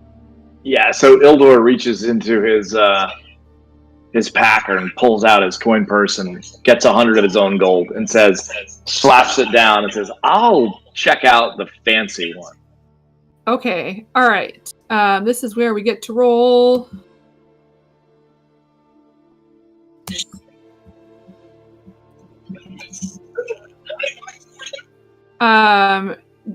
There would be, you're gonna roll for it no matter what. I mean, she would place 10 boxes out there, but you're gonna.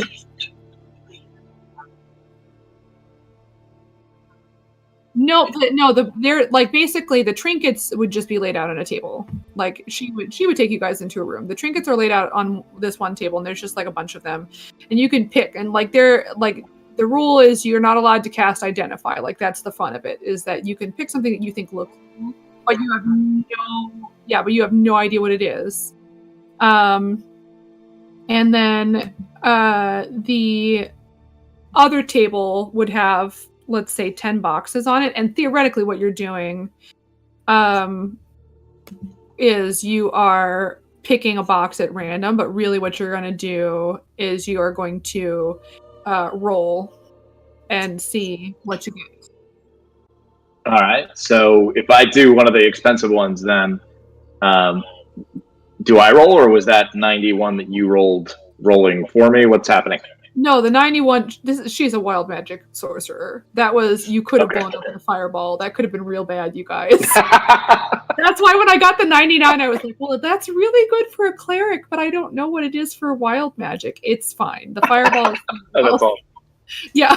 And campaign.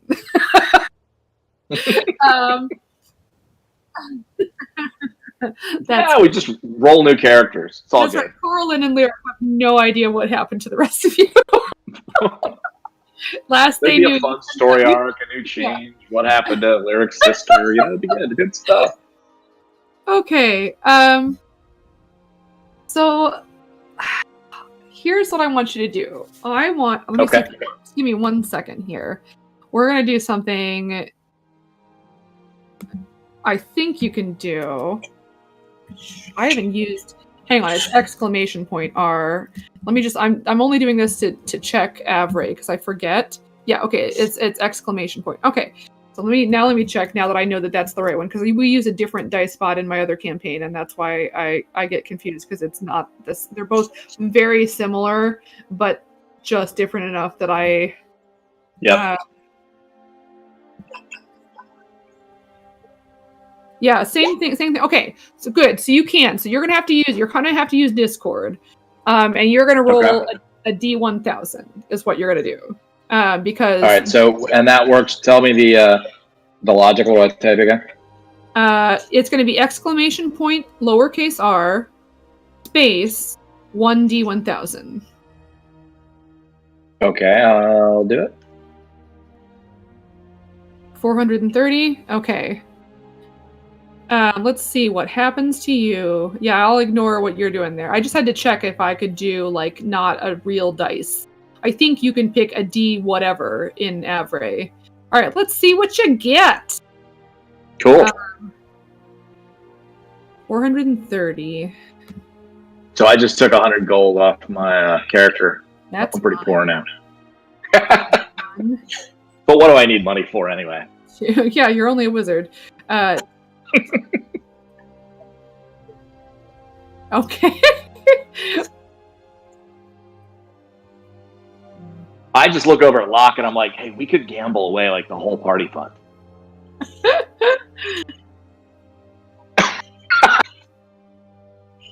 Yeah, but you never know. Like, if we buy all the boxes, odds are we'll get something good, right? Okay. One.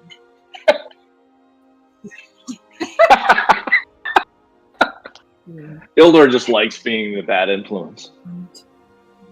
4. 10. Give me a second.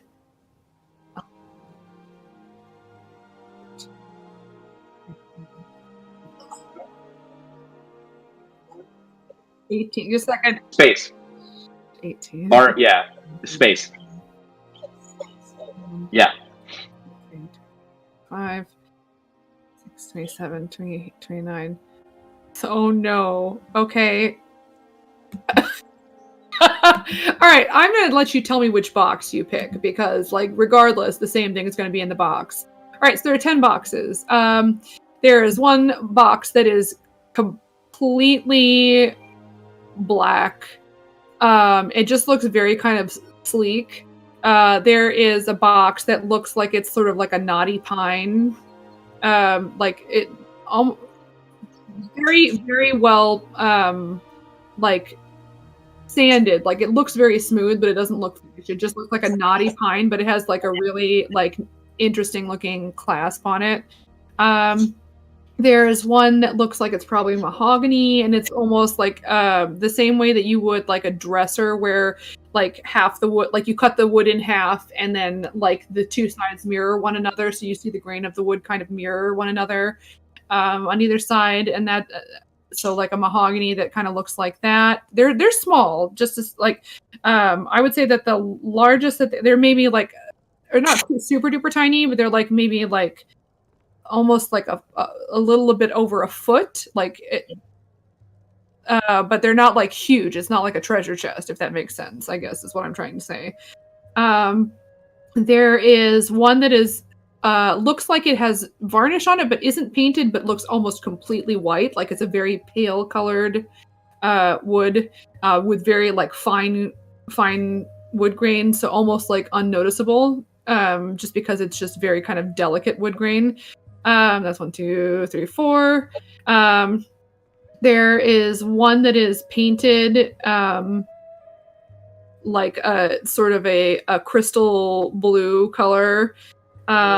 There's one that has kind of carvings on it that sort of look almost like, it doesn't look like the box is magic, but the carving seems to like evoke sort of magical runes. I mean, it's not. You can tell it's not, but like just like it's meant to symbolize that and sort of evoke that for decoration. There is one that is like stained, like you can see the wood grain, but it's stained like a pale spring green color. And there is one that is painted just kind of almost sloppy looking, kind of orangey red color. And then another one that is just like almost like it looks unfinished, basically. Like it is held together, but it maybe looks like the least well-made box, if you had to guess. All right, well, I will grab the first one, the kind of sleek black-looking one. All right. You open that up, and inside you see a crown, almost like a circlet. It's not like a big, like pointy crown, but in the center of the front of the circlet, and it's sort of like delicate, kind of scrolling looking all the way around, but in the front there's a slightly more embellishment, and in the center there is a excuse me, I got a hiccup. There is a beautiful like carved crystal, and then surrounding it, like it's setting, it's surrounded with what looks like almost the rays of a sun in gold that kind of fan out from it, not in all directions, almost like it's a sunset, essentially. And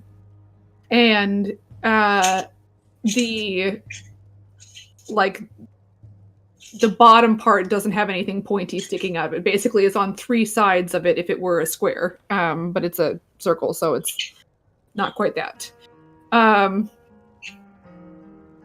It looks like this.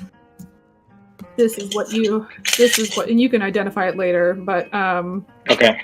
It looks like, let's see, I wonder if I can just hang on. Wait a second, I think I can do this. Copy image, I can. Here we go. It looks like this. All right, it's very cool. All right. So yeah, I will totally cast Identify on that. It's a circlet of blasting. Nice. While wearing the circlet, you can use an action to cast the Scorching Ray spell with it. I mean, what fits better? Yeah. When you make the spell's attacks, you do so with an attack bonus of +5. The circle. Beautiful. This way again until use it once a day. That seems about as Ildorish as Ildorish could get. So yeah, the luck was with him today. The link to that. But then you can add that to your inventory on D&D Beyond as well. Awesome. Do you know how to do that? You know how to like search that? Yep, I'll mess around with it now. Thank you very much. Awesome. Locke, I just turn over to Locke and I go, Locke, I can't wait to see what you get, brother. Okay. Is this 5 gold coming from personal or party fund? Gotcha. All right. Good. Yeah, I did the same thing, Larry. Okay. All right.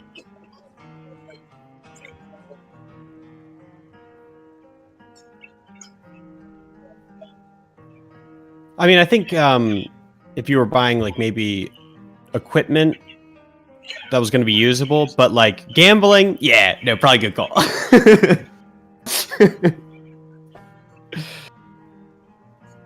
Yeah, like Korra's armor. Oh. Okay. Locke, which one? So the black box is gone. Yeah, like a spring ring.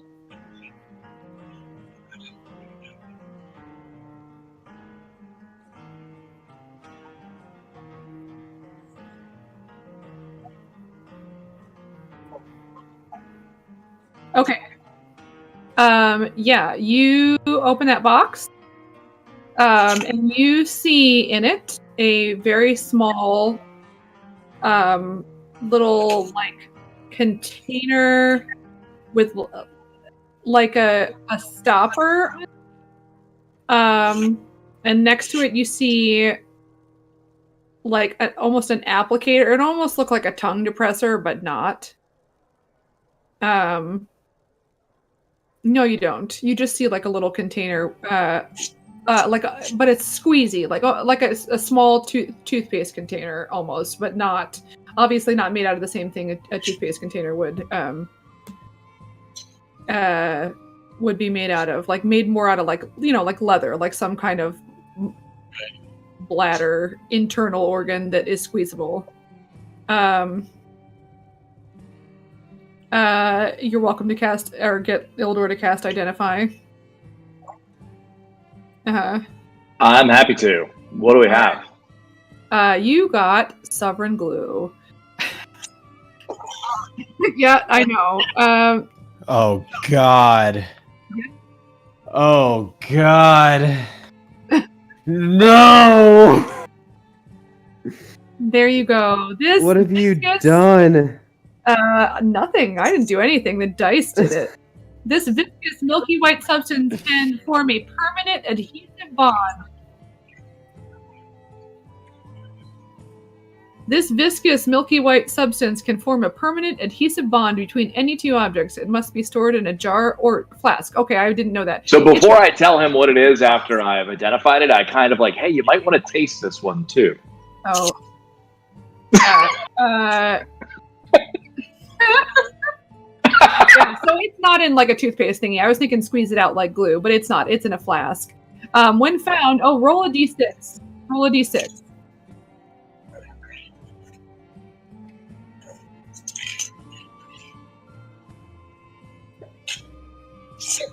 Okay. Oh no. Okay, so there are 7 ounces. 1 ounce of glue can cover a 1 foot square surface. The glue takes 1 minute to set. Once it is done so, the bond it creates can be broken only by the application. Oh my God. Don't make him eat it. God.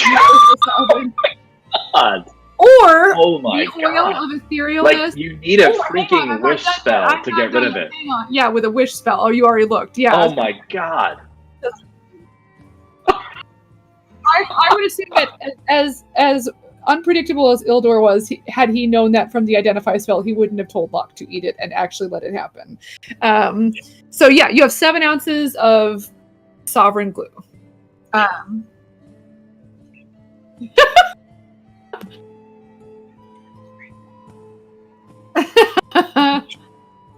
All right. Hang on. All right.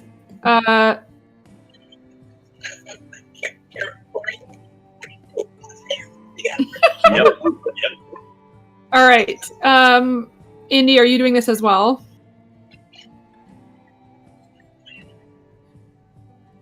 Oh man, I just had a fantastic idea.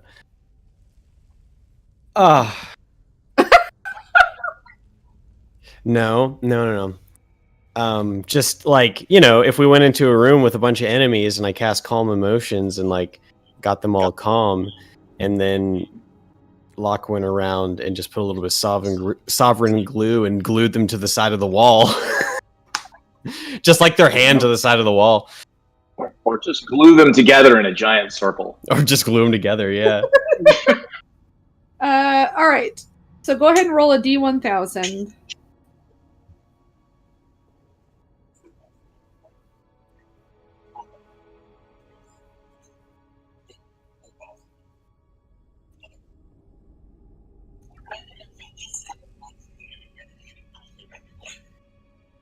No, it's look gone. how close these numbers are. Yeah. That's funny. Yeah, it would be another thing for sure. So 456. Let's see.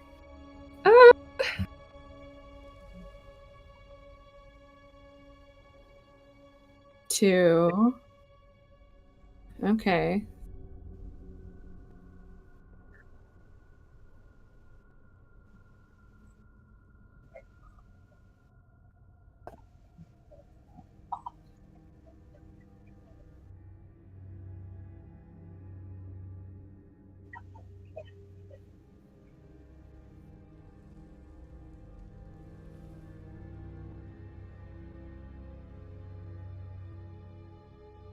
Hang on. 400 and what? 456. Okay.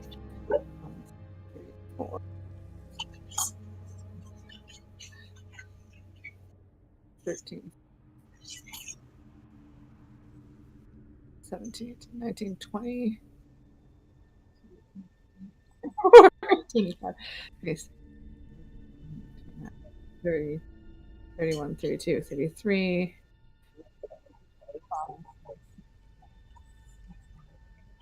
38, 39, 40, 41, 42, 43, 44, 45, 47, 48, 49, 50, 51, 52, 53. Oh, okay. 54, 55, just kidding. 56. No, it's fine. It's fine. This is not bad either. Oh, okay. This is also not bad. It's not the other one, but this is fine. No. It's just different. Different is not bad. So, you open the green one, correct? And you see... Here you go. It's different. I'll tell you what the other one was in a second, but you see you're sad. I don't think you should be. I think this is really good for you. The other one was... I'll tell you what the other one was, and you'll see why I thought that was interesting, but then this, I think, is also good, just like in a different way. You see a necklace with clear and red, like very small, kind of alternating red, clear, kind of gems or crystals or something on the chain, and then like the pendant is a gold skull with two red gemstones for eyes, and just kind of like interesting carving. Like most of it looks sort of like a little bit like a sugar skull, but like just kind of carved into it. And you can have Ildor identify it. But before he does that, this is what it looks like. Oh shoot, I keep doing that. I can just copy image. I didn't know I could do that until more recently. It looks like these. Oh, wow. Yeah. All right, well, of course I identify it. Yeah. It is a Medallion of Thoughts. It has 3 charges. While wearing it, you can use an action and expend 1 charge to cast the Detect Thoughts spell with a DC save of 13. and it regains 1d3 expended charges at dawn. To do that, you would roll a d4, and then if it was 4, you roll again. Yeah, you can read people's minds. The link, if you click on the link I just put in there, it'll have a link to specifically that spell, so you can see the description. Yeah, but you can basically use an action to cast it, and if they don't save, you can read their surface thoughts. But then you can also choose to keep concentrating and like probe deeper, essentially. Which I think is interesting for you. The other one that I thought you had, because I am an idiot and I can't keep track of like numbers and stuff, which would have been interesting in a different way. Periactive wound closure is what I thought you had. But which would have been cool for you just as a melee person. But this is also cool, just in a different way. So you guys all rolled real well.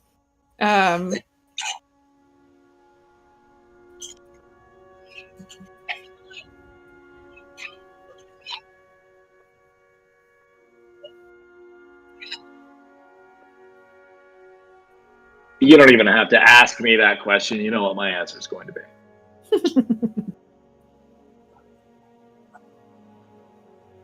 I mean, if it were me, I would buy all 10 boxes, right? So I would just be fascinated to see what we get, right?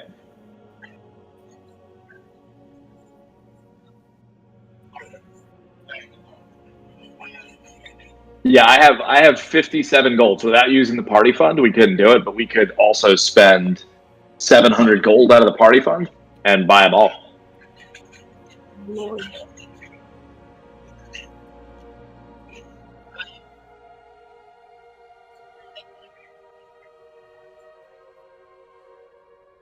I mean, we're not there.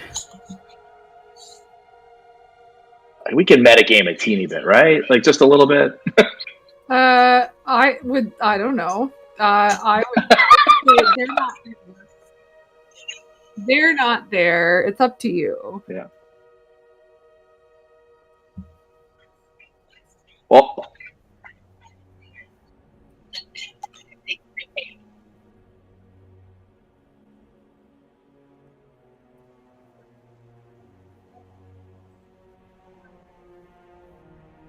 all right. Here, let me turn around and my God. I was going to ask Luck, how much would she pay me for the circlet that I just got? Nothing. Like, what is it worth? I'm trying to look it up now. I don't know. That's how my job works. You guys have had quite a bit of luck. Good for you. I keep the boxes, and she kind of takes those.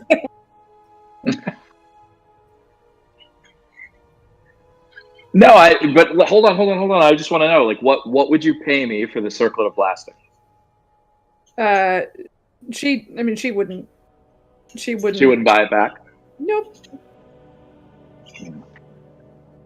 Yeah, well, I'm happy to go sell. My point being, I could go sell it, and I think it's worth more than 700 gold. So I'd be happy just to keep rolling the dice and see where we get.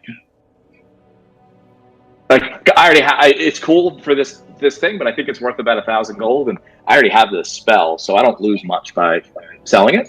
So I'm happy to do so, and then turn around and so if we assume that I could get about 1,000 gold for it, then I'll do that, and then I'll fund us rolling just for the fun of it.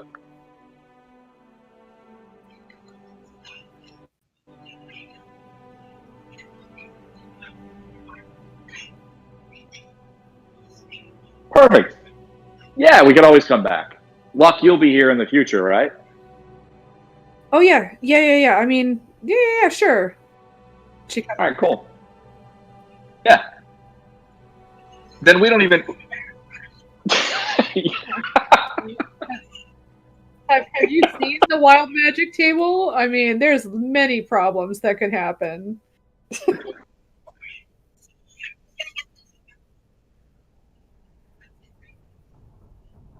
Right. All right, perfect. Let's go.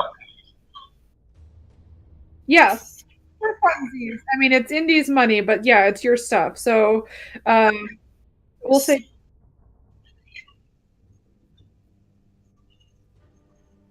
Yeah, there's a blue one. There's one that's kind of there's a blue one. There's one that looks like kind of a knotty pine.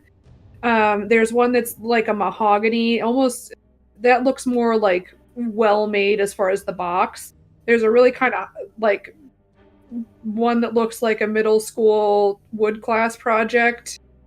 And there's there's one that you're asking me to remember this, like I was making this up. That's okay. There's one that is, an orange, but like really kind of messy looking. Also, probably looks a little bit. It looks like a middle school wood shop project that somebody tried to cover up with paint, but didn't paint very well. Yeah, I don't know. The bad wood shop project with paint, or the or no.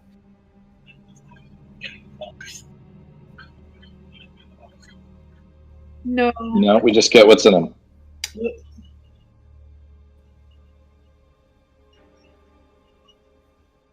Okay, the mahogany. Okay. All right. So Coraline and Lyric both roll D1000.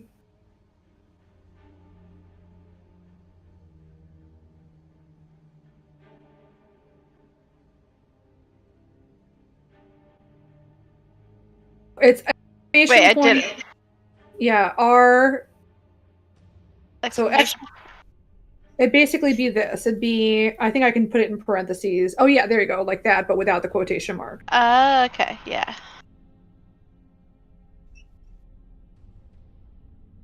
Okay.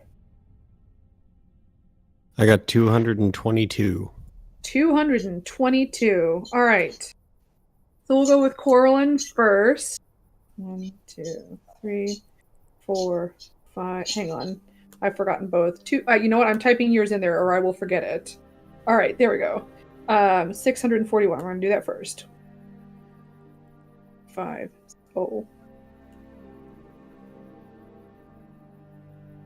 Oh. Hang on. I don't. Okay. 41. 1, 2, 3, 4, 5, 6, 7. Oh, they've got numbers next to them. I don't like gambling with real money. I like gambling with pretend money. Hang on. Okay. What? Okay.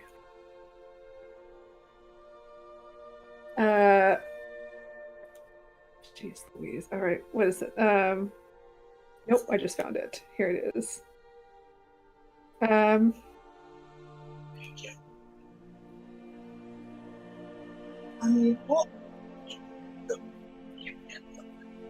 Well, yeah, you guys have rolled really well so far. Hang on.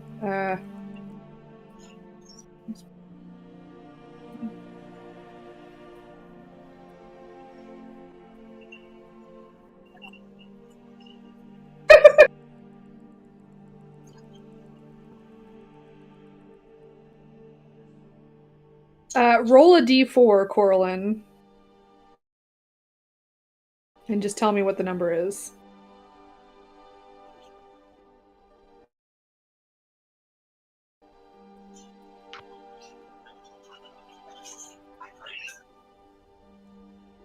Yeah, that was totally my thought here. It was like very like stolen from a video game, but it's an awesome idea. I love it.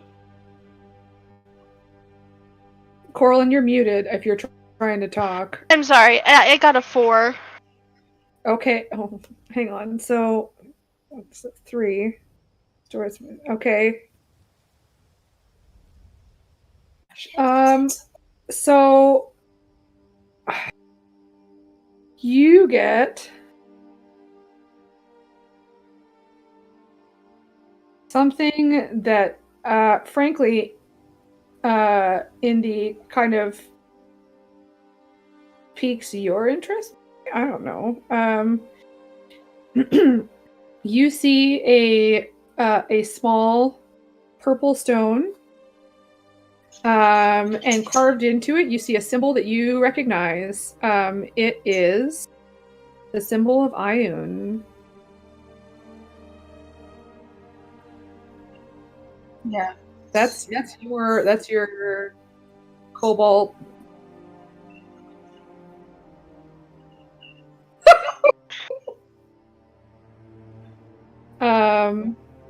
You might not. I mean, it definitely like you recognize it. But when Ildor casts Identify on it, I'm sorry. I'm assuming that you're okay with this. All right. Well, I'll cast Identify, and what do we have? Yeah, it is an Ion Stone of Reserve, so it will not necessarily work for you because basically it stores spells. So it's going to be something that I mean, you could use it. A spellcaster would have to. So it could be good for. I was thinking. I mean, it could be good for any of the spellcasters, but specifically, like somebody like a.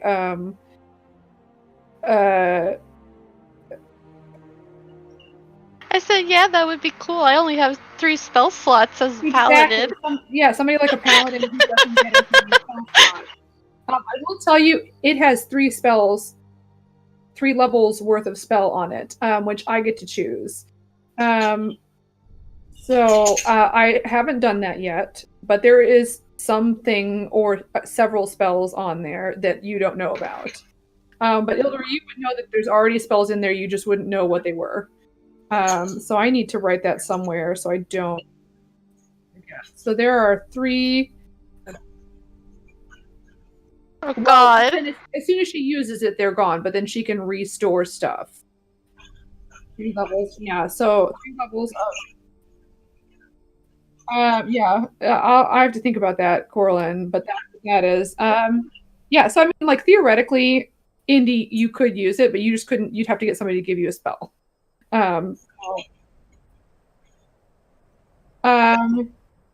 It would. Well, yeah, and Corlin, if there's any spell I have that you want me to store in it, just let me know. Yeah. So right now you can load it up with cool stuff.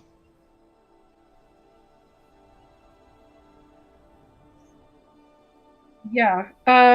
So it already has something in it, which Ildor would know. I don't know that you'd know how many spells even. You would just know that there's like basically the equivalent of 3 levels worth of magic in there.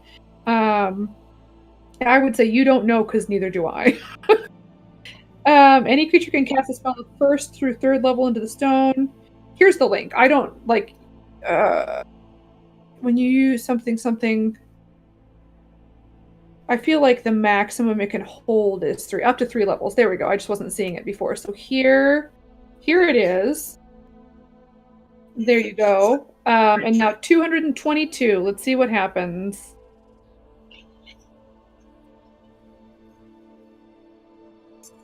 Yep, because it's an ion. It's an Ion Stone. So Ion is the goddess of knowledge. But she also, I think, has like magic stuff as well. And so that's why. Like there's a bunch of different Ion Stones. They're all ridiculous and really cool. That's actually, I think, a legendary item. I'm pretty sure it's a legendary item. You guys are rolling really well. All right, 222. All right, give me 1 second.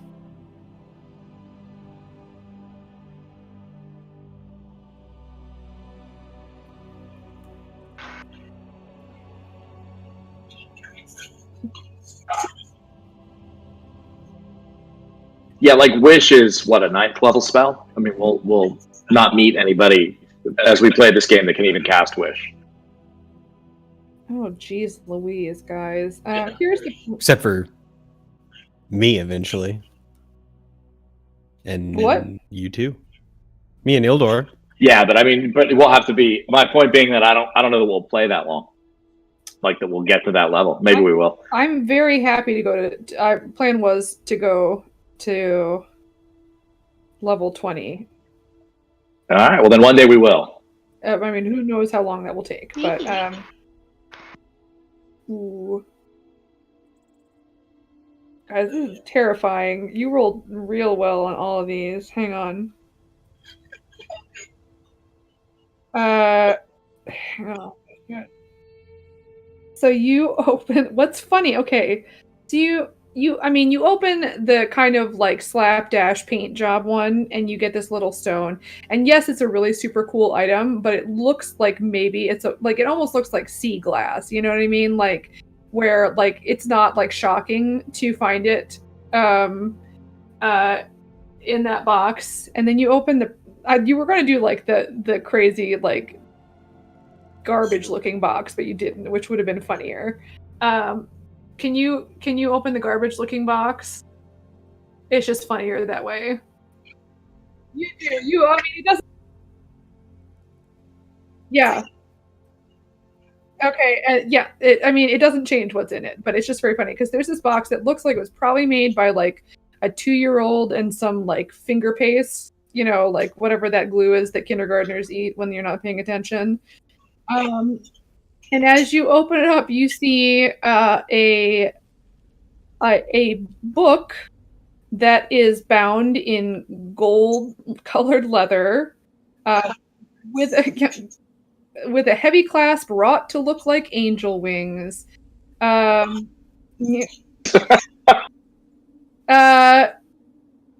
Lyric, what is your alignment? Chaotic good. Nice. Only a creature of good alignment that is attuned to the book can release the clasp that holds it shut. You got the Book of Exalted Deeds. The benefits, Wolfgang, you're gonna fall off, dude. You are flailing around like a maggot. Benefits granted by the Book of Exalted Deeds. Oh, hang on. Once the book is opened, the attuned creature must spend 80 hours reading and studying the book to digest its contents and gain its benefits. Other creatures that peruse the book's open pages can read the text but glean no deeper meaning and reap no benefits. You're not evil, so it doesn't matter, but oh well, I mean, you'll know this eventually. An evil creature that tries to read from the book takes 24d6 radiant damage. Yeah. This damage... What weird combat. Oh my god, this thing is amazing. The reading rainbow. I can do anything. A creature reduced to 0 hit points by this damage disappears in a blinding flash and is destroyed, leaving its possessions behind. This works as long as you strive to do good. If you fail to perform at least one act of kindness or generosity within the span of 10 days, or if you willingly perform an evil act, you lose all benefits granted by the book.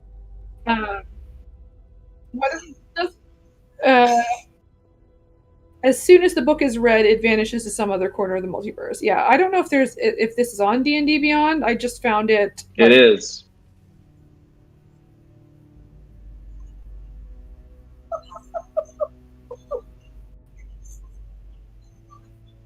Jeez.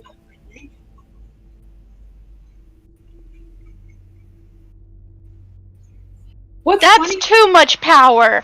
I'm a little concerned.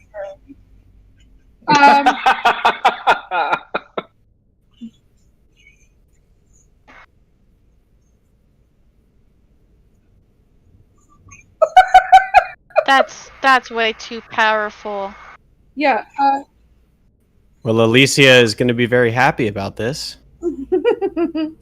Yes. Well, the thing is, am I reading this right? In the middle of this thing, it says increased wisdom after you spend the requisite amount of time reading this book. Your wisdom and score increases by 2 forever. Yep. What? Just get another. Say what? But it's isn't it one of those books that you have to read? But wait.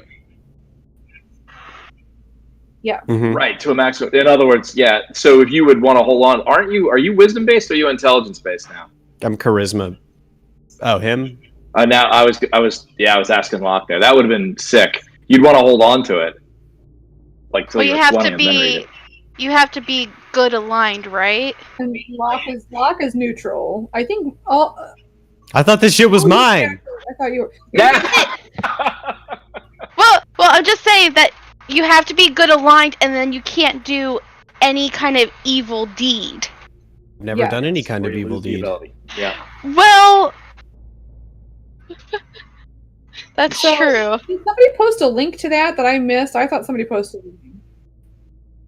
I found it, but on a different website, and I think I like D&D Beyond better because to me they format things. Yeah, I saw the same thing too, Megan. There were differences. Yeah. Yeah. So what I was saying was not we're going to go with the D&D Beyond one because I think what I was saying was like an outdated, like a different edition.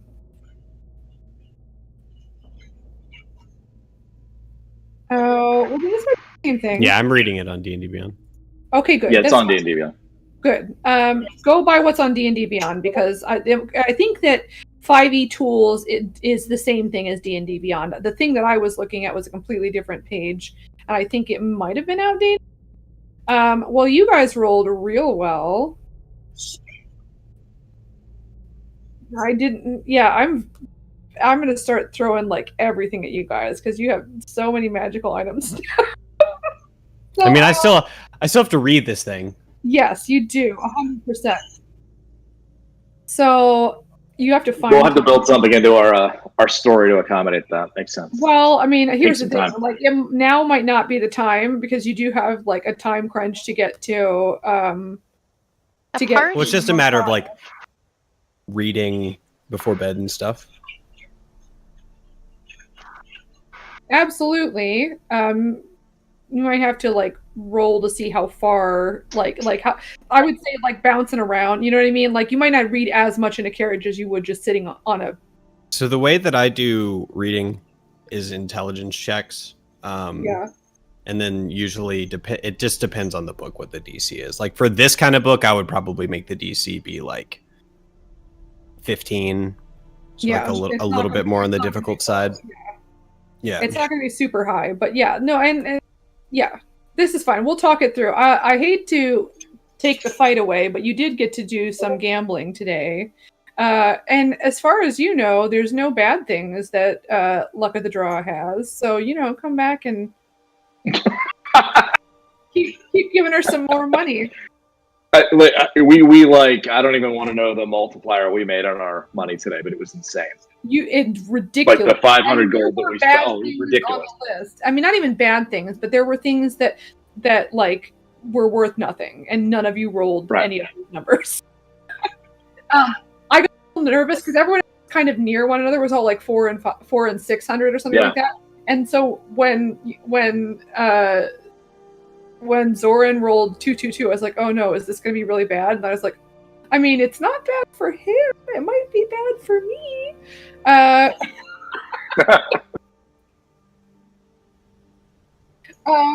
This is fun, though. I'm glad you guys have them. Don't forget you have these things. There's also a lot of other magic items that I hope you guys remember that you have, or even like random stuff. Like I think you guys got some teas from the fortune teller in the underground market. Yeah. And you have those magic chalks.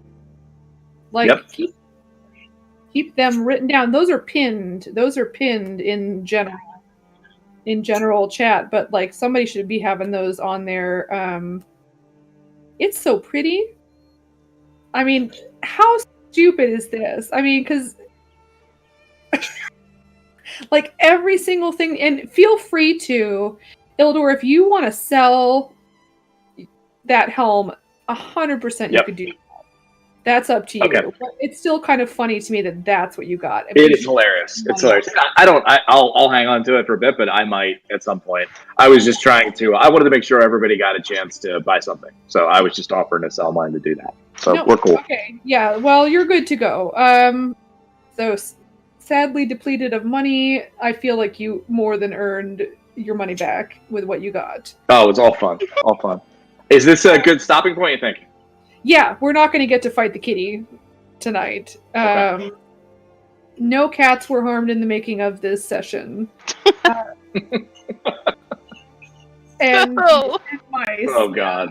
I was going to say that. So we're going to say that was around lunchtime. We'll say that's like, by the time you guys get to the next place, it'll be maybe around 2 o'clock. So I'll... Right, not only did you find the crazy thing, but you got a ton of it. And so did Coraline. Coraline rolled the highest that she could on the D4 for the number of... I have to think about what you have, like what spell it is in there. and I will tell you, you're not going to know until you try to use it. Okay. I need to have some fun. I'm just giving you guys. You gotta have some fun with that, huh? Well, Yeah, we'll I know. reload it with whatever you want. There's so many cool options. Magical items on my part. So no, I'm excited. I'm glad you guys have them, but it's just kind of like, okay, well, that changed a lot of things real fast. I feel like I'm the most excited about the glue, though. I've discovered this about myself playing D&D. I really like chaos. I'm 100%, yeah, 100% willing to do the non-optimal thing if I think it's going to be fun. So,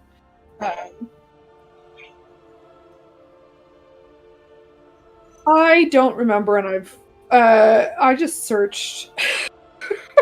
Well, you can't tell us because then we'll be like looking stuff up. Looking to see what everything is. Yeah, no, I didn't make it. Is what I'm saying. Like I found it, but I don't remember exactly what. I honestly don't remember what I searched to get it at all. And Indy, that wasn't a shot because I would be the first one Googling it and trying to see what else was there. Yeah, no, I'm not going to tell you what's in there.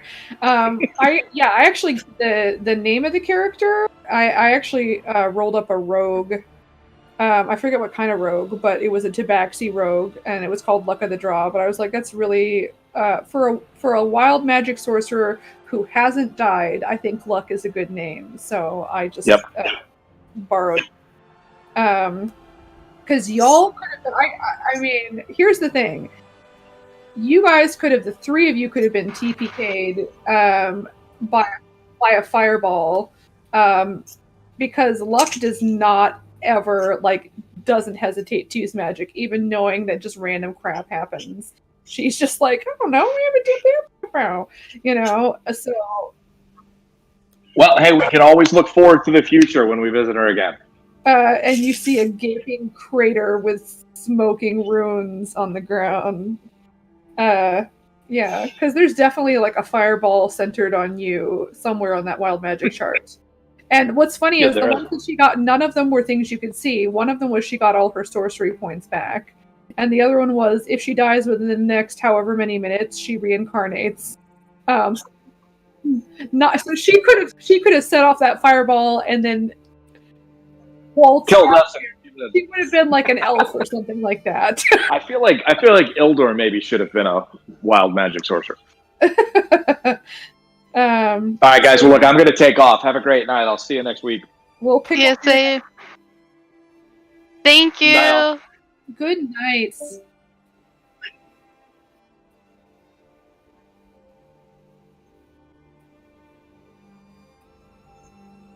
Yeah, no, that whole neighborhood was very sad for Indy, I think, just because Indy seems a little bit more reserved.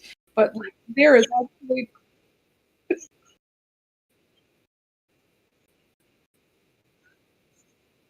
Yeah, so 100% there's a bunch of people kind of like that who are in some way or another just very focused, it's a very navel gazing kind of neighborhood. There's a lot of this is what I do with my stuff. Oh.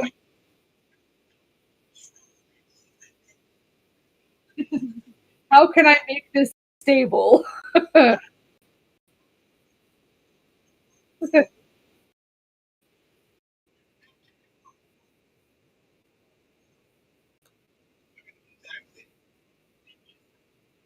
Yeah.